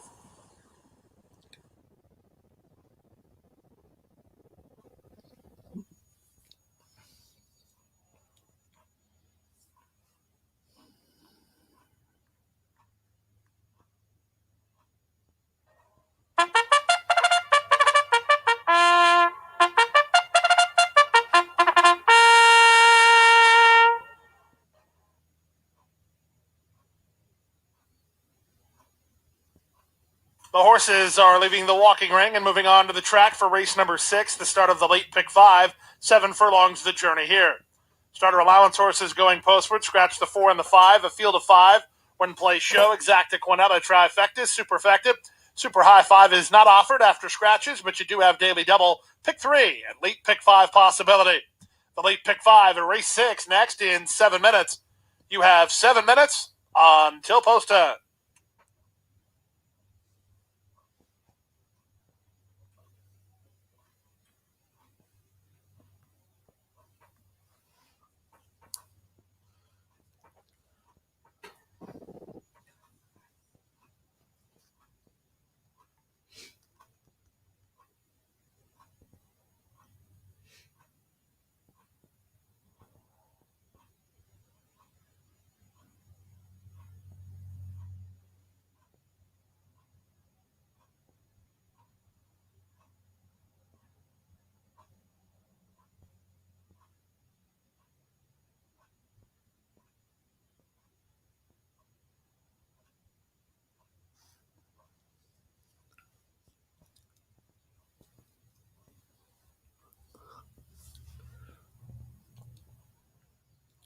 6 minutes to post.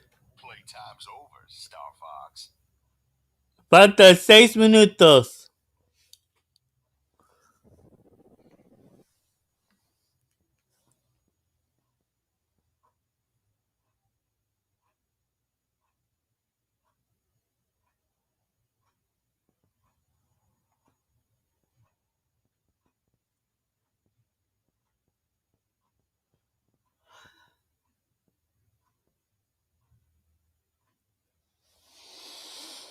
Mm-mm.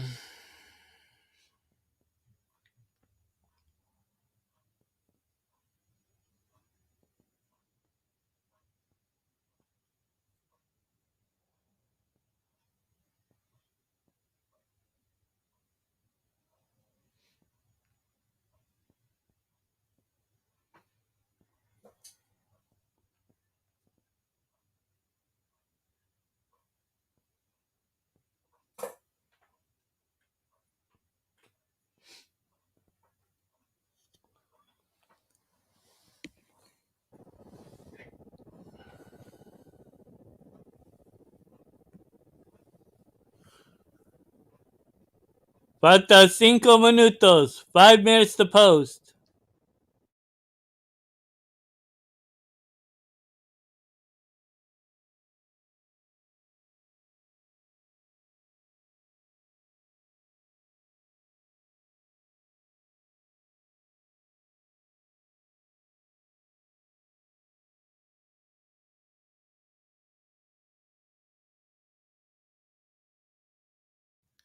Good luck. Buena suerte a todos escogiendo en el Gulfstream.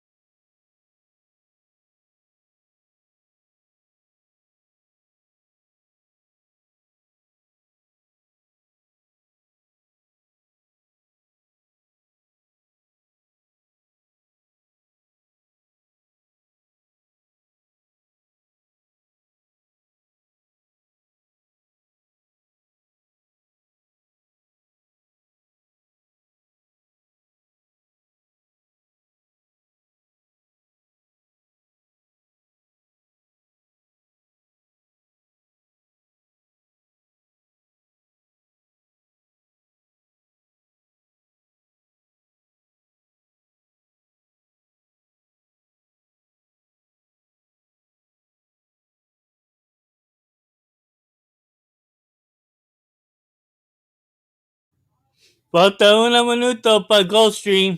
Falta 1 minuto. 1 minute to post. 1 minute, start of today's 50-cent late pick 5 with race 6. It's 1 minute away.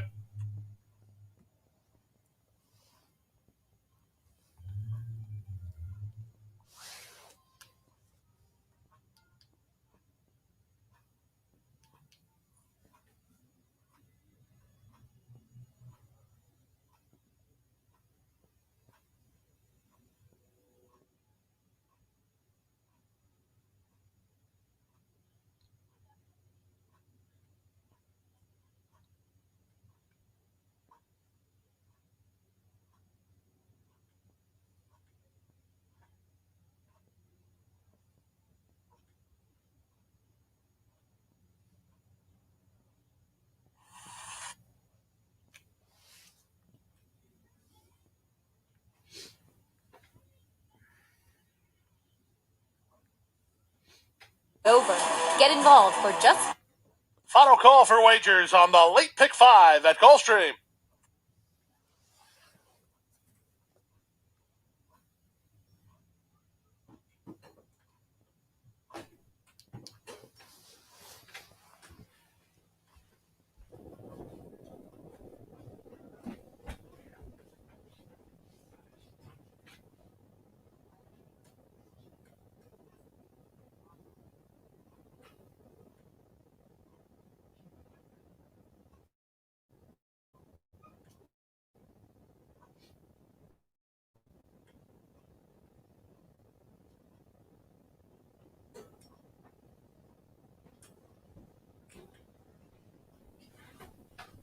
And the horses have reached the starting gate. It's now post time.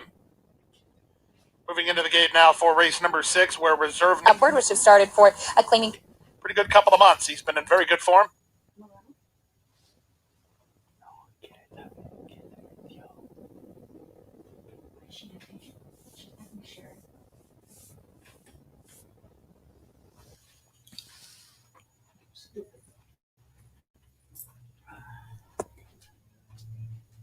Not far away, Blessed Journey is together with Joe DiBaggio at the back of the field to complete the opening furlong.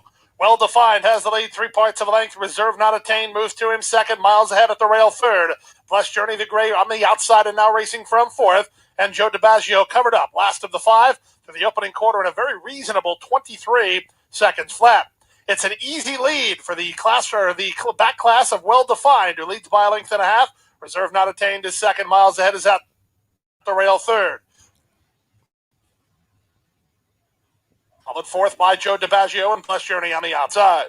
Less than 3 furlongs to run, and Well Defined is at everything his own way. He leads by a length and a half. Reserve Not Attained under a loose rein to try to get after him second. Miles ahead third through a 45 and 3/2 mile. Now they start to put on some speed with a quarter of a mile left to go. Well Defined, he still has the lead. From the outside, Reserve Not Attained is second. Miles ahead third. Joe DiBaggio fourth as they straighten for the drive. Well Defined is to Harami, and he's an eighth of a mile from home, and 3 on top. Reserve Not Attained has been defeated.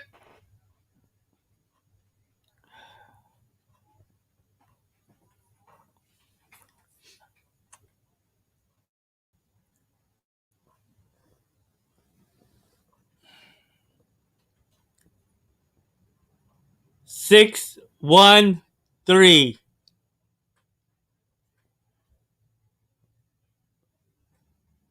At Gulfstream.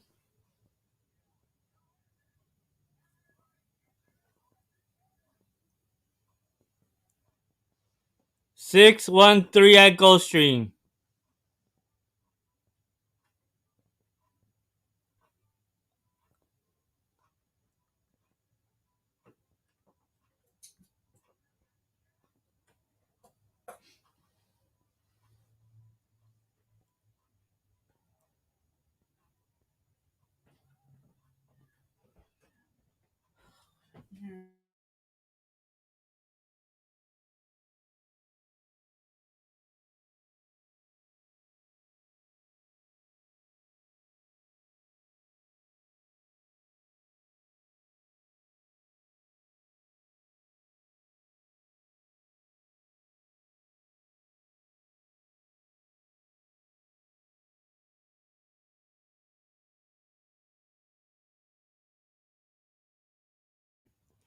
2 minutes to post for Tampa Bay.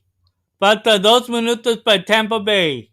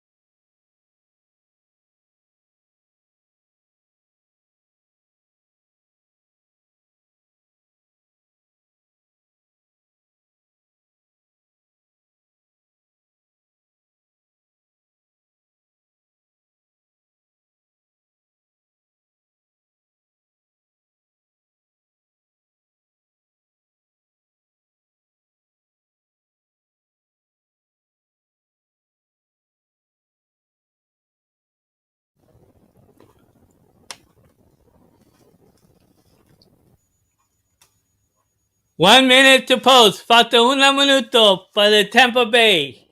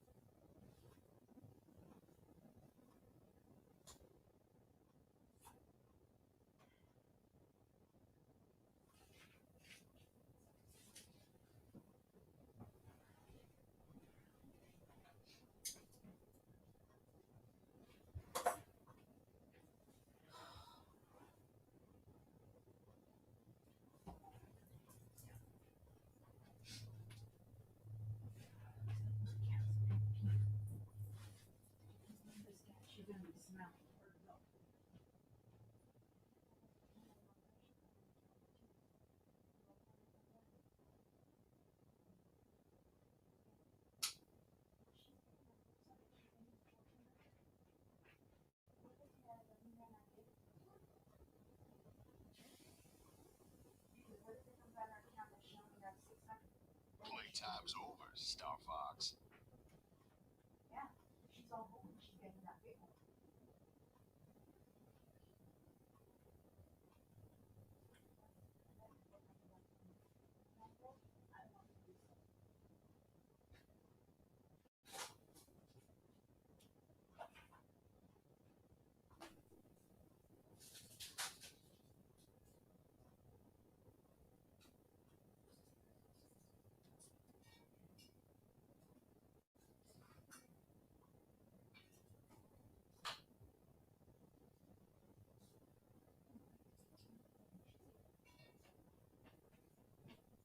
The horses are approaching the starting gate. 5-2 favorite is number 2, Agrippino. Wilmer Garcia has the call for the Chavez outfit. 8th race. Start of the final pick 3 on today's card. Turf course firm. The rail at 22 feet, moving in line. The favorite Agrippino steps in honor of Artie is in, as well as River Knight.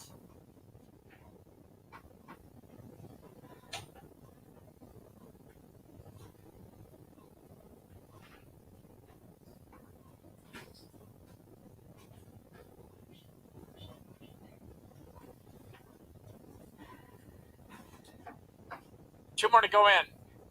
Survey and Typed.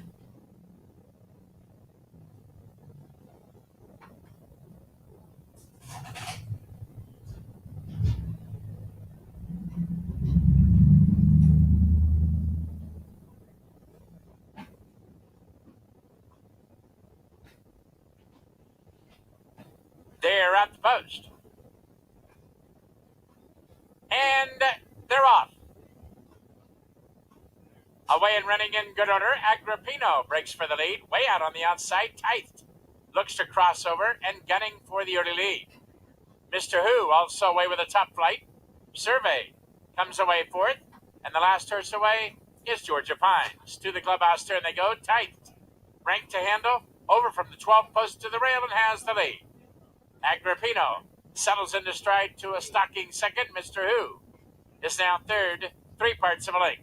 From the outside, Survey now races along fourth, 2.5 lengths farther back to River Knight fifth, in honor of Artie along the rail sixth, 4 lengths farther back to Action Warrior, now seventh. Up on the outside, Victory Tour in the 3-path, racing along now eighth. Then we go back to Florida Express ninth, and far back is Georgia Pines. To the far turn they go, tight at 9-1, shows the way and bumps the margin to 4. From the outside, Mr. Who is second. Agrippino in hand. Now moves up on the move third. 2 lengths farther back to Survey fourth. Then it's a big break of 5 lengths back in honor of Artie is now fifth as they approach the quarter-mile pole. Tight along the rail now gives way. Mr. Who moves up on the outside as well as Survey as they turn into the stretch. Survey now strikes to the lead. Agrippino moves to the outside in honor of Artie. Is down the center of the racetrack. It's Survey in front. Agrippino is surging late and runs at the leader, but it's Survey to take it 3 parts of length. Agrippino settles for second. Mr. 293. Express fourth.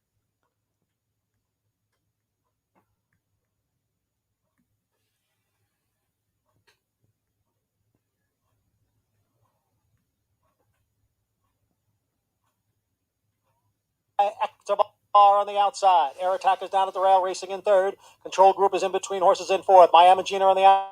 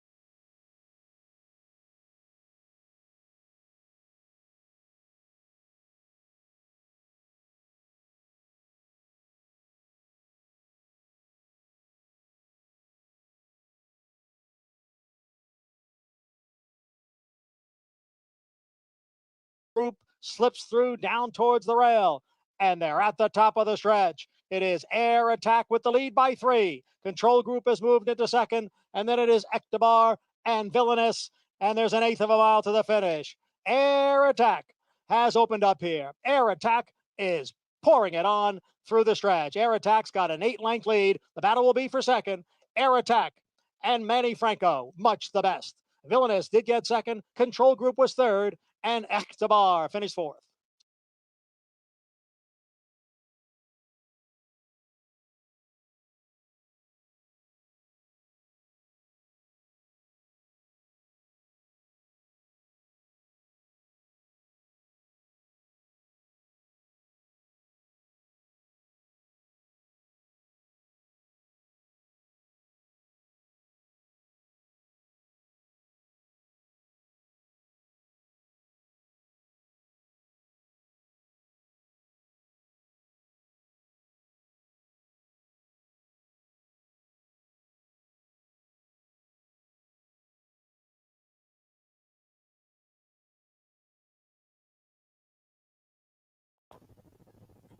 No tengo permiso de enseñar el Oakland.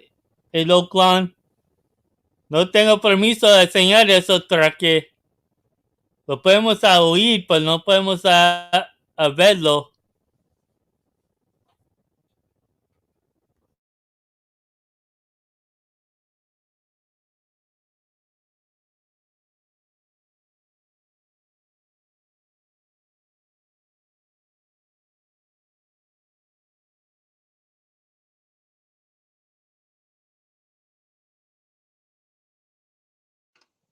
Number 2, Air Attack was first. Number 4, Villainous second. Number 6, Control Group was third. Number 7, Hectabar finished fourth. Results not official. 2-4, 6-7. The time was 1 minute 52 and 3/5 seconds.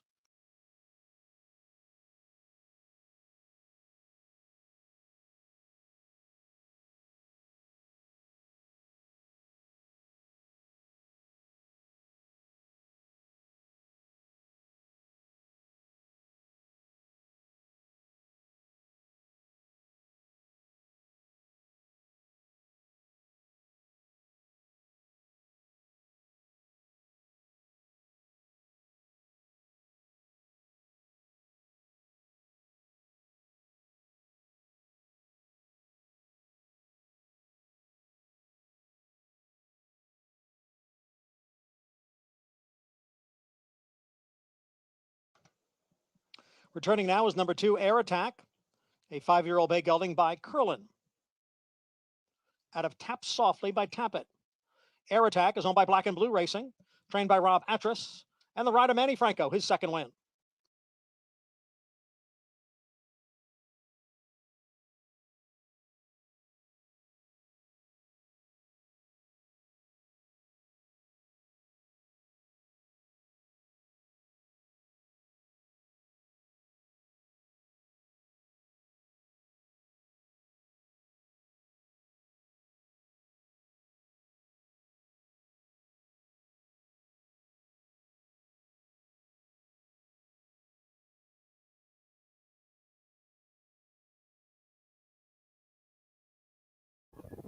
Falta 15 minutos para el correr en el Gulfstream. 15 minutos.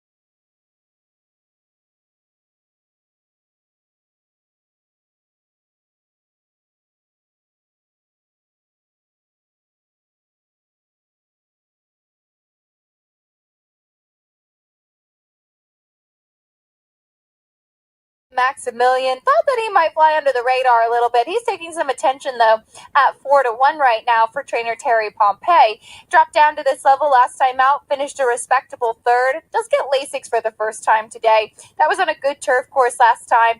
He faced tougher prior to that at a big price. I think he suits right here. Keeps Edgar Zayas aboard, has that good closing kick. He did break his maiden at double-digit odds at the end of December. I think he's a snug fit in this spot.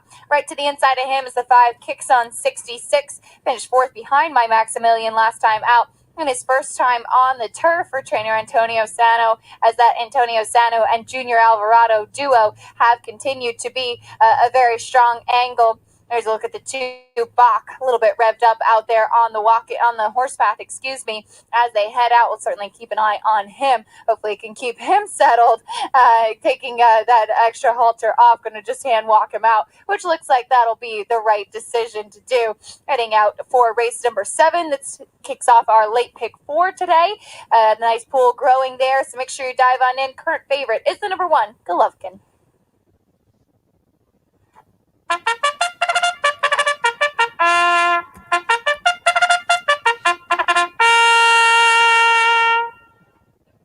The horses are leaving the walking ring and moving on to the track for this afternoon's 7th race. The 7th race is the starting leg of the 50-cent late pick 4. A mile and a 16th on the turf with claimers in for a price tag of $20,000. Field of 8, win, play, show, exacta, quinetta, trifecta, superfecta, super high 5, daily double pick 3, and 50-cent late pick 4 possibility. It's a late pick 4. It's race 7. It's on turf, and it's up next. Post time in 9 minutes. You have 9 minutes until post time.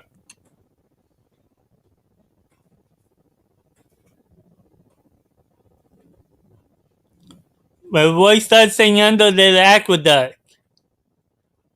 Pues del Tampa Bay y del Gulfstream no tengo permiso de enseñar.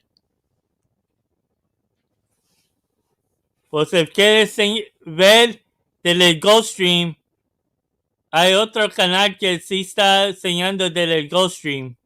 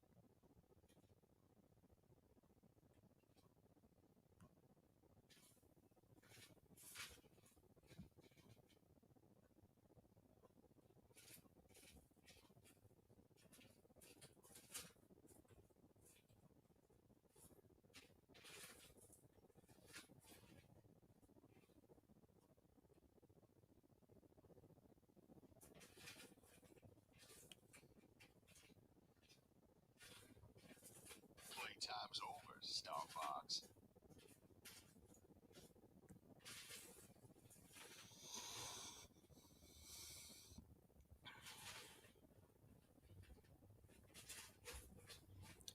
Faltan 7 minutos. 7 minutes to post.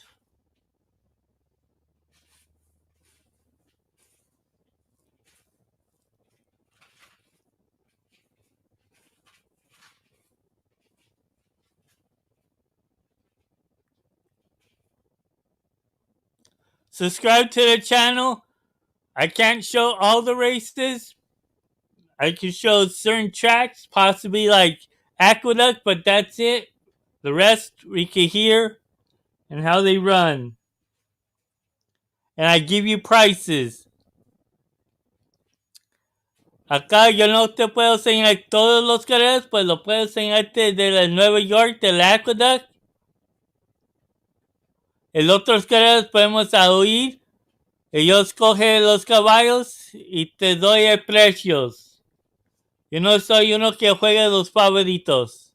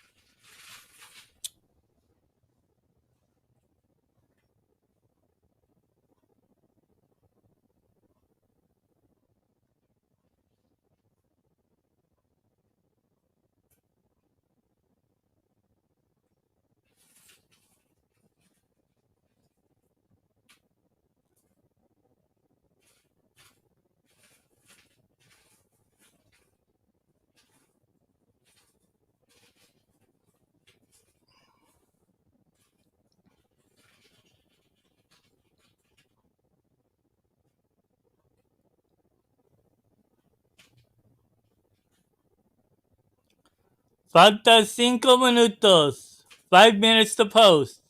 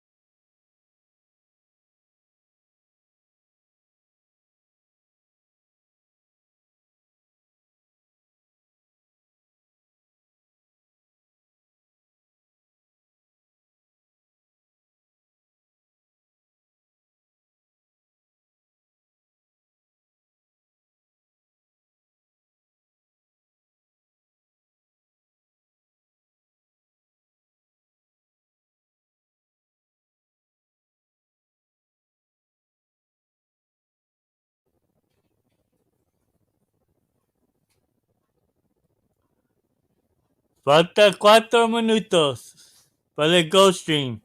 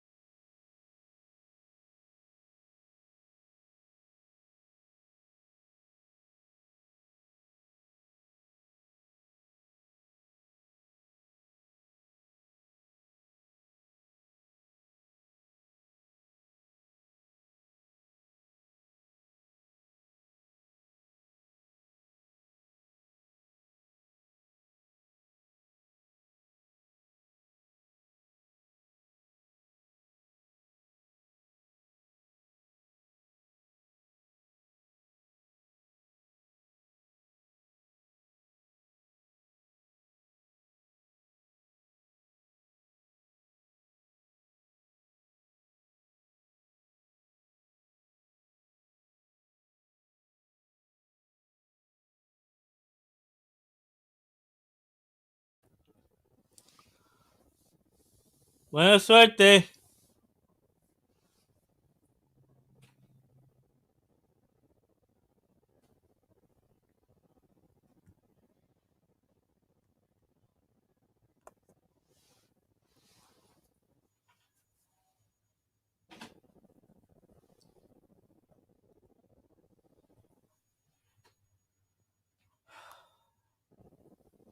Just a minute now. 1 minute to the start of the late pick 4. Race 7 is next.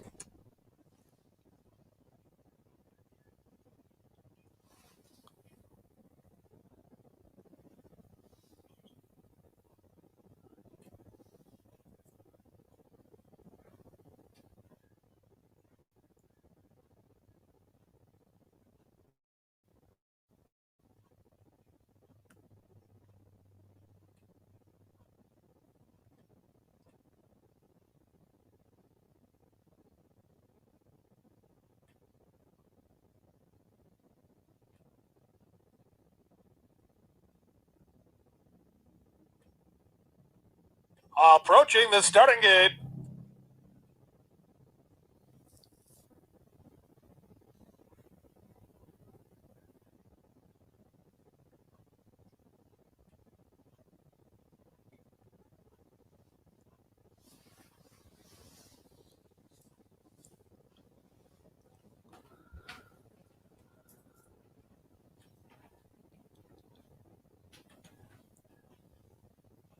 Están llegando las Zacates. They're heading onto the turf.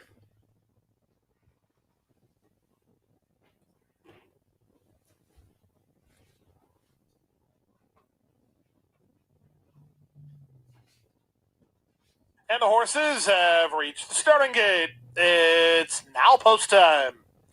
Moving into the gate now for race number 7, the start of today's late pick 4. 7th race on the turf at a mile and a 16th, a wide open betting board. The favorite is the 1 Golovkin. Corey Lannery rides for trainer Carlos David.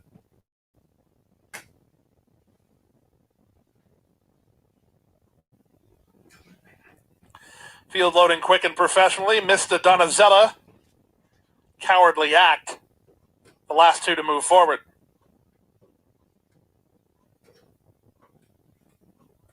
Mr. Donzella going up. From the outside, it's Cowardly Act.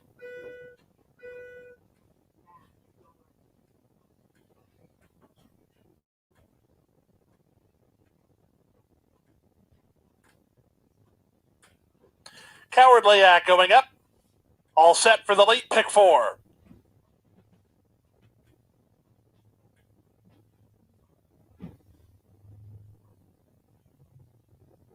And they're off. From the center, Mr. Donzella was away quickly. Up on the outside, Cowardly Act has speed. Moving up from between horses, Optimistic Valor won't be far away. In fact, Jaramillo wants Optimistic Valor on the lead. To the first turn now, Optimistic Valor has the lead. It's a headstrong Cowardly Act who's pressing forward. Mr. Donzella settles in third. Golovkin's in the blue colors in hand while fourth with Hachacha to the outside fifth. A gap of 2 to Kicks on 66, then Bach, and the trailer is My Maximilian. 24-1 for the opening quarter as they race into the backstretch. Optimistic Valor has the lead by half a length. A tugging Cowardly Act is alongside second. From third, Mr. Donzella. Racing in fourth is Hachacha. Next at the rail goes Gulov, followed by the gray Kicks on 66, then Bach and My Maximilian. That's the 8 of them with 4.5 furlongs to race, and Optimistic Valor still the target. From the outside, Cowardly Act is second. Mr. Donzella races from third. Hachacha races in fourth. Golovkin is fifth. From between horses, Kicks on 66. Out wide on the course in My Maximilian, and the trailer is Bach. They leave the backstretch and move on to the far turn. The opening half mile slowed down to 49 and 1/5 as Optimistic Valor now has to re-break. From the outside, Cowardly Act clings to him second. 3 wide. My Maximilian is now gaining ground. He has to go 4 wide as Hachacha is 3 wide. Meanwhile, Mr. Donzella looking to get off the heel. Come on, 3. He does just that as they fin across the course here. Less than a quarter of a mile to go off a good trip. Mr. Donzella now powers forward to take the lead. Optimistic Valor is second. My Maximilian, Hachacha, and Kicks on 66 are next. Through it all at 11-1, Mr. Donzella. The 4. Mr. Donzella by 2.5 second. Kicks on 66. Then My Hachacha, second choice. My Maximilian at 143 and 3. My second choice at Gulfstream Park at 11-1.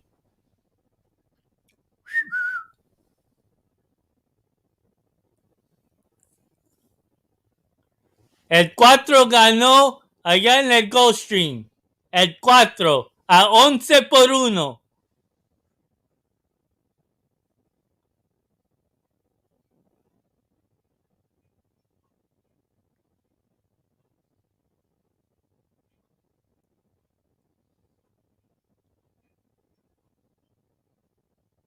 Se metió 4, 5, 7, 6.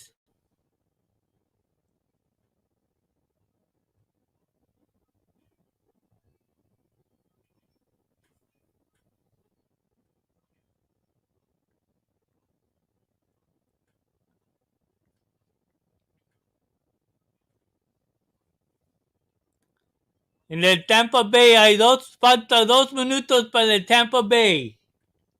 Falta 2 minutos para Tampa Bay.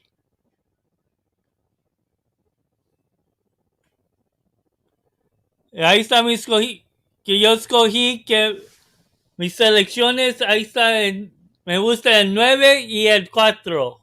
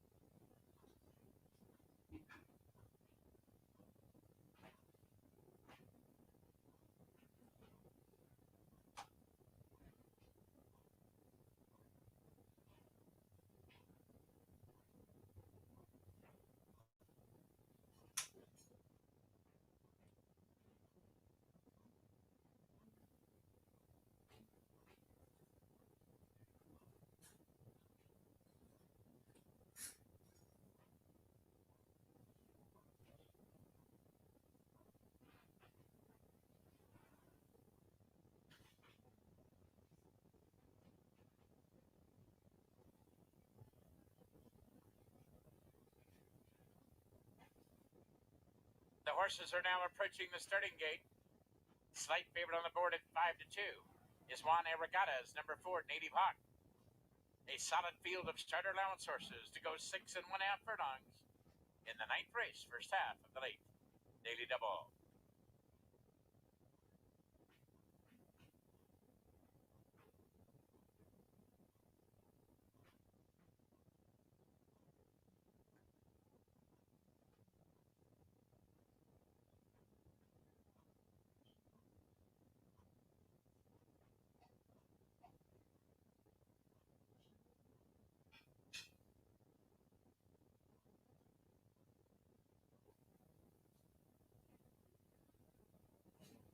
Two more to go. Native Hawk. And from the outside is Quick Entry.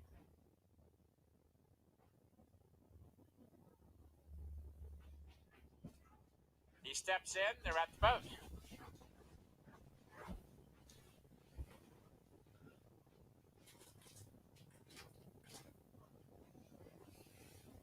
Good luck to everyone. Buena suerte todos. And they're off. And running to a perfect start. Quick Entry on the outside breaks for the lead. There goes Magical Tail, quickly now moving up and going to the front. Native Hawk, the favorite, is away with a top flight. Libertarian is along the rail. And the last horse away is Secret Lifestyle as they link up with the main track, and Magical Tail now strikes to the lead. Up on the outside, that's Quick Entry. Racing along second, Native Hawk right there in the mix third. Libertarian covering the colors of the Seven Arms stable. Attacks toward the rail now fourth. Legacy is Tech on the outside, fifth length. Then we go back to Aqueduct. He's a close-up 6. 3 lengths farther back to Sacramento Q. Up on the outside 7th. Then we go back to Wapiti Way racing 8. And now the trailer is Secret Lifestyle. They swing around the far turn, and Magical Tail is still the leader. Native Hawk moves up on the outside now to be second. That's Quick Entry now third. Libertarian awaits racing room. There goes Oxtrot. He fans 5 wide. As well as Legacy Azteca. It's absolutely wide open as they turn for home. Magical Tail is the leader. Libertarian slips through a narrow opening toward the rail and is driving the challenge. Native Hawk is up on the outside. Quick Entry down to the wire. Here's Native Hawk on the outside. Libertarian fights his way through along the rail, and it's a 3-horse photo. Photo. In a competitive starter allowance race, running time 1:17.97.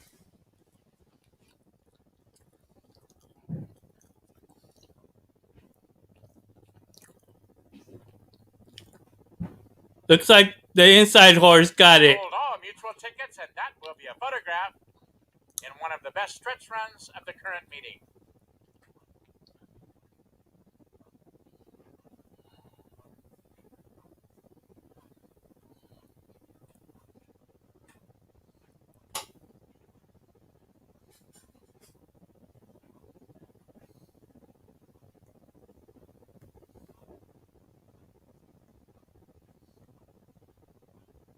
Irish Constitution by 3/4 of a length. My Alluring Lady is second by a half length, and on the outside is Chasing Kara, and for the back it's Out First, the quarter. Quick, 22 and 2/5 seconds as they go around the turn. Irish Constitution, the favorite, leads here by a long neck. Chasing Kara's on the outside, and in between those two is My Alluring Lady in third.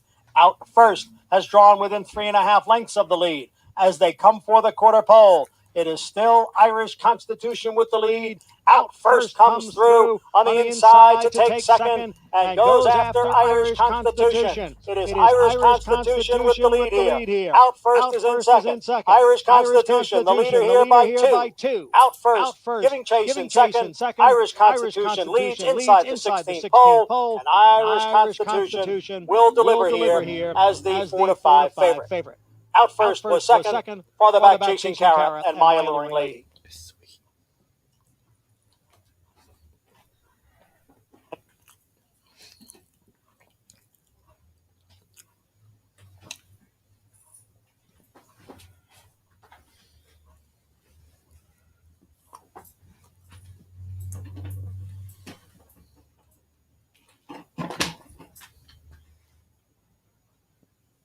Pleasure. It was the one that won at Tampa Bay Downs.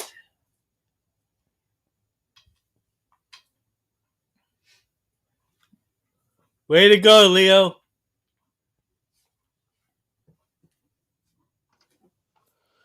Number 3, Irish Constitution first.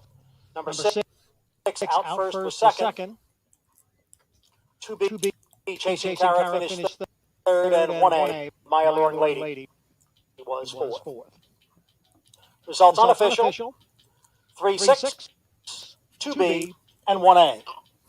And the time was 1 minute 13 and 1/5 seconds.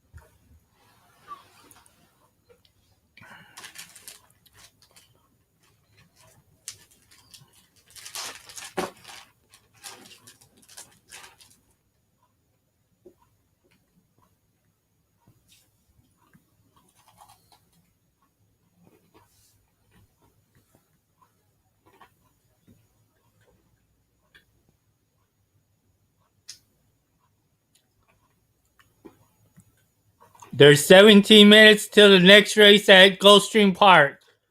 16 minutes. Constitution, the 3-year-old chestnut filly by Constitution, out of the Wild Ride by the Wild Cat. Irish Constitution is owned by Perrine Time Thoroughbreds and West Paces Racing. Trained by Ray Handel, the rider Pablo Morales. Falta 16 minutos para la carrera en el Gulfstream Park.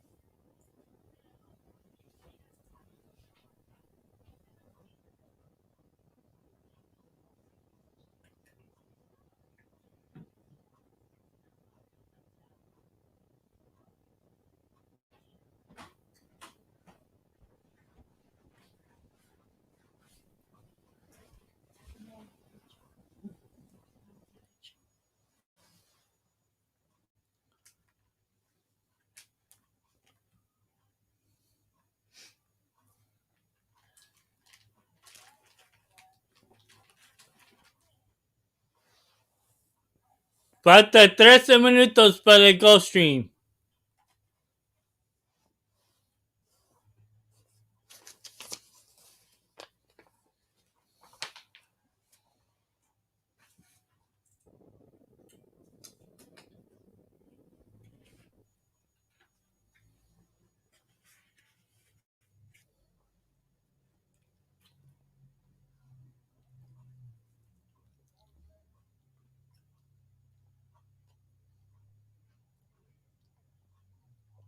Race 8 coming up next, 6.5 furlongs on the main track in this $50,000 starter allowance. This is for 4-year-olds and upward, and we do currently have a heavy favorite, 9-5 right now on the number 5, Well Done West. And I had a few concerns about this horse in the cutback and distance since he was so good stretching out last time out. Did run into trainer Danny Gargan, and he told me couldn't get the route races to fill. You have to go with what's in the condition book, and it makes a lot of sense. Unfortunately, connections, they are subject to they are the victim of the condition book, so to speak. You have to go with the races that fill, the races that match up on the timeline, and the races that you're eligible for. So finding these starter allowance races can be a little bit tricky, as you can be protected. You don't need to be in for the tag. He's eligible for this Well Done West after debuting at the 50,000. So may not be his preferred distance, but he was very impressive last time. The barn already a win on today's card.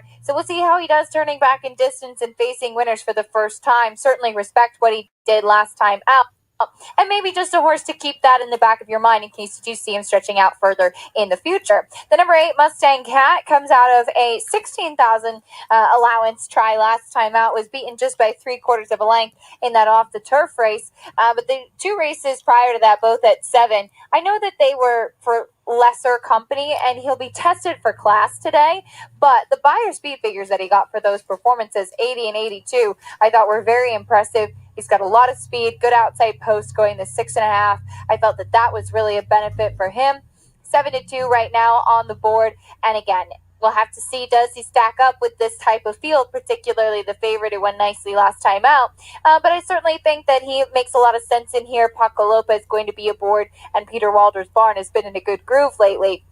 The number 6, September 10, was who I did use in third, excuse me. Now, this is a horse that I have some trepidation about. He is going in for this kind of straight starter allowance company. Did start and win for the 25,000 non-2 back in August, and he has been facing some good competition in his last couple of starts. Some tougher horses than maybe what he might find today. However, he has been a bit off form, particularly just those last 3 races. So maybe the class of the race that he's coming into today, the fact that he picks up Irad Ortiz could just be go time this afternoon, but he will have to turn things around. He has run some good races in the past. Just wonder if he's really quite up to the other 2 horses that I was just mentioning. The number 4, Augusta Melody, did use this horse in 4th, 5-1 right now on this one, who won by open lengths last time out. That was on a sealed sloppy track at here at Gulfstream. Won with trainer Brian Lynch, won that race by 9 1/4. However, there were only 3 other foes that he had to deal with that afternoon on that wet track. Tried him going long on the turf prior to that. He did debut sprinting on dirt, and it was a fine effort. Maybe he's just the wild card. Does he repeat that kind of effort?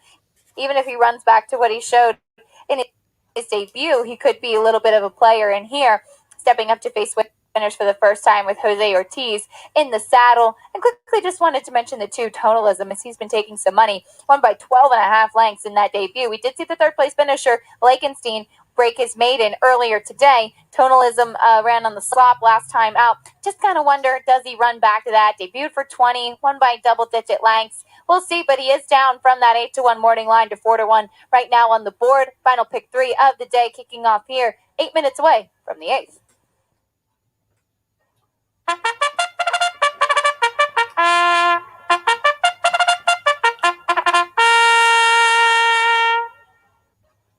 The horses are leaving the walking ring and moving on to the track for this afternoon's 8th race. The 8th race is the start of the 50-cent Leap Pick 3. Starter allowance horses go 6.5 furlongs. Scratch the 1, Hard Red Candy, a field of 7. Win, Play, Show, Exacta, Quinella, Trifecta is Super Effective, Super High 5, Daily Double, and Pick 3 Possibility. It's Elite Pick 3. It's race 8. It's 8 minutes away.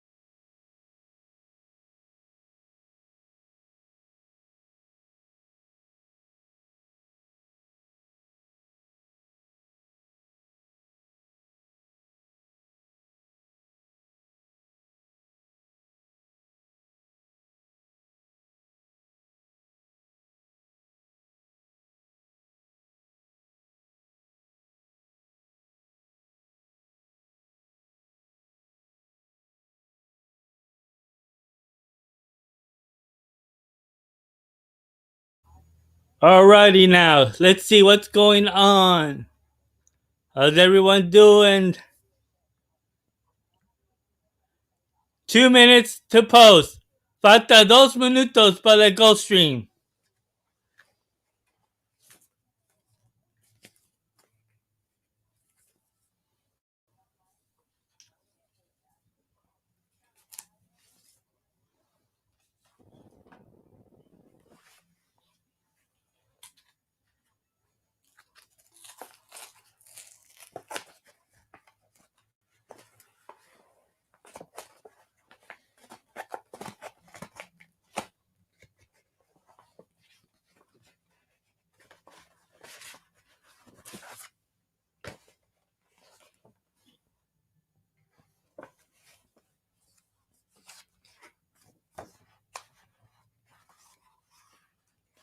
Two minutes to post.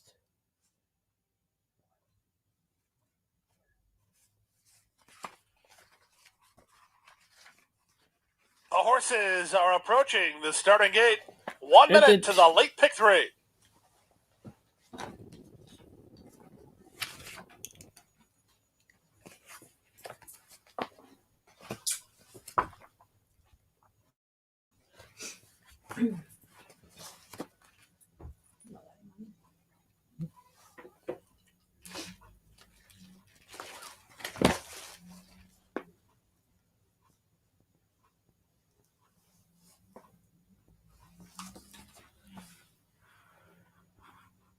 Falta 1 minuto.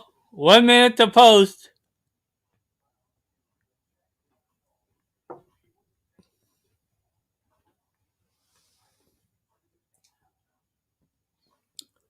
Falta 12 minutos para el Tampa Bay.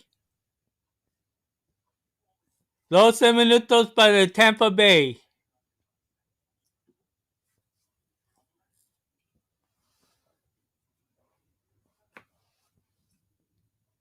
Falta 6 minutos para Tampa Bay.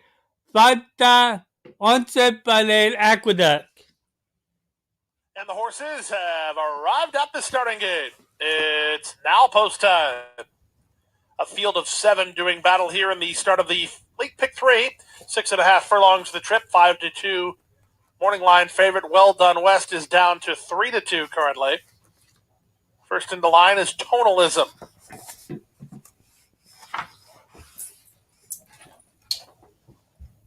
Rider is off of Tonalism, who's fractious behind the gate.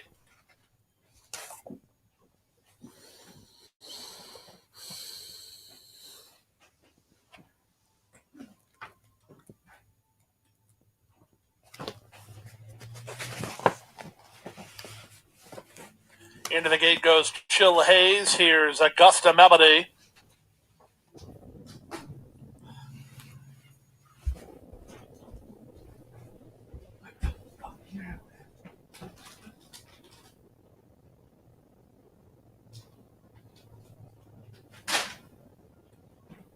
Well Done West. September 10 and My Man Flintstone. Where's the Flintstones? Let's get it. My Man Flintstone, Corey Lannery for Ken McPeak. From the outside is Mustang Cat, who will complete the line. Mustang Cat and Paco Lopez to the outside gate. A field of 7 at 6.5 furlongs. All set for a start.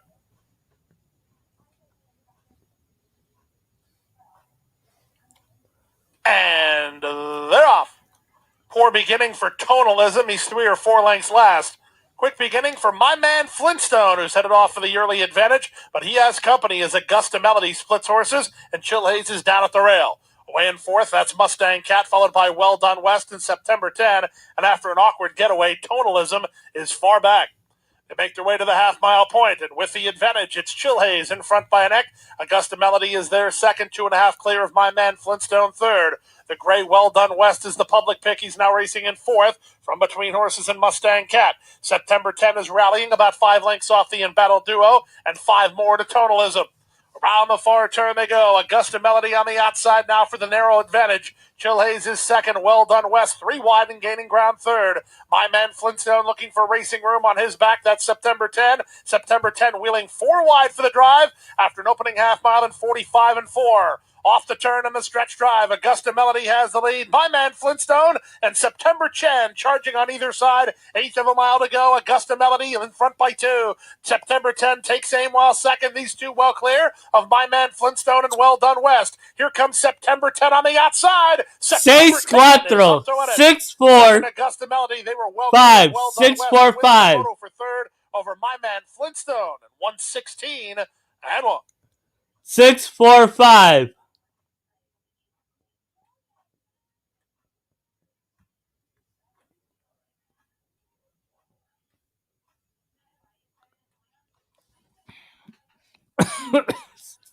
Permíteme, hay 3 minutos, 3 minutes for the last race at Tampa Bay Downs.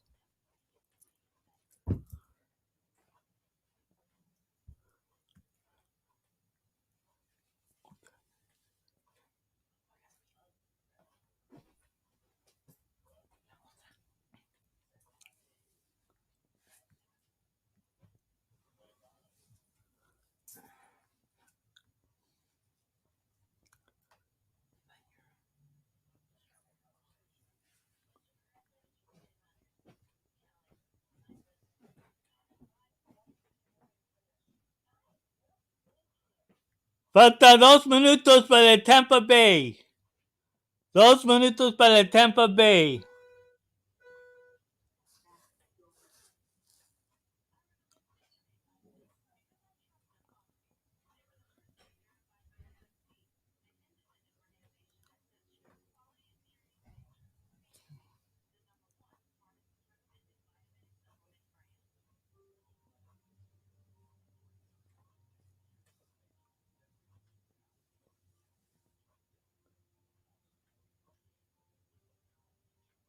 The 4 could be one that could be all the way through, but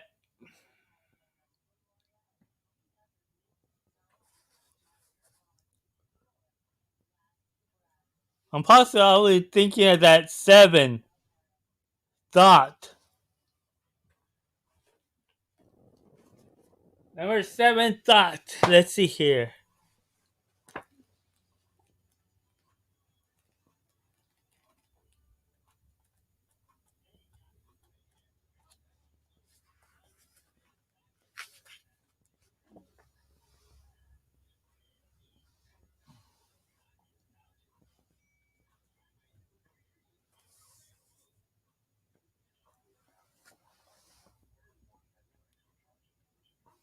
Yeah, let's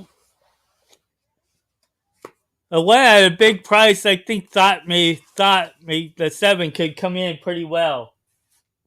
Everyone's gonna be putting it on the other frosted, the favorite, the 4.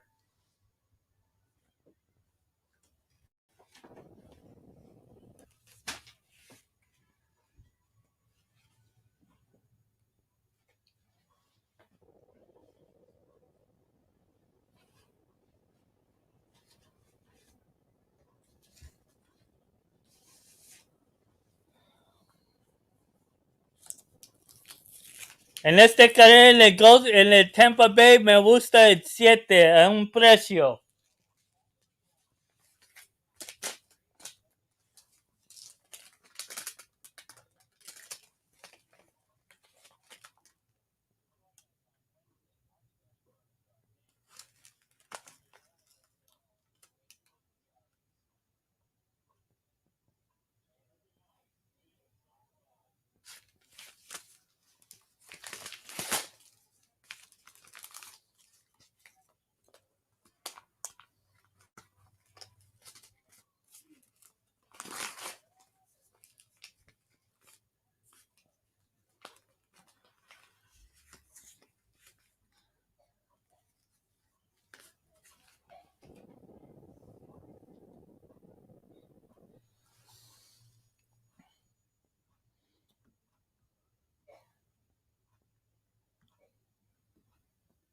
Ya van llegando las puertas.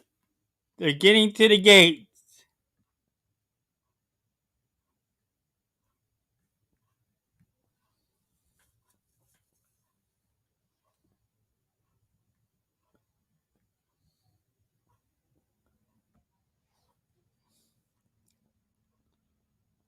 Tampa Bay's taking a slow time.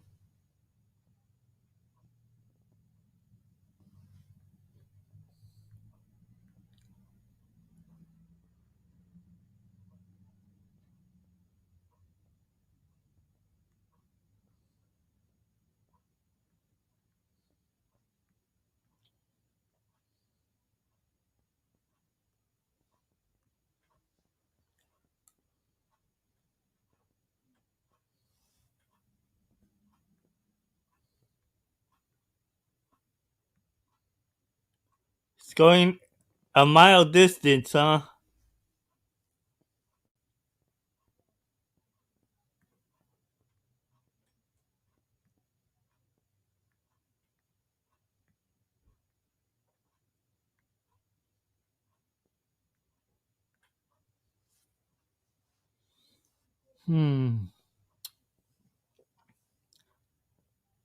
That one horse, Delaware Destiny, may show some great potential in that race at Aqueduct.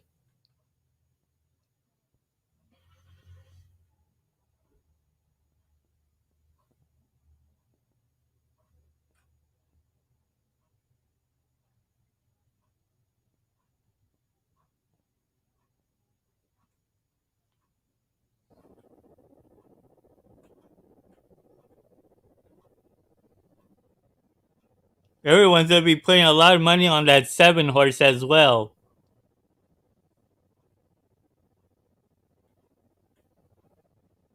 But I like the 1 as one of my selections.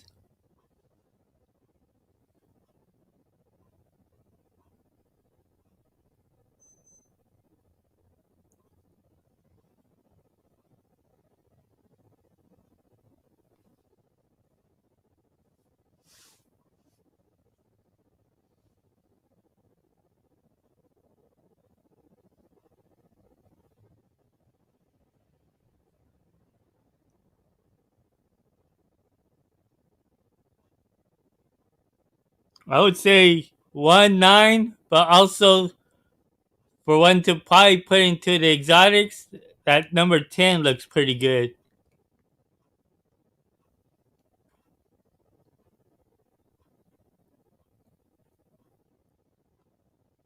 Nope, nothing really.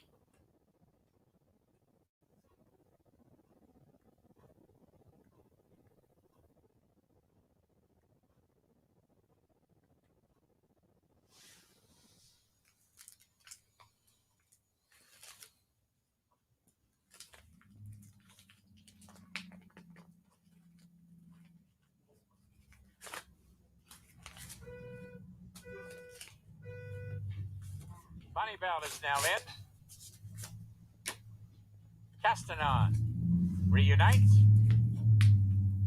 One more to go. A field of 10 well-bred maiden special weights to go 5 furlongs in the 10th and final. And they're off. Lady Blakeney away sharply, but there goes Money and Honey. Quickly now moving up and going to the lead. Awesome View also away with a top flight. She can't help it. Is the last horse away. To the far turn they go. Money and Honey and Castile. Off now to lead by a length and a half. From the outside, Lady Blakeney. Along the rail is Awesome View. There's the debuting Quick Conversation in tight quarters. Bonnie Bell is checked out for racing room. Up on the outside, Dodd is now on the move. Meanwhile, they swing around the far turn. It's Money and Honey at 8-1. Shows the way now by a length. Lady Blakeney is there second. Length and a half farther back. Quick Conversation. Camacho sends her to the outside, and now she's in full stride. They straighten away and cut to the wire. Money and Honey is still there. Quick Conversation is down the center of the racetrack, leading with every stride. Awesome View is there third, but Money and Honey ran them off their feet and will make every pole a winning one at 8-1. Quick Conversation second. Beachside Bunny flies on to get up for third in the 10th and final at Tampa.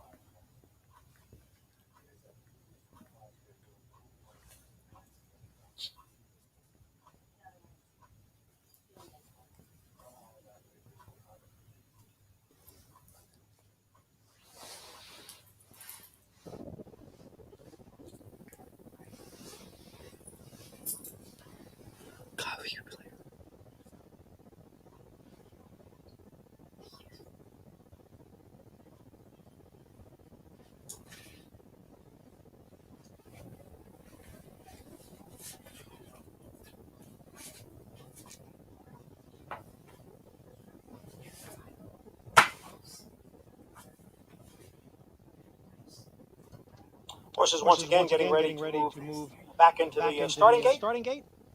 And we should be ready for the start in just a few moments.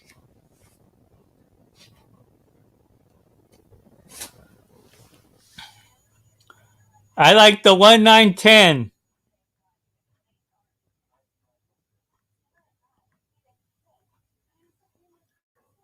1, 9, and 10 for me. And we're waiting for Emma and I and Adaka.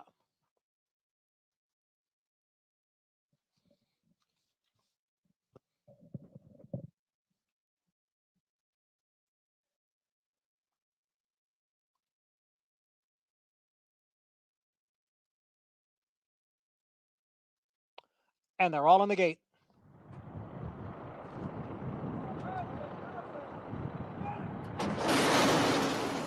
And they're off. Adaka broke well on the outside. She's an alpha, now moves up along with Full of Fire. And from the rail, it is Delaware Destiny. Moving up the chute, Delaware Destiny has the lead. And Full of Fire is racing in second.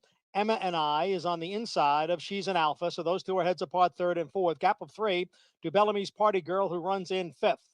Mizzy's Image is next in sixth. At the back, Regal Honor and Edaka. Opening quarter, 23 and 3. Delaware Destiny in front by 2.5 lengths. Full of Fire is second by a half length. Emma and I down at the rail runs in third. She's an Alpha is fourth, about 4.5 from the front. And then it's a break of 2.5 more to Bellamy's Party Girl. And on the outside is Mizzy's Image. A half dozen lengths to the two trailers, Adaka and Regal Honor. Half mile, 47 and 1. It is still Delaware Destiny, the one to catch. She's an Alpha, now moves up on the outside. She's an Alpha, up to challenge Delaware Destiny for the lead. And the two of them are together as they come for the top of the stretch. On the outside, She's an Alpha, has taken over the lead from Delaware Destiny. Emma and I is next in third, and then Full of Fire and Mizzy's Image. 3/4 and 1:14 and 2. They are in the stretch. She's an Alpha in front here with 1/8 of a mile to the finish. Delaware Destiny towards the rail. And on the The one horse outside, died. Emma and Got I. tired out. She's an Alpha trying to hang in there for another 16th. Emma and I on the outside. She's an Alpha. Emma and I. They are 1-2 as they come down for the finish, and it's going to be tight here at the end. And it is. Oh, it looked like She's an Alpha held on, but it's a photo finish along with Emma and I. That race just they tried to quarter horse that one horse. They tried to quarter horse it to see if it could have the stamina to go all the way around.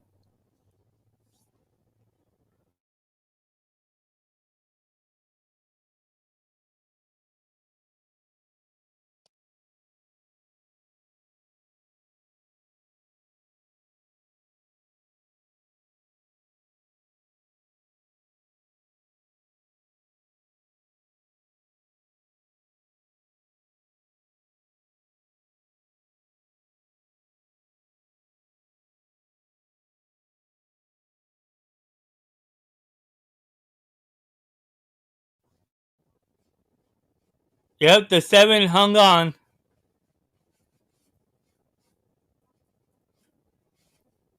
Just by the nose. By the half of the head, at least. There's 14 minutes to go until the next race at Gulfstream Park.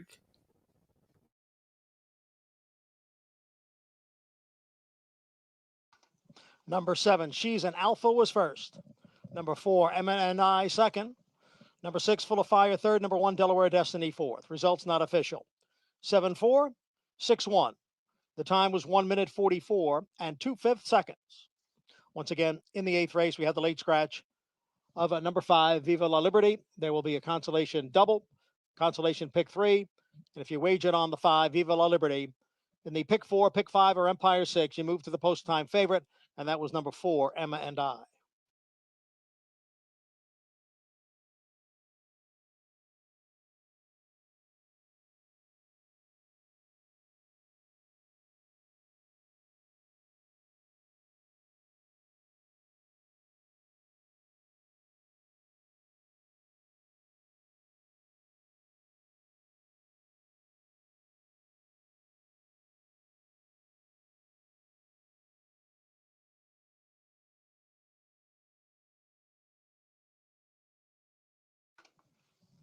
Number 7, She's an Alpha, 4-year-old Bay filly by Alpha. Out of Miss Global Warming by Sultry Song. She's an Alpha is owned by Michael Dini, trained by Chad Summers, and the rider KC Kendrick Carmouche, his second win today. She's an Alpha was bred in New York by Stonebridge Farm.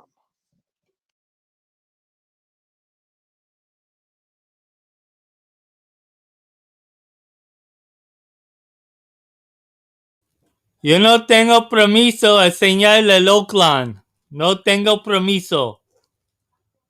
So no puedo enseñar el video de Oakland.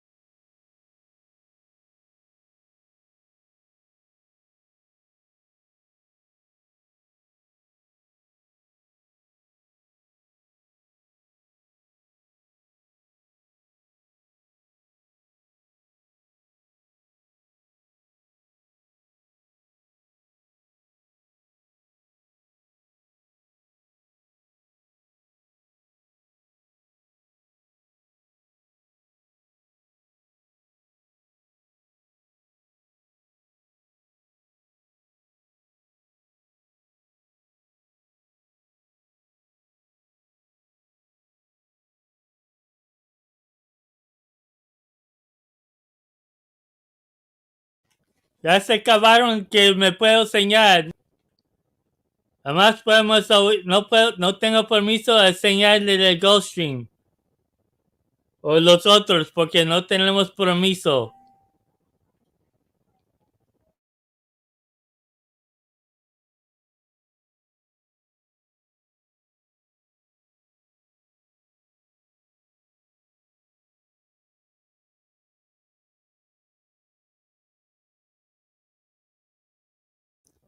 ¿Quieres ver del Gulfstream? Hay una señor que está enseñándolos.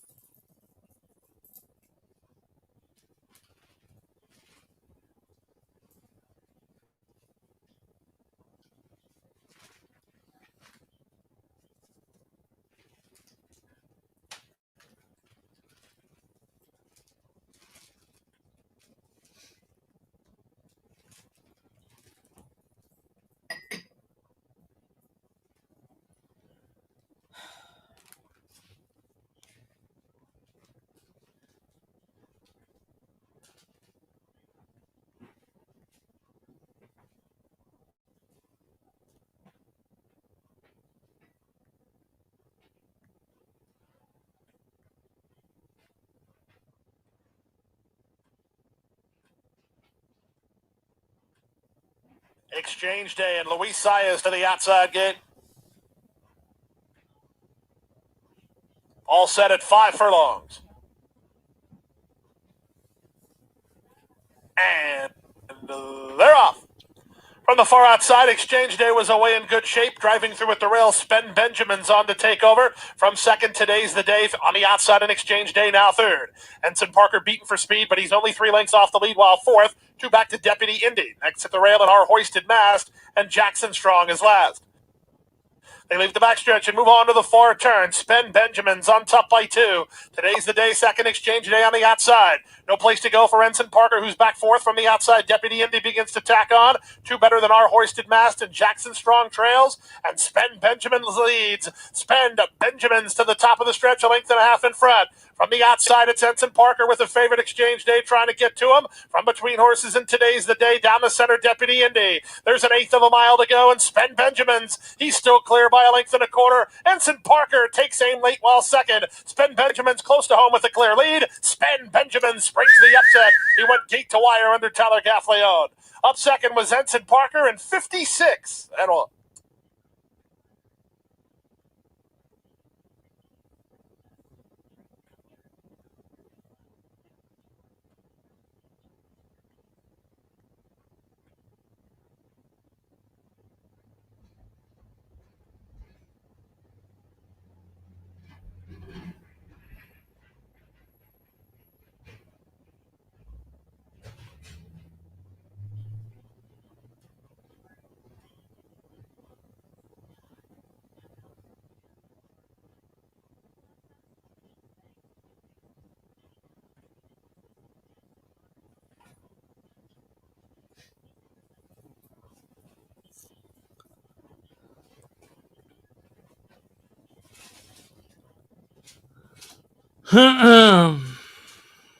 You saw it there. It was the 152. Choo! My second choice.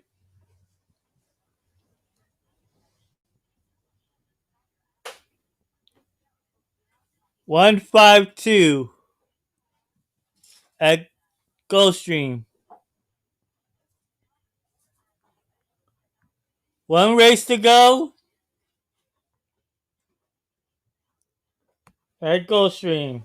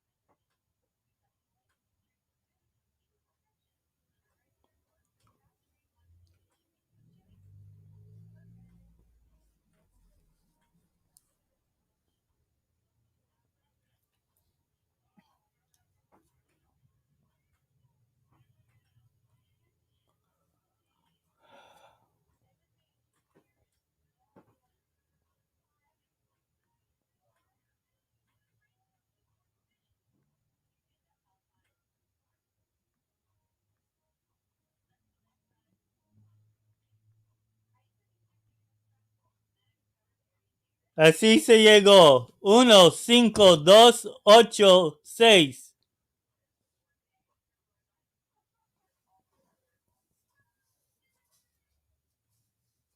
No tengo permiso a enseñar las carreras de acá de Gulfstream.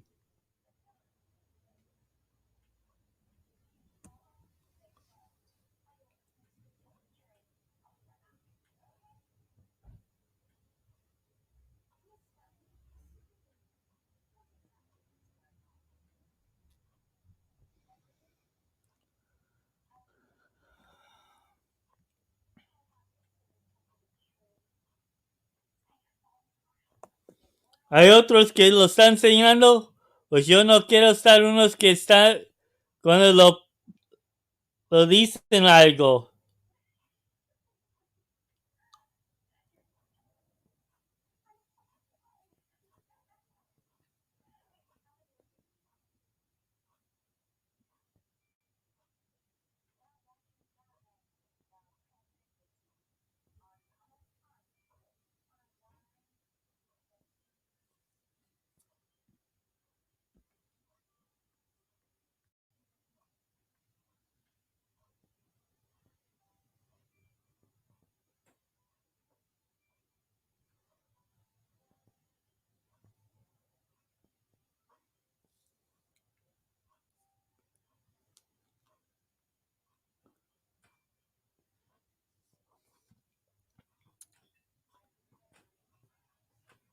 Wow, they quarter horse that one horse out fast.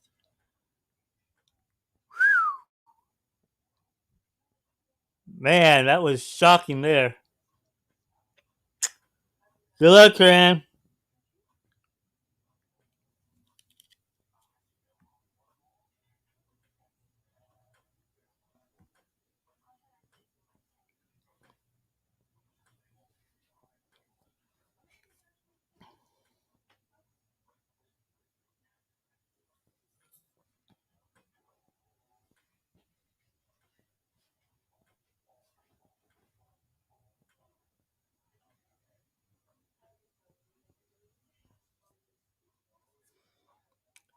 We got one more race to go, and then I'm gonna head off because later on tonight I got a horse running.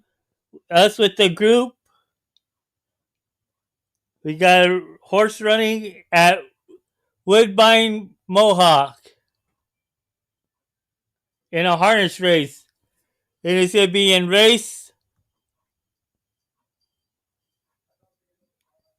number 8 if it's still running. I think it's race 9. If it's gonna still run.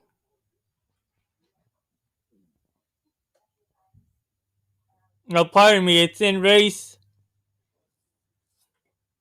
number 10 at Woodbine Mohawk. But that's if they're going to still run the races. I haven't seen nothing yet.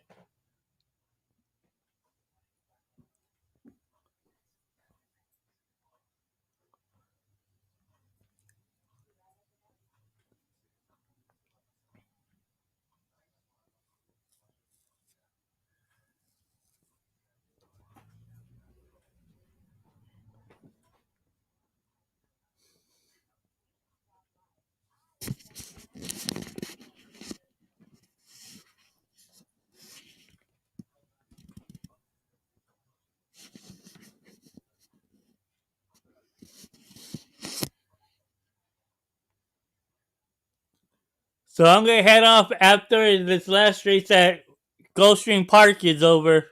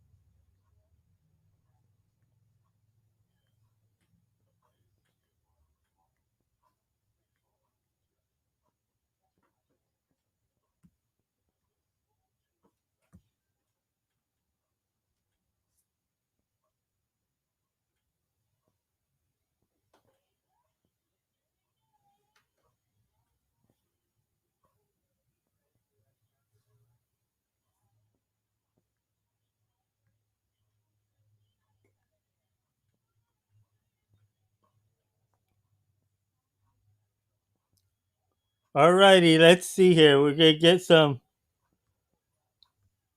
19 minutes to the next race at Gulfstream Park.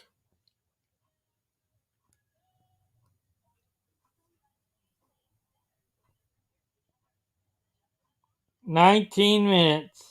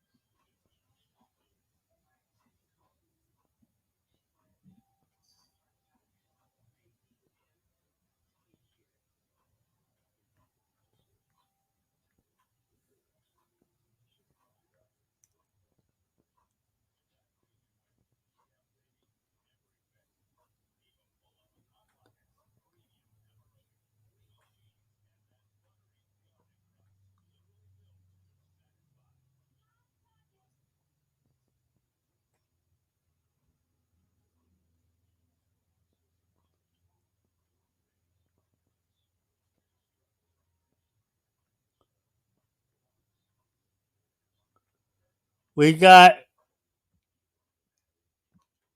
17 minutes. 17 minutes. 17 minutos. Falta para el canal del Gulfstream.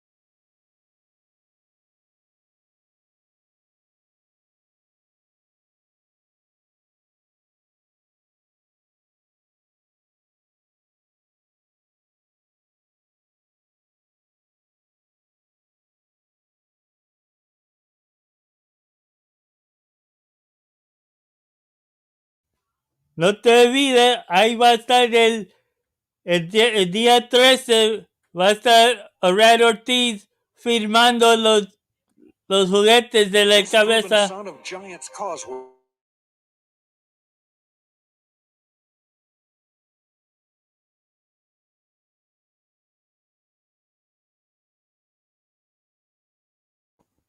Don't forget, Red Ortiz is going to be signing his bobbleheads. If you're over there in Florida, it's $25. If you want one and ship it, it's gonna be around $45 each. And the money's going to the Disabled Jockey Fund.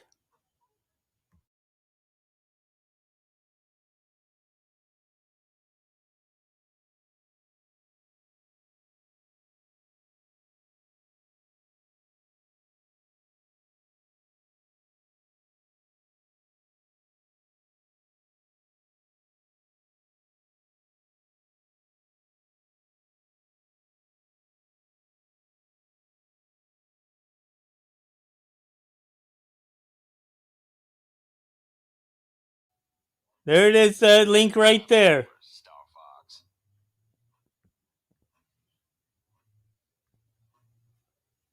Falta 13 minutos.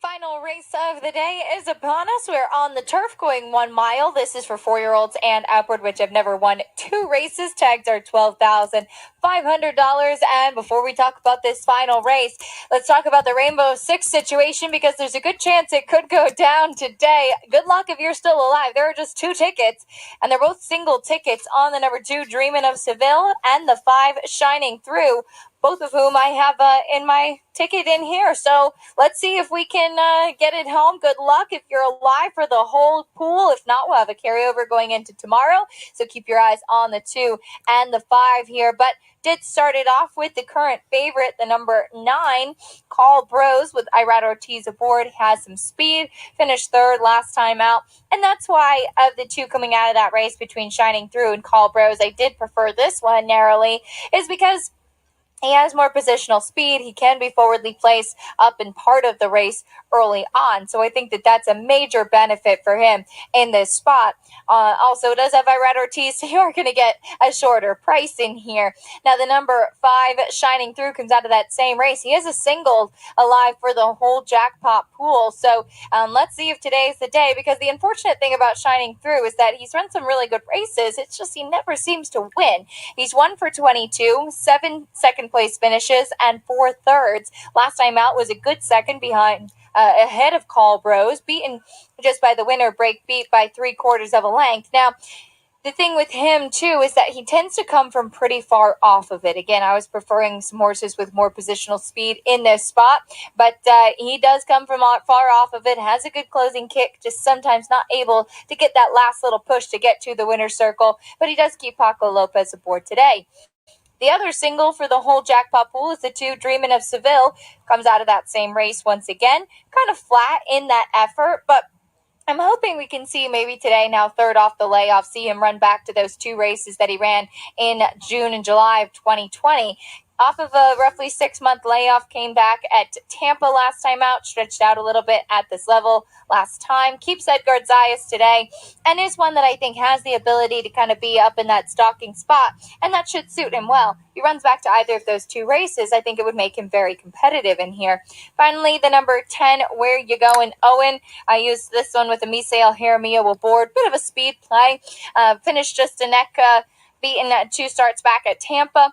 Though he was 6th last time out, I think that was actually a very good field for the level that he faced. Montauk Summer, the winner, that came back to win in a photo finish the next time. King Otokar was a drop-down runner who's talented, and this horse was only beaten 3 lengths that day. I think that he could potentially be an interesting one for sure. The number 12, Always Misbehaving. Have to give a mention to this one.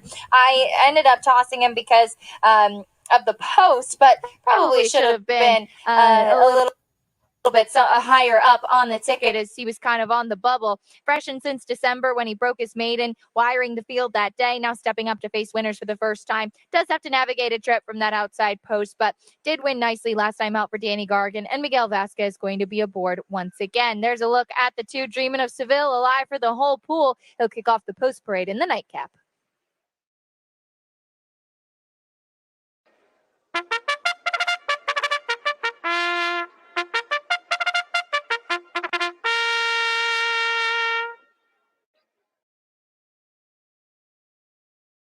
The horses are leaving the walking ring and moving on to the track for this afternoon's 10th race. The 10th race is on the turf at a 1 mile distance. Non-winners are to the category. The price tag $12,500. Scratch the 1, Al Rahal, a field of 11. Win, play, show.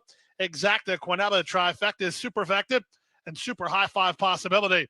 It's a high five. It's a Friday finale. It's a turf event at 1 mile. It's 8 minutes away. You have 8 minutes until post time. As a reminder, ladies and gentlemen, Saturday's program gets underway at 12:10. 12 races on the card with racing forms and programs on sale now.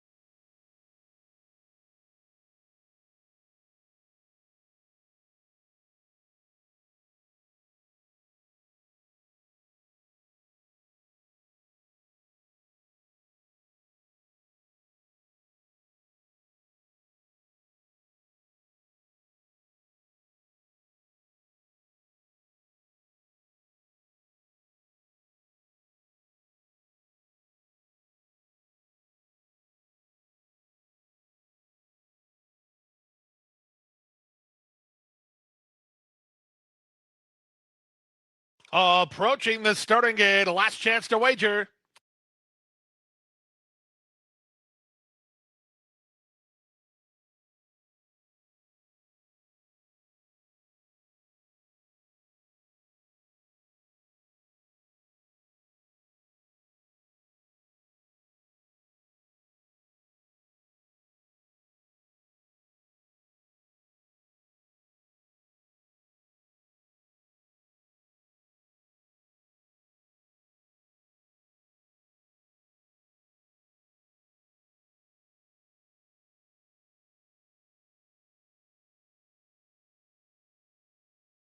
And the horses have reached the starting gate. It's now post time. Lining up and moving in for race number 10, 2-1 race favorite, now 9-5 on Shining Through. Paco Lopez has the call. It's a 7-2 second choice roll for number 9, Call Bros. Irad Ortiz Jr. for Joe Orsino. Out to 9-2 for Always Misbehaving. Danny Gargan does the training with Miguel Vasquez up. Looking forward to an outstanding 12-race program here tomorrow at Gulfstream Park. Racing forms and programs available for purchase and download now. 12:10 the starting time. We hope you can join us. Get the Money Bernie, second last to go forward. Always Misbehaving, draw on the outside. Will complete the line.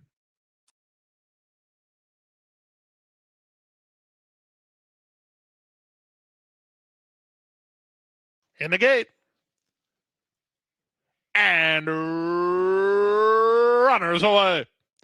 From the center, Bodie Cody was quick into stride. Get the Money Bernie moving to challenge with Where You Going, Owen, and Leading Factor driving through at the rail. Always Misbehaving makes it a party, and these four fly early as they race 2 advance of the favorite Shining Through, who comes away in a good spot with 392 just ahead of him. Then Call Bros and Bodie Cody, followed by Dreaming of Seville and Policy Option. Dropping to last is Barbie's King as they charge around the first turn. The opening quarter quick and contested at a huge price. Leading Factor on top by a length over Where You Going, Owen in second, and Get the Money Bernie third. Always Misbehaving on the outside is fourth. Tucked in Well fifth is 392. A gap of 2 to Call Bros, who's racing inside of Policy Option. Then it's a length and a half to Bodie Cody and Shining Through. Dreaming of Seville still lingers toward the back of the field. The trailer is still Barbie's King, and the leader is still Leading Factor. 46-2 for a strong half mile. Back markers with pace ahead of them as Leading Factor leads with 3 furlongs to race. 3 wide, Always Misbehaving. Where You Going, Owen in the 2-path. Policy Option tacks on red colors. Cole Burrows looking for room at the rail, then Shining Through. Trying to wind it up from the back is Bodie Cody with many chances here. Quarter of a mile left to go. Leading Factor is still the leader. 392 is next. Cole Burrows followed him through. Far outside Shining Through, then Bodie Cody. Policy Option loose as they straighten for the drive. Shining Through charging up on the outside of Policy Option. Policy Option for a narrow lead. Shining Through, 2 moving up on the outside. Policy Option and Shining Through. Policy Option's finding. Policy Option turns them away. Shining Through with a tough beat second. Colbros was third in 134 and 4.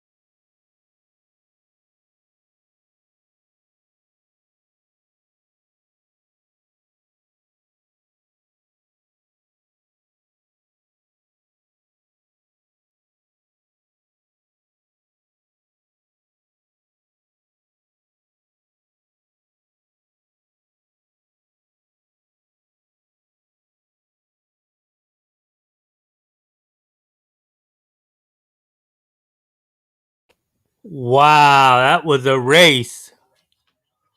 Woo! 6-5.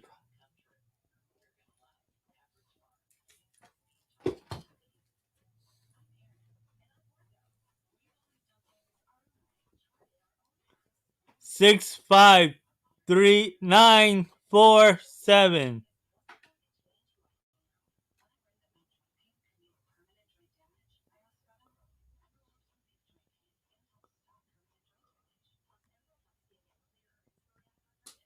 Alright, guys. Well, that's it for me.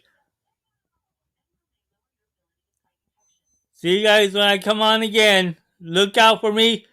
Like the page, subscribe to the channel, like the video, and ring that bell so you guys can tell when I'm come on again.